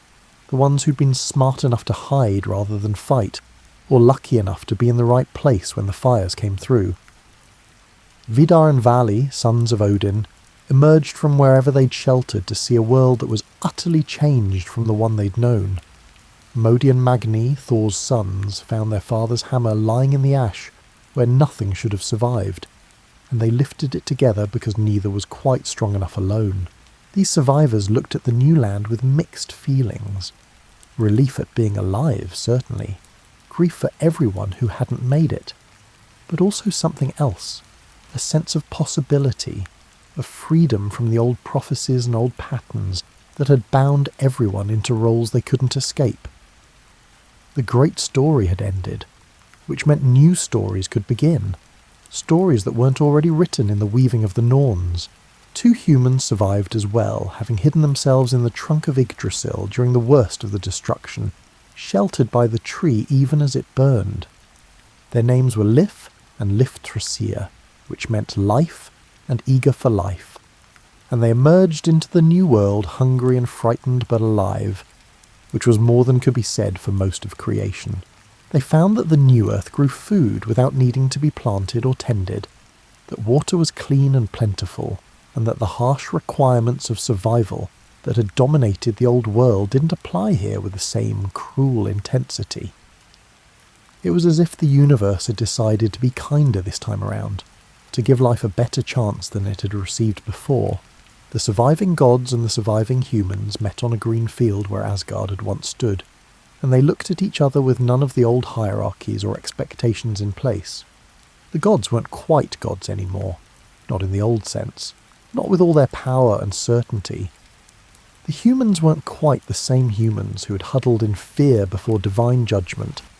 They were all survivors now, all trying to figure out what came next in a world where the old rules had been burned away. They talked, actually talked, rather than the gods proclaiming and humans obeying. They shared the food that grew wild and plentiful in this new earth. They told stories about what had been lost, not trying to resurrect it, but honouring it the way you honour memory, acknowledging that it mattered even though it was gone. And in their talking, a question emerged that no one wanted to ask, but that eventually had to be voiced. What about S's children? Because here's the thing about prophecy. Once it's fulfilled, it's over. Fenrir had devoured Odin exactly as predicted. Jörmungandr had risen and poisoned the sky right on schedule. Hel had commanded the dead at Ragnarok just as foretold. They had done everything that prophecy required of them, playing their parts in the ending of all things with devastating accuracy. So what happened to them now? Fenrir was dead, killed by Vidar's blade, and his body had burned with everything else. But in the new world, in the forest that grew without anyone planting them, wolves ran free, and sometimes when you looked at them carefully, you'd see eyes that seemed more knowing than animal eyes should be. A consciousness that suggested something more than simple beast. Perhaps Fenrir lived on in his children, or perhaps the idea of Fenrir, freedom from chains, recognition after isolation, had become part of the New World's fabric. Jörmungandr's body had been too large to burn completely, and his bones formed new mountain ranges in the fresh earth, creating geography where none had existed before. His venom had soaked into the ground, but instead of poisoning it, it somehow enriched the soil, making things grow with unusual vigour. Sailors on the new seas reported seeing serpents sometimes, much smaller than the world serpent had been, but with the same opal scales and the same patient, knowing gaze. Perhaps the serpent had survived in some diminished form, or perhaps his essence had divided into countless smaller versions of himself, no single one large enough to threaten the world, but all of them carrying his memory forward. Hel was the most mysterious case. Her realm of the dead had been emptied when the dead marched at Ragnarok, and Niflheim itself had been transformed by the fires and the renewal. Some said she still existed somewhere, still ruling over whatever remained of death in this new world where everything seemed brighter and more alive. Others said she had been released from her duty, free finally to be simply herself, rather than the goddess of the dead, living somewhere in the new lands under a name no one would recognise. But sometimes, in the evening when the sun's daughter was setting and the world fell into that peculiar twilight between day and night, people would see a figure walking alone, half in light and half in shadow, half seemingly alive and half seemingly something else. The figure never approached anyone, never spoke, and just walked through the new world, observing it with an expression that suggested both familiarity and wonder, like someone returning to a place they'd lived in childhood and finding it both changed and somehow the same, as fate was equally unclear. He had died in his battle with Heimdall, but death in the old world didn't necessarily mean death in the new. Some claimed to see him in the faces of tricksters and shapeshifters, in the clever solutions to impossible problems, and in the laughter that erupts when someone manages to find humour in desperate situations. Perhaps he too had survived in some form, or perhaps the idea of him, change, complexity, the refusal to fit neatly into expected categories, had become part of the New World's foundation. Angerboda, who had lost everything when the gods took her children, who had lived alone in her hall through all the years of waiting and prophecy, no one knew what had happened to her. Jotunheim had been transformed like everywhere else, and her hall of bones was probably gone, burned or transformed or simply reclaimed by whatever wild magic now shaped the realms. But sometimes, in wild places where the new order hadn't quite taken hold, travellers reported meeting a giantess who asked after news of 3 children, describing them as they had been in infancy rather than as the legendary beings they'd become.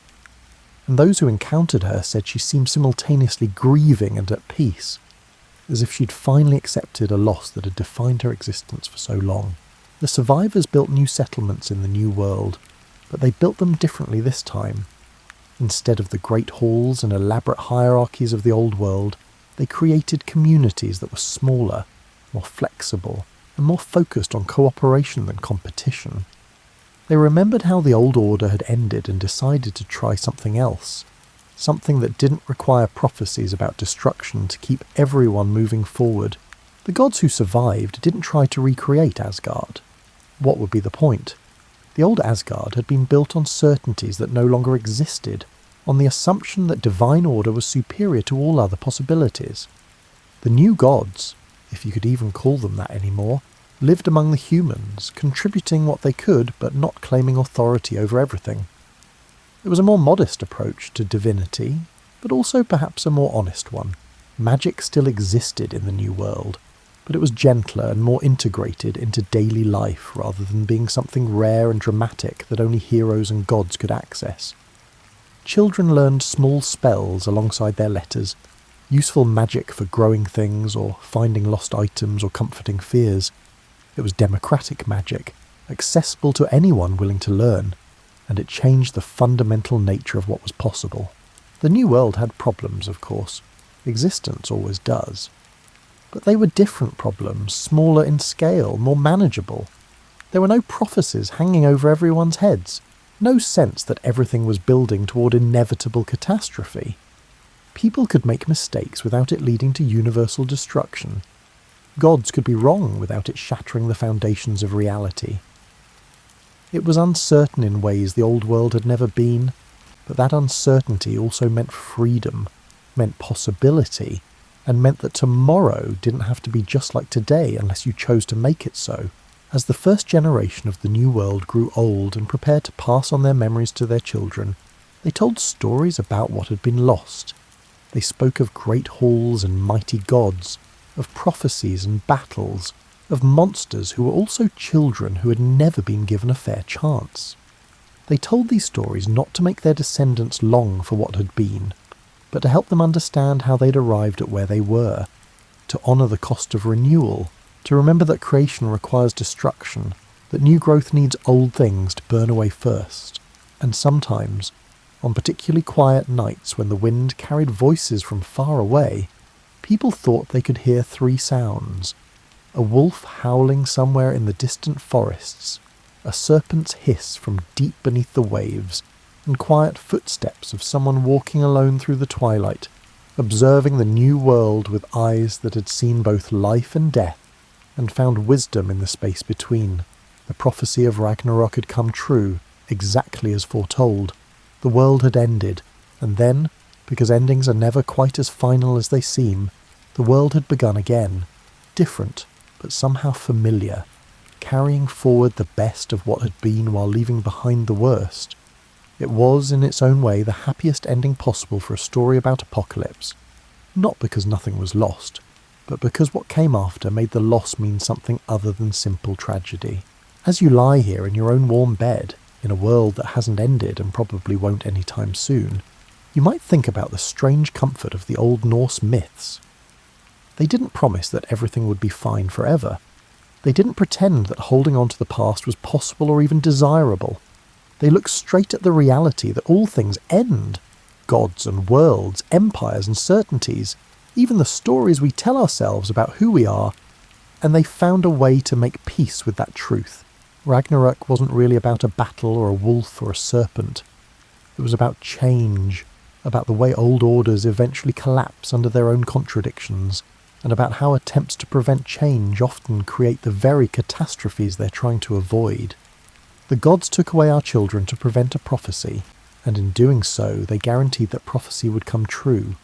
They created the monsters they feared by treating innocent children as if they were already monstrous. But the story doesn't end there, which is perhaps its most important lesson. After the destruction came something new, something that incorporated lessons from what had failed while trying approaches that had never been attempted before. The new world wasn't perfect, the stories make that clear, but it was possible in ways the old world had stopped being. You live in your own time of change, where old certainties are crumbling and new possibilities are emerging in ways that can feel both exciting and terrifying. The Norse who told these stories would have understood your anxiety, your sense of being caught between what was and what might be. They would have told you that this is how transition always feels, that the pause between one world and the next is always uncomfortable, and that discomfort is not a sign you're doing something wrong, but simply a sign that you're alive during interesting times. They might also have told you that trying to hold on to the past too tightly, trying to prevent change through force or fear, usually just makes the eventual transformation more violent when it finally comes. That the children we exile out of fear of what they might become often do become exactly what we feared. Not because it was inevitable, but because isolation and chains create rage that wouldn't have existed otherwise. And they would have assured you that even after everything burns, even after the prophecies come true and the world you knew ends, life finds a way forward. Not back to what was, that's never possible, but towards something new that carries the memory of what came before while also being genuinely different, genuinely fresh, and genuinely alive with possibility. So rest easy in your comfortable bed, in your warm room, in your continuing world. The wolves are just wolves tonight. The serpents are safely small and far away, and death remains in its proper place rather than walking among the living. Tomorrow will come, as it always does, and it will bring its own challenges and changes, its own small endings and new beginnings. But for now, in this moment, you can simply be still. You can let go of the day's worries and the future's uncertainties. You can breathe slowly and deeply, feeling your body sink into the mattress, feeling sleep begin to gather at the edges of your consciousness, like a gentle tide coming in. The prophecy of Ragnarok came true, and the world was remade. But that's not your story tonight. Tonight your story is simply about rest, about letting consciousness fade into dreams, about trusting that you'll wake again to a world that's still here, still turning, still full of possibilities you haven't imagined yet. Sleep well. Dream of new worlds growing from old ashes, of children who are loved rather than feared, of chains breaking not into violence but into freedom, of endings that are really beginnings wearing a particularly dramatic costume. And when you wake tomorrow, you'll find the world still here, waiting for whatever story you choose to add to its ongoing narrative. A narrative that, like all the best stories, is still being written, still being reimagined, still discovering what it might become.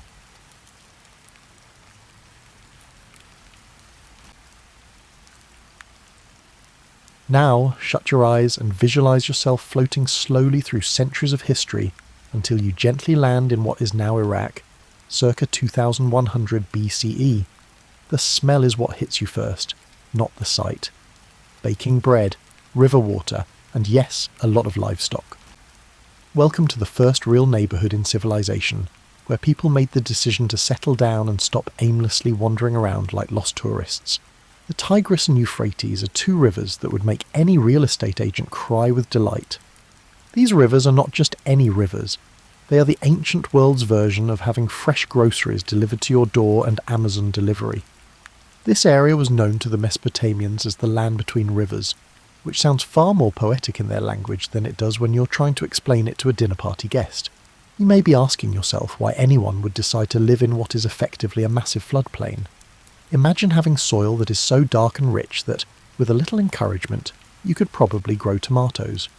Every year when these rivers flood, they leave behind a thick layer of the most fertile mud on the planet. It took the rest of us millennia to realise what the locals had discovered. Sometimes the greatest things in life have a small mess associated with them. You wouldn't recognise the cities that are rising all around you from contemporary urban planning. This place lacks tidy suburban grids and straight lines. Rather, visualise organic growth, akin to a coral reef composed of human ambition and mud bricks. Narrow streets wind between houses like old hiking trails, and houses cluster together as if they are having a never-ending neighbourhood conversation.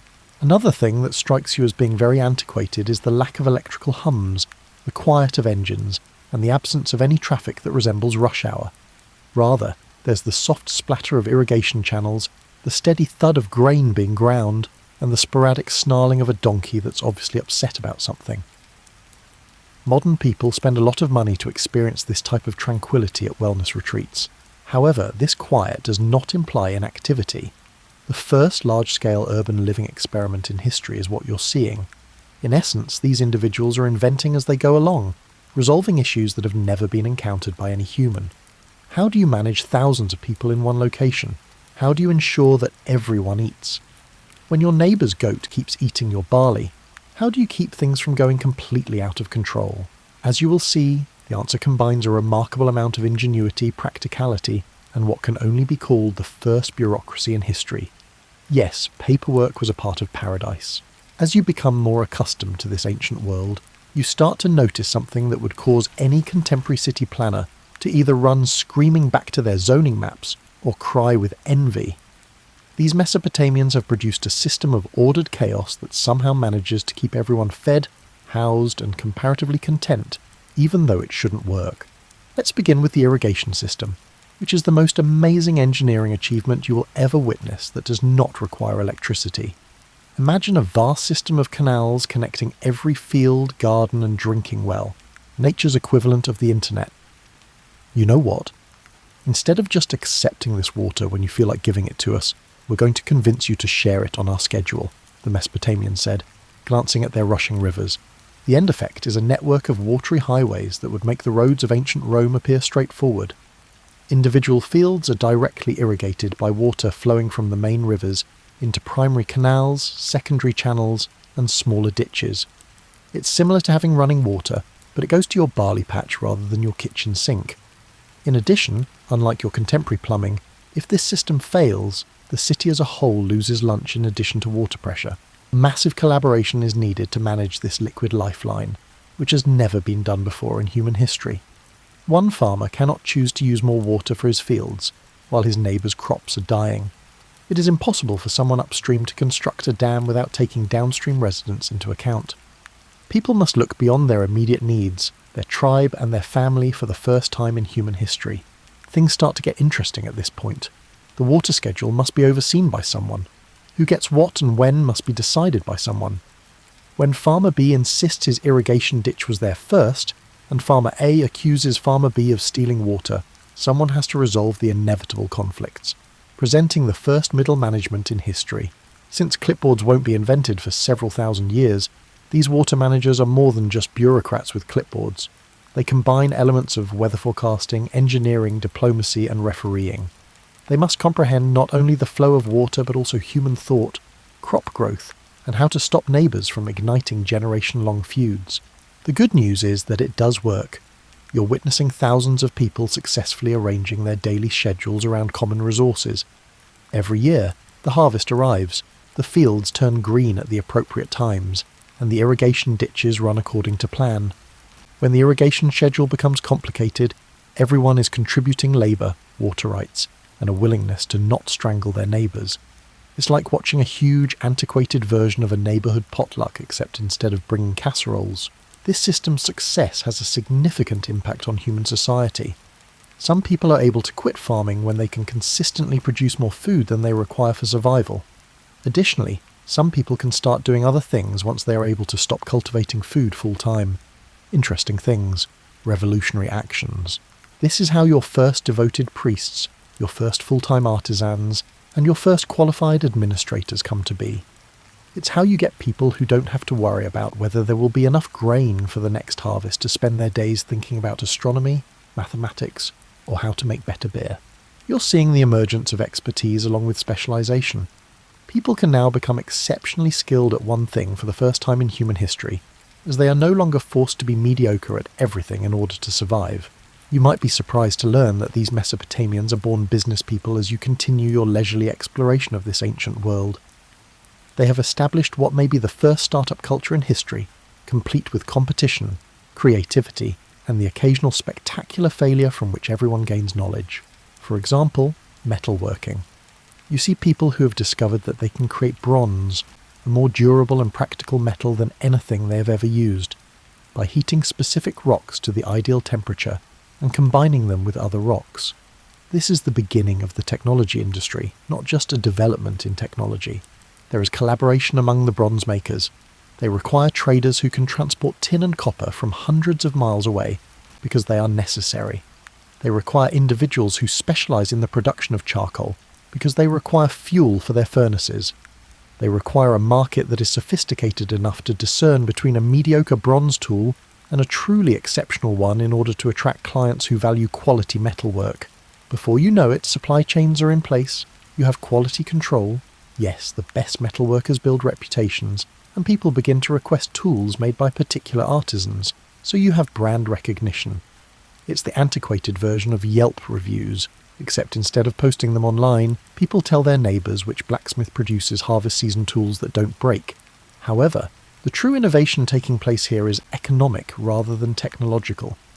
The modern concept of commerce is being created by these individuals. They are determining how to fairly trade goods and services between people who have different needs, how to plan for future needs while managing current resources, and how to assign value to goods and services. Think about the difficulties. You need a new plough because you grow barley. The toolmaker needs copper for his next project, not barley, but he wants payment. In order to trade up north, the copper trader needs wool, not barley. The shepherd needs barley, but he has wool. How can this be made to work? Their solution is sophisticated in its intricacy. Like water through their irrigation channels, they establish a system of credit and debt that enables value to move throughout the community. In exchange for your promise to pay him with barley after the harvest, which he can then exchange for supplies for his next project with the copper trader, the toolmaker agrees to make your plough right away. It's credit without credit cards and banking without banks, and it all depends on reputation and trust. Writing is a seemingly straightforward but revolutionary requirement for this system. Not just any writing, but every day. Useful writing that can document who is responsible for what, when payment is due, and what happens when someone fails to fulfill their end of the agreement. You're witnessing the creation of business records, receipts, and contracts. In addition to being works of ancient literature, the cuneiform tablets found throughout the cities are the earliest business documents ever created. Purchase orders, tax records, loan agreements, employment contracts, and inventory lists. All of it is here, compressed into clay with marks in the shape of wedges that symbolize the beginning of bureaucracy. Indeed, you're also witnessing the development of accounting. All of these promises, transactions, and credits and debts moving through the community must be monitored by someone, even though the early accountants worked by lamplight, with clay tablets and reed styluses, rather than in contemporary offices with computers. They were addressing the same issues that accountants do today. The inventiveness of these solutions is astounding. They're creating economic systems from the ground up and learning by trial and error how to make complex societies run smoothly, rather than simply replicating what worked elsewhere. You're going to see something that will make you appreciate human ambition even more as you continue your cozy exploration of this ancient world. These Mesopotamians aren't satisfied with merely resolving pragmatic issues like trade and irrigation. They're aiming for something greater, something that appeals to the basic human need to build monuments to their own creativity. You're witnessing the construction of ziggurats, which are enormous stepped pyramids that resemble old-fashioned skyscrapers and rise out of the level terrain. However, referring to them as buildings is an understatement. These are assertions, proclamations, and architectural justifications for human potential. People say, we can move mountains of earth, and we can do it one basket at a time, when you watch one being constructed. The logistics alone are astounding. Millions of mud bricks must be made, dried, and transported to the construction site for a large ziggurat. No trucks, cranes, or mechanized equipment are present. Everything is propelled by animal strength, human muscle power, a complex network of ramps and levers, and unwavering willpower. The planning, however, is what really sets it apart. To prevent the entire project from collapsing into a heap of costly debris, someone must determine how many bricks they will need, where to obtain the raw materials, how many workers are needed, how to feed all of those workers, where they will sleep, and how to coordinate their efforts. You're witnessing a level of project management that won't be seen again until the building of medieval cathedrals. With hundreds of workers, dozens of specialized trades, and supply chains spanning the entire known world, the ziggurat builders are effectively managing the biggest construction company in the ancient world. Contrary to what Hollywood may have taught you, the workers themselves are not slaves. Consider it the most complex community service project in the world. They are citizens carrying out their civic duties, seasonal workers, and skilled artisans. People donate their time to building projects that benefit everyone during the agricultural off-season, when the fields don't need to be tended. This desire to create something greater than any one person could on their own has a very human quality. In addition to their utilitarian functions as temples, administrative hubs, and grain storage facilities, the ziggurats are also symbolic. Look what we can do when we work together. Look how high we can reach, they say. Surprisingly complex engineering is needed. The builders must comprehend the structural integrity, weight distribution, and composition of the soil. They create methods for building sturdy foundations in muddy ground, avoiding water damage, and guaranteeing that the structure will endure for many generations. These are not archaic individuals fumbling through building projects. Rather, they are demonstrating extraordinary ingenuity in resolving intricate engineering problems. Consider the challenge of producing millions of identical bricks. To guarantee uniformity throughout large production runs, they create standardized molds, quality assurance protocols, and drying methods. They determine the ideal brick sizes that strike a balance between handling ease and structural strength. They develop production techniques for assembly lines that will not be used again until the Industrial Revolution. Even more impressive than the engineering is the coordination that is needed. Consider overseeing a project in which some employees are producing bricks, others are moving them, and still others are arranging them in progressively intricate designs as the building rises. Everyone needs to be motivated, supervised, supplied, and in sync. It's similar to conducting an orchestra, except that hundreds of construction workers are used in place of musicians, and architecture that will outlast empires is used in place of music. You come across something that may appear less dramatic than enormous construction projects, but is actually far more revolutionary as you continue your peaceful journey through this amazing civilization. You're seeing the beginning of formal education, mathematics, and what we might call science. The point at which humans started to think methodically about thinking itself. Something extraordinary is taking place in tiny buildings dotted across the cities. Young adults and children are congregating to learn rather than to labour in workshops or fields. The lessons they are learning at the first schools in history will have a lasting impact on human civilization. These are not informal teachings that parents impart to their children. This is formal education, complete with learning objectives, standardized curricula, and qualified teachers. In addition to learning mathematics, astronomy, literature, and law, students also practice writing by copying out traditional texts. They are becoming literate in the art of knowledge acquisition, as well as in their native tongue. Your high school algebra teacher would be ecstatic about the mathematics being developed here. These individuals are dealing with ideas that appear to be nearly contemporary: geometric principles, place value notation, and mathematical relationships that are still utilized by architects today. They're finding abstract mathematical truths that exist apart from any real-world applications, not just counting things. What's amazing, though, is that they're using a number system based on 60 rather than 10. They're thinking in base 60 while you're counting on your fingers and working with powers of 10. This sounds really strange until you realise that 60 is more divisible by numbers than 10 is. For many mathematical operations, their system is actually more adaptable. It's similar to learning that a better wheel was created, but thousands of years later, we're still using the subpar one. There is more to this mathematical sophistication than meets the eye. The same individuals who divide circles into 360 degrees, yes, that's where that originates, are also conducting astronomical observations, which call for exact measurement and documentation. They're making calendars that align agricultural activities with astronomical events, tracking the motions of planets, and forecasting eclipses. It is truly astounding how much astronomical knowledge is being amassed here. These observers have discovered that there are recurring patterns in the movements of the planets. They can predict when Venus will show up as an evening star as opposed to a morning star. They have developed mathematical models to forecast astronomical events and identified zodiacal constellations. Most impressive, though, is the way they're tackling these issues. They are searching for underlying patterns, formulating hypotheses, and testing predictions in addition to merely gathering observations. For another few thousand years, they would not refer to what they are doing as science, but they are. This methodical approach to knowledge is not limited to astronomy and mathematics. Students are learning how to evaluate court cases, write poetry in accordance with formal guidelines, and comprehend historical precedents in the classroom.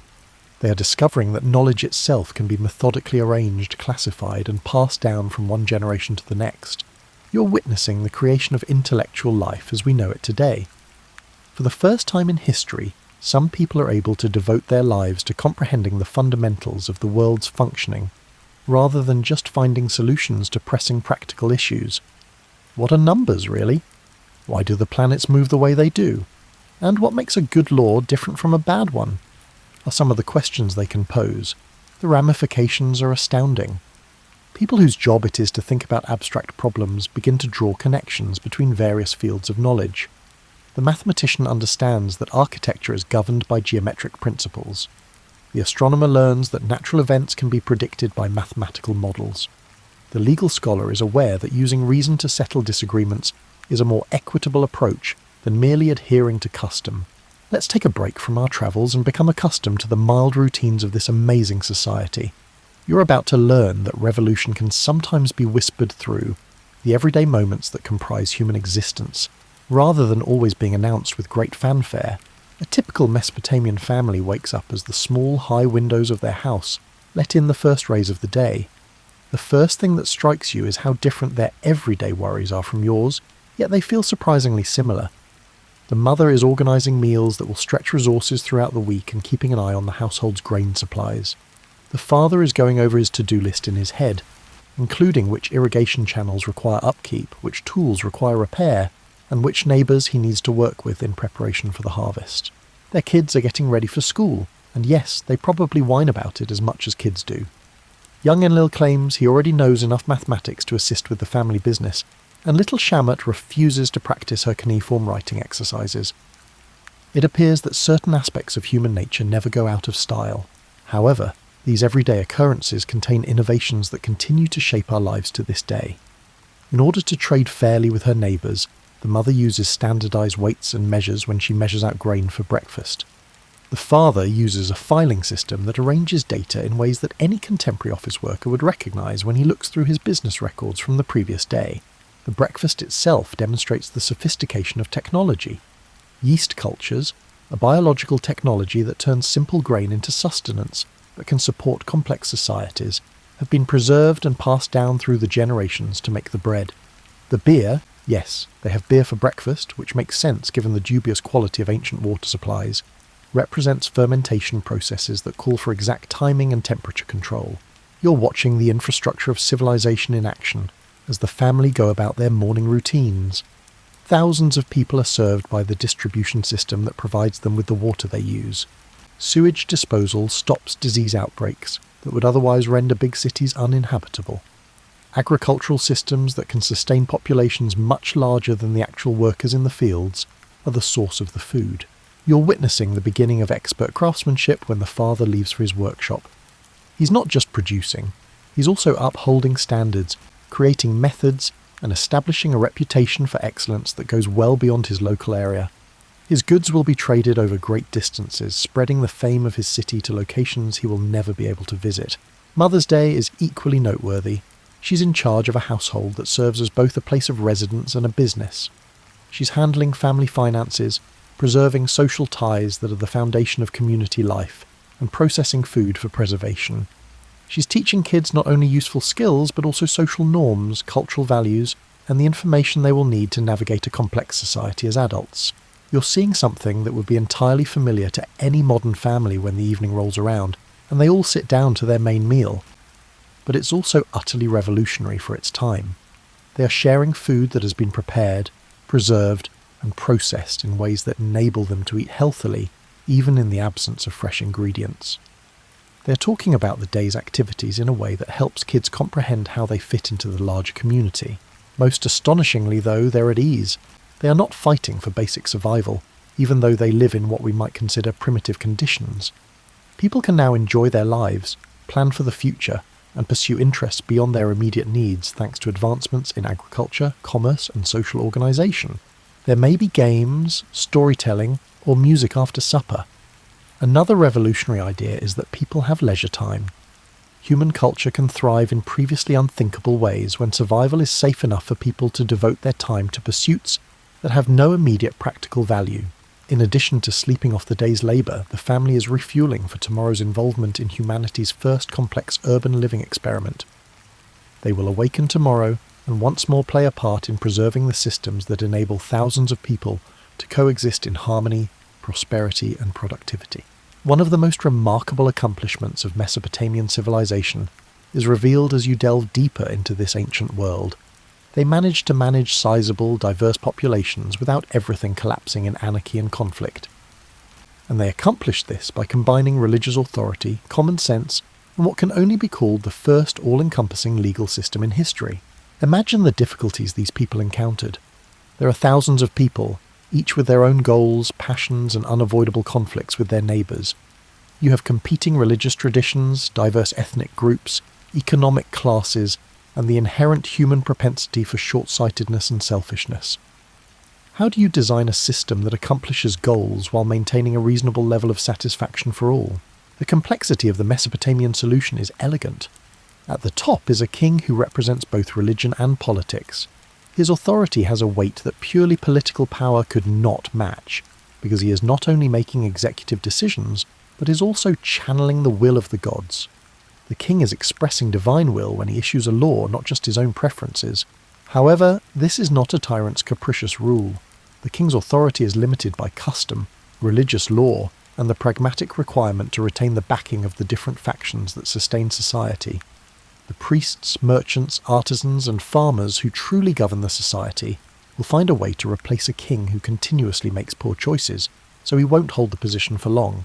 You have an advanced administrative structure beneath the king that would astound any contemporary bureaucrat. Tax collection, irrigation management, trade regulation, military organisation, and legal disputes are all handled by officials. Every administrative level has clear duties and accountability to both superior and subordinate authorities. Perhaps their most remarkable governmental innovation is the legal system they create. These individuals draft thorough legal codes that aim to cover every potential conflict or offence.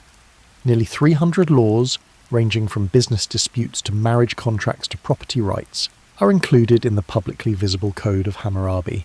However, the sophistication of these laws is even more impressive than their comprehensiveness. They distinguish between various property types and social classes. They make a distinction between accidents and deliberate crimes. Instead of just exacting retribution, they offer proportionate penalties meant to bring the world back into balance. To a degree that would be progressive in many societies thousands of years later, they defend the rights of women, children, and even slaves. Unprecedentedly, a professional judicial system is needed to enforce these laws. Records that keep track of court rulings, judges who are knowledgeable about the law, and court procedures that guarantee fair hearings. You're witnessing the emergence of jurisprudence, the belief that disagreements can be settled by logic and facts, rather than solely by the person with the most military might or political clout. Most significantly, though, this legal system is open to the public. The laws are visible to everyone because they are engraved in stone. This indicates that people are aware of their rights, expectations, and the repercussions of different behaviours. Law ceases to be arbitrary and becomes predictable for the first time in human history. This government is backed by an equally advanced tax system. There are set rates, collection processes, and even provisions for tax relief during hard times, as opposed to just taking whatever the king wants. People are aware of their obligations, when they are due, and what they get in return, including public works projects, military protection, infrastructure upkeep, and judicial services. The result is something that can be identified as the rule of law, a system that treats people fairly in accordance with established standards, offers procedures for settling conflicts amicably, and fosters incentives for collaboration rather than conflict is probably more desirable than perfect justice, which is probably unachievable. Stability is the outcome. Due to their reasonable confidence in the stability of the legal and social framework, people are able to make long-term plans. Because they believe they will be able to reap the rewards when those projects mature, they are willing to put time and effort into endeavours that won't yield results right away. The intricate irrigation systems, intricate trade networks, educational institutions and architectural projects that take generations to complete are all made possible by this stability, which in turn lays the groundwork for everything else we have been investigating. Without governmental structures that can uphold continuity and order over decades or even centuries, none of these would be feasible.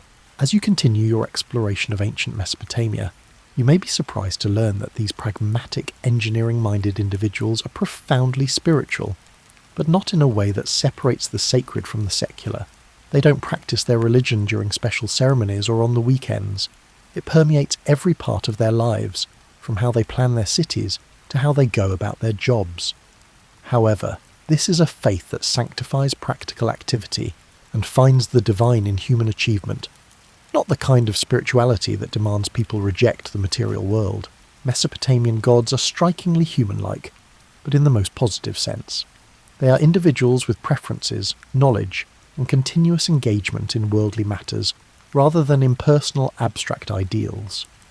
Enlil is in charge of the wind and storms, which bring fertility as well as destruction. For those whose civilization relies on both intelligence and irrigation, Enki's rule over fresh water and wisdom makes perfect sense. Since passion and conflict are essential components of the human experience, Inanna stands for both love and war. The most fascinating thing about these gods, though, is how they serve as examples of the kind of collaboration that enables civilized life. The myths describe gods cooperating on cosmic building projects, exchanging resources and expertise, and reaching mutually beneficial agreements.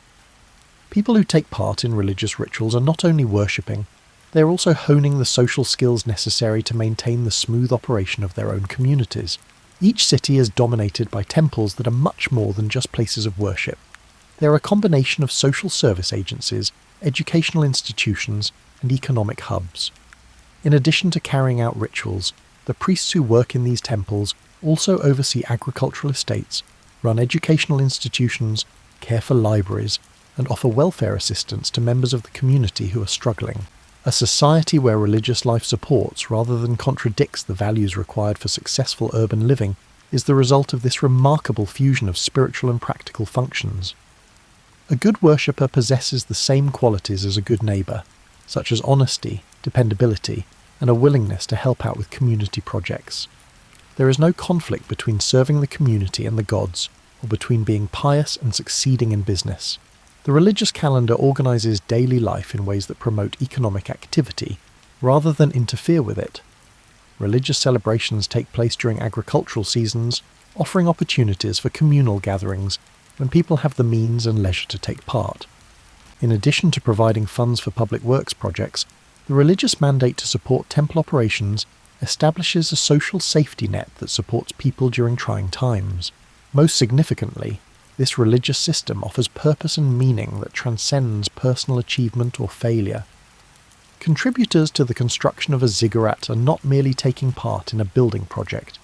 They are also helping to construct a monument that will benefit their community for many generations and a place of worship for the gods. Maintaining the irrigation channels is more than just routine maintenance. It's a way to contribute to the divine order that sustains life. Ordinary labour becomes sacred when it has this sense of purpose. The merchant facilitating trade between distant cities, the farmer producing food that feeds the community, and the craftsman crafting beautiful objects are all part of the divine plan that creates civilization out of wilderness, abundance out of scarcity, and order out of chaos. However, this spirituality is also incredibly useful. Though the methods of consultation, reading omens, interpreting dreams, and examining the patterns of oil on water require careful observation and logical analysis, the gods are consulted on everything from military campaigns to business endeavours to marriage decisions. Practical intelligence and religious wisdom complement rather than contradict one another. The end result is a society in which individuals accept personal responsibility for their contributions to the welfare of the community, while feeling supported by forces greater than themselves. Despite staying rooted in the pragmatic demands of everyday life, they feel that their work has cosmic significance. Spirituality is not an escape from human achievement, but rather an enhancement of it. You start to understand how all of these inventions work together to form something far greater than the sum of their individual parts as you carry on your cozy exploration of this amazing civilization. You're seeing the emergence of networking effects, which are the processes by which various developments reinforce one another to cause a sharp acceleration of human progress. Think about how Mesopotamian society is changed by writing in every other way. Because engineers can document effective techniques and learn from past mistakes, the irrigation system becomes much more sophisticated once information can be permanently recorded. Because precedents can be documented and consulted, legal systems become more equitable and consistent. Because contracts can specify precise terms and conditions, trade becomes more complicated. Because knowledge can be systematically transmitted and preserved, education becomes more effective. However, writing also opens up new possibilities that no one had foreseen. You can learn mathematics once you can record numbers. Astronomical science can be produced when observations can be preserved. Chemistry and medicine can be developed once experiments are documented. Every advancement creates opportunities for even more advancements in unpredictable ways. In the realm of economics, the networking effect is the same. Once food production is stable, some people can focus on crafts. You can create better tools and methods once you have talented artisans. With improved tools, agricultural productivity can be increased, freeing up even more workers for specialised labour. Every improvement increases the likelihood and ease of the subsequent improvement. The social innovations have an equally strong network. You can start projects that need long-term planning and coordination once you have an efficient governance system. People gain confidence in group action after large-scale projects are completed successfully. People are willing to invest in even more ambitious projects once they have faith in group efforts. In ways that exponentially speed up progress, success breeds success. The Mesopotamians are experiencing the fascinating discovery that human communities can generate value that far surpasses what individuals could produce working alone. You're witnessing what contemporary economists refer to as increasing returns to scale. Every new member of society increases the productivity, security, and ability of everyone else to accomplish their objectives. The networking of technology is equally impressive. Mining, transportation, and trade networks are all necessary for the production of bronze in addition to metallurgy. The effectiveness of the entire system increases with each advancement in any of these areas. Mining is more productive with better tools. Raw materials are less expensive when transportation is more efficient. Access to better quality inputs is made possible by expanded trade networks. However, the cultural networking effect may be the most significant. People start to have bigger dreams after realizing that prosperity and security can be achieved through human effort. They are more inclined to trust strangers and engage in larger communities once they realize that collaboration can produce outcomes that are impossible for individuals to accomplish alone. They are more inclined to rely on others for products and services that they could potentially produce themselves once they have seen the advantages of specialization. This is a revolutionary change in culture. People are choosing to become interdependent instead of self-sufficient for the first time in human history. They're coming to the conclusion that working together is more advantageous than relying on other people. They're risking everything that human societies can be more than short-term convenience alliances. You're seeing networking effects that extend beyond the borders of specific cities or geographical areas. Mesopotamian innovations influenced events throughout the ancient world by way of trade routes, diplomatic contacts, and migration patterns. Greek philosophy is shaped by the mathematical ideas created in Babylon. Roman law is influenced by the legal precepts developed in Ur. From Egypt to India, population growth is made possible by Mesopotamian agricultural innovations.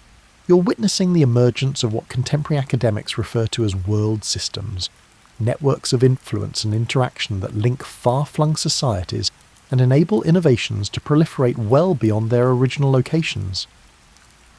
For the first time, human advancement turns into a cooperative endeavour in which several civilizations cooperate, often unknowingly, to address shared problems. You are left with a deep respect for the accomplishments of these extraordinary people as our leisurely tour of ancient Mesopotamia comes to an end. You return to the comforts of the present with a fresh perspective on how much we owe these pioneers of the past. The golden age you have witnessed was golden not because it was flawless, but because it was the first time that humanity had successfully attempted to build sophisticated societies that boosted rather than depleted human potential.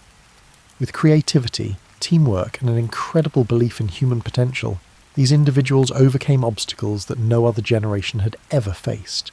Their solutions weren't coincidental or short-term fixes. Thousands of years later, we are still using modified versions of the institutions, systems, and ways of thinking they established because they were so successful. You are building on the foundations established by these ancient pioneers each time you use mathematics, read a written contract, engage in democratic governance, or profit from specialization and trade. Perhaps most significantly, however, they illustrated a feature of human nature that still holds true today. When people are confident enough to look beyond their immediate survival, when they have incentives to work together rather than engage in destructive competition, and when they have faith that their efforts will be fairly rewarded, they collaborate to create amazing things. The Golden Age of Mesopotamia serves as a reminder that the greatest human civilization is about fostering an environment in which each person can use their special gifts to promote the well-being of the group, not about controlling nature or outperforming rivals. It involves creating systems that are both robust enough to offer security and adaptable enough to foster creativity. It involves figuring out how to respect both individual success and the well-being of the community. As you fall asleep, consider how human advancement is still fueled by the same cooperative impulses that created ziggurats and cuneiform writing. The spirit of ancient Mesopotamia endures every time individuals decide to work together rather than fight. every time someone lends their expertise to projects bigger than themselves, and every time communities make investments in infrastructure that will benefit coming generations. Even though the cities are now covered in desert sand and the irrigation channels are dry, the human ability to bring order out of chaos, abundance out of scarcity, and meaning out of life's basic materials still flows like those ancient rivers between the Tigris and Euphrates.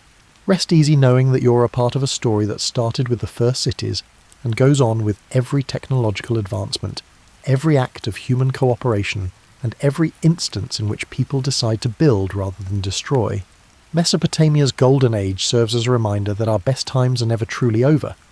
Rather, they are always just getting started, and are waiting to be shaped by the next generation of people who are prepared to cooperate in order to achieve common goals.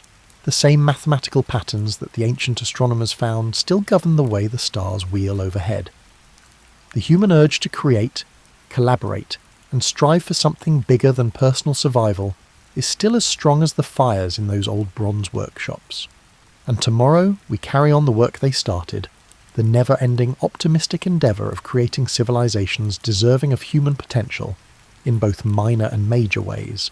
Sweet dreams, fellow time traveller. Take comfort in the fact that you are a part of the greatest success story in human history, one that is still being written, one day at a time, by people who recognise that the greatest monuments we can erect are those that enable others to rise just a little bit above their own potential. Imagine those old voices carried on the wind during the quiet moments before sleep really sets in. Farmers in Mesopotamia discovered that a floodplain could become a paradise if they banded together. The artisans who realised that specialised work could elevate simple survival to creative success. The administrators demonstrated that, at its best, bureaucracy is just structured to serve the interests of the community. Even though their ziggurat has fallen apart, their wisdom can still be heard in every public library, contemporary hospital, and infrastructure project that enhances the lives of people the builders have never met. Even though their cuneiform tablets are now museum artefacts, their belief that knowledge should be shared and preserved endures in every book, website, and classroom where new information is learned. Their understanding that abundance comes from cooperation rather than competition is evident in every successful business partnership, community garden, and instance where neighbours choose to support one another rather than compete. The irrigation channels they dug have long since filled with sand. Above all, they introduced us to the radical notion that people can build societies that are superior to the sum of their parts, that chaos, conflict and scarcity are not necessary for human existence, that we can create worlds where everyone has enough food, enough security, enough purpose, enough beauty to make life worthwhile, if we are patient, creative, and willing to trust one another. Therefore, as you drift off to sleep, remember not only the accomplishments of these ancient people, but also the quiet assurance that the same inventive, collaborative spirit that created the first cities is still creating a better world today. Every tiny deed of compassion, every instance of putting empathy ahead of judgment, and every contribution to a cause greater than yourself keeps the good work going. Mesopotamia's golden age was a beginning rather than a destination. The story's most lovely aspect is that it isn't yet over. It persists in every heart that selects cooperation over rivalry, hope over fear, and building over destruction. Rest easy knowing that you are both the inheritor of their wisdom and a part of its continuous development. Maybe you will hear the soft splatter of old irrigation channels in your dreams, delivering vital water to gardens that will reopen tomorrow. Good night, civilization builder. Good night, ancient dream heir. Good night, participant in the world's greatest ongoing endeavour, the patient, optimistic endeavour to build a world that lives up to our highest hopes. As a reminder that some things, beauty, truth, and the human capacity for wonder, really are eternal.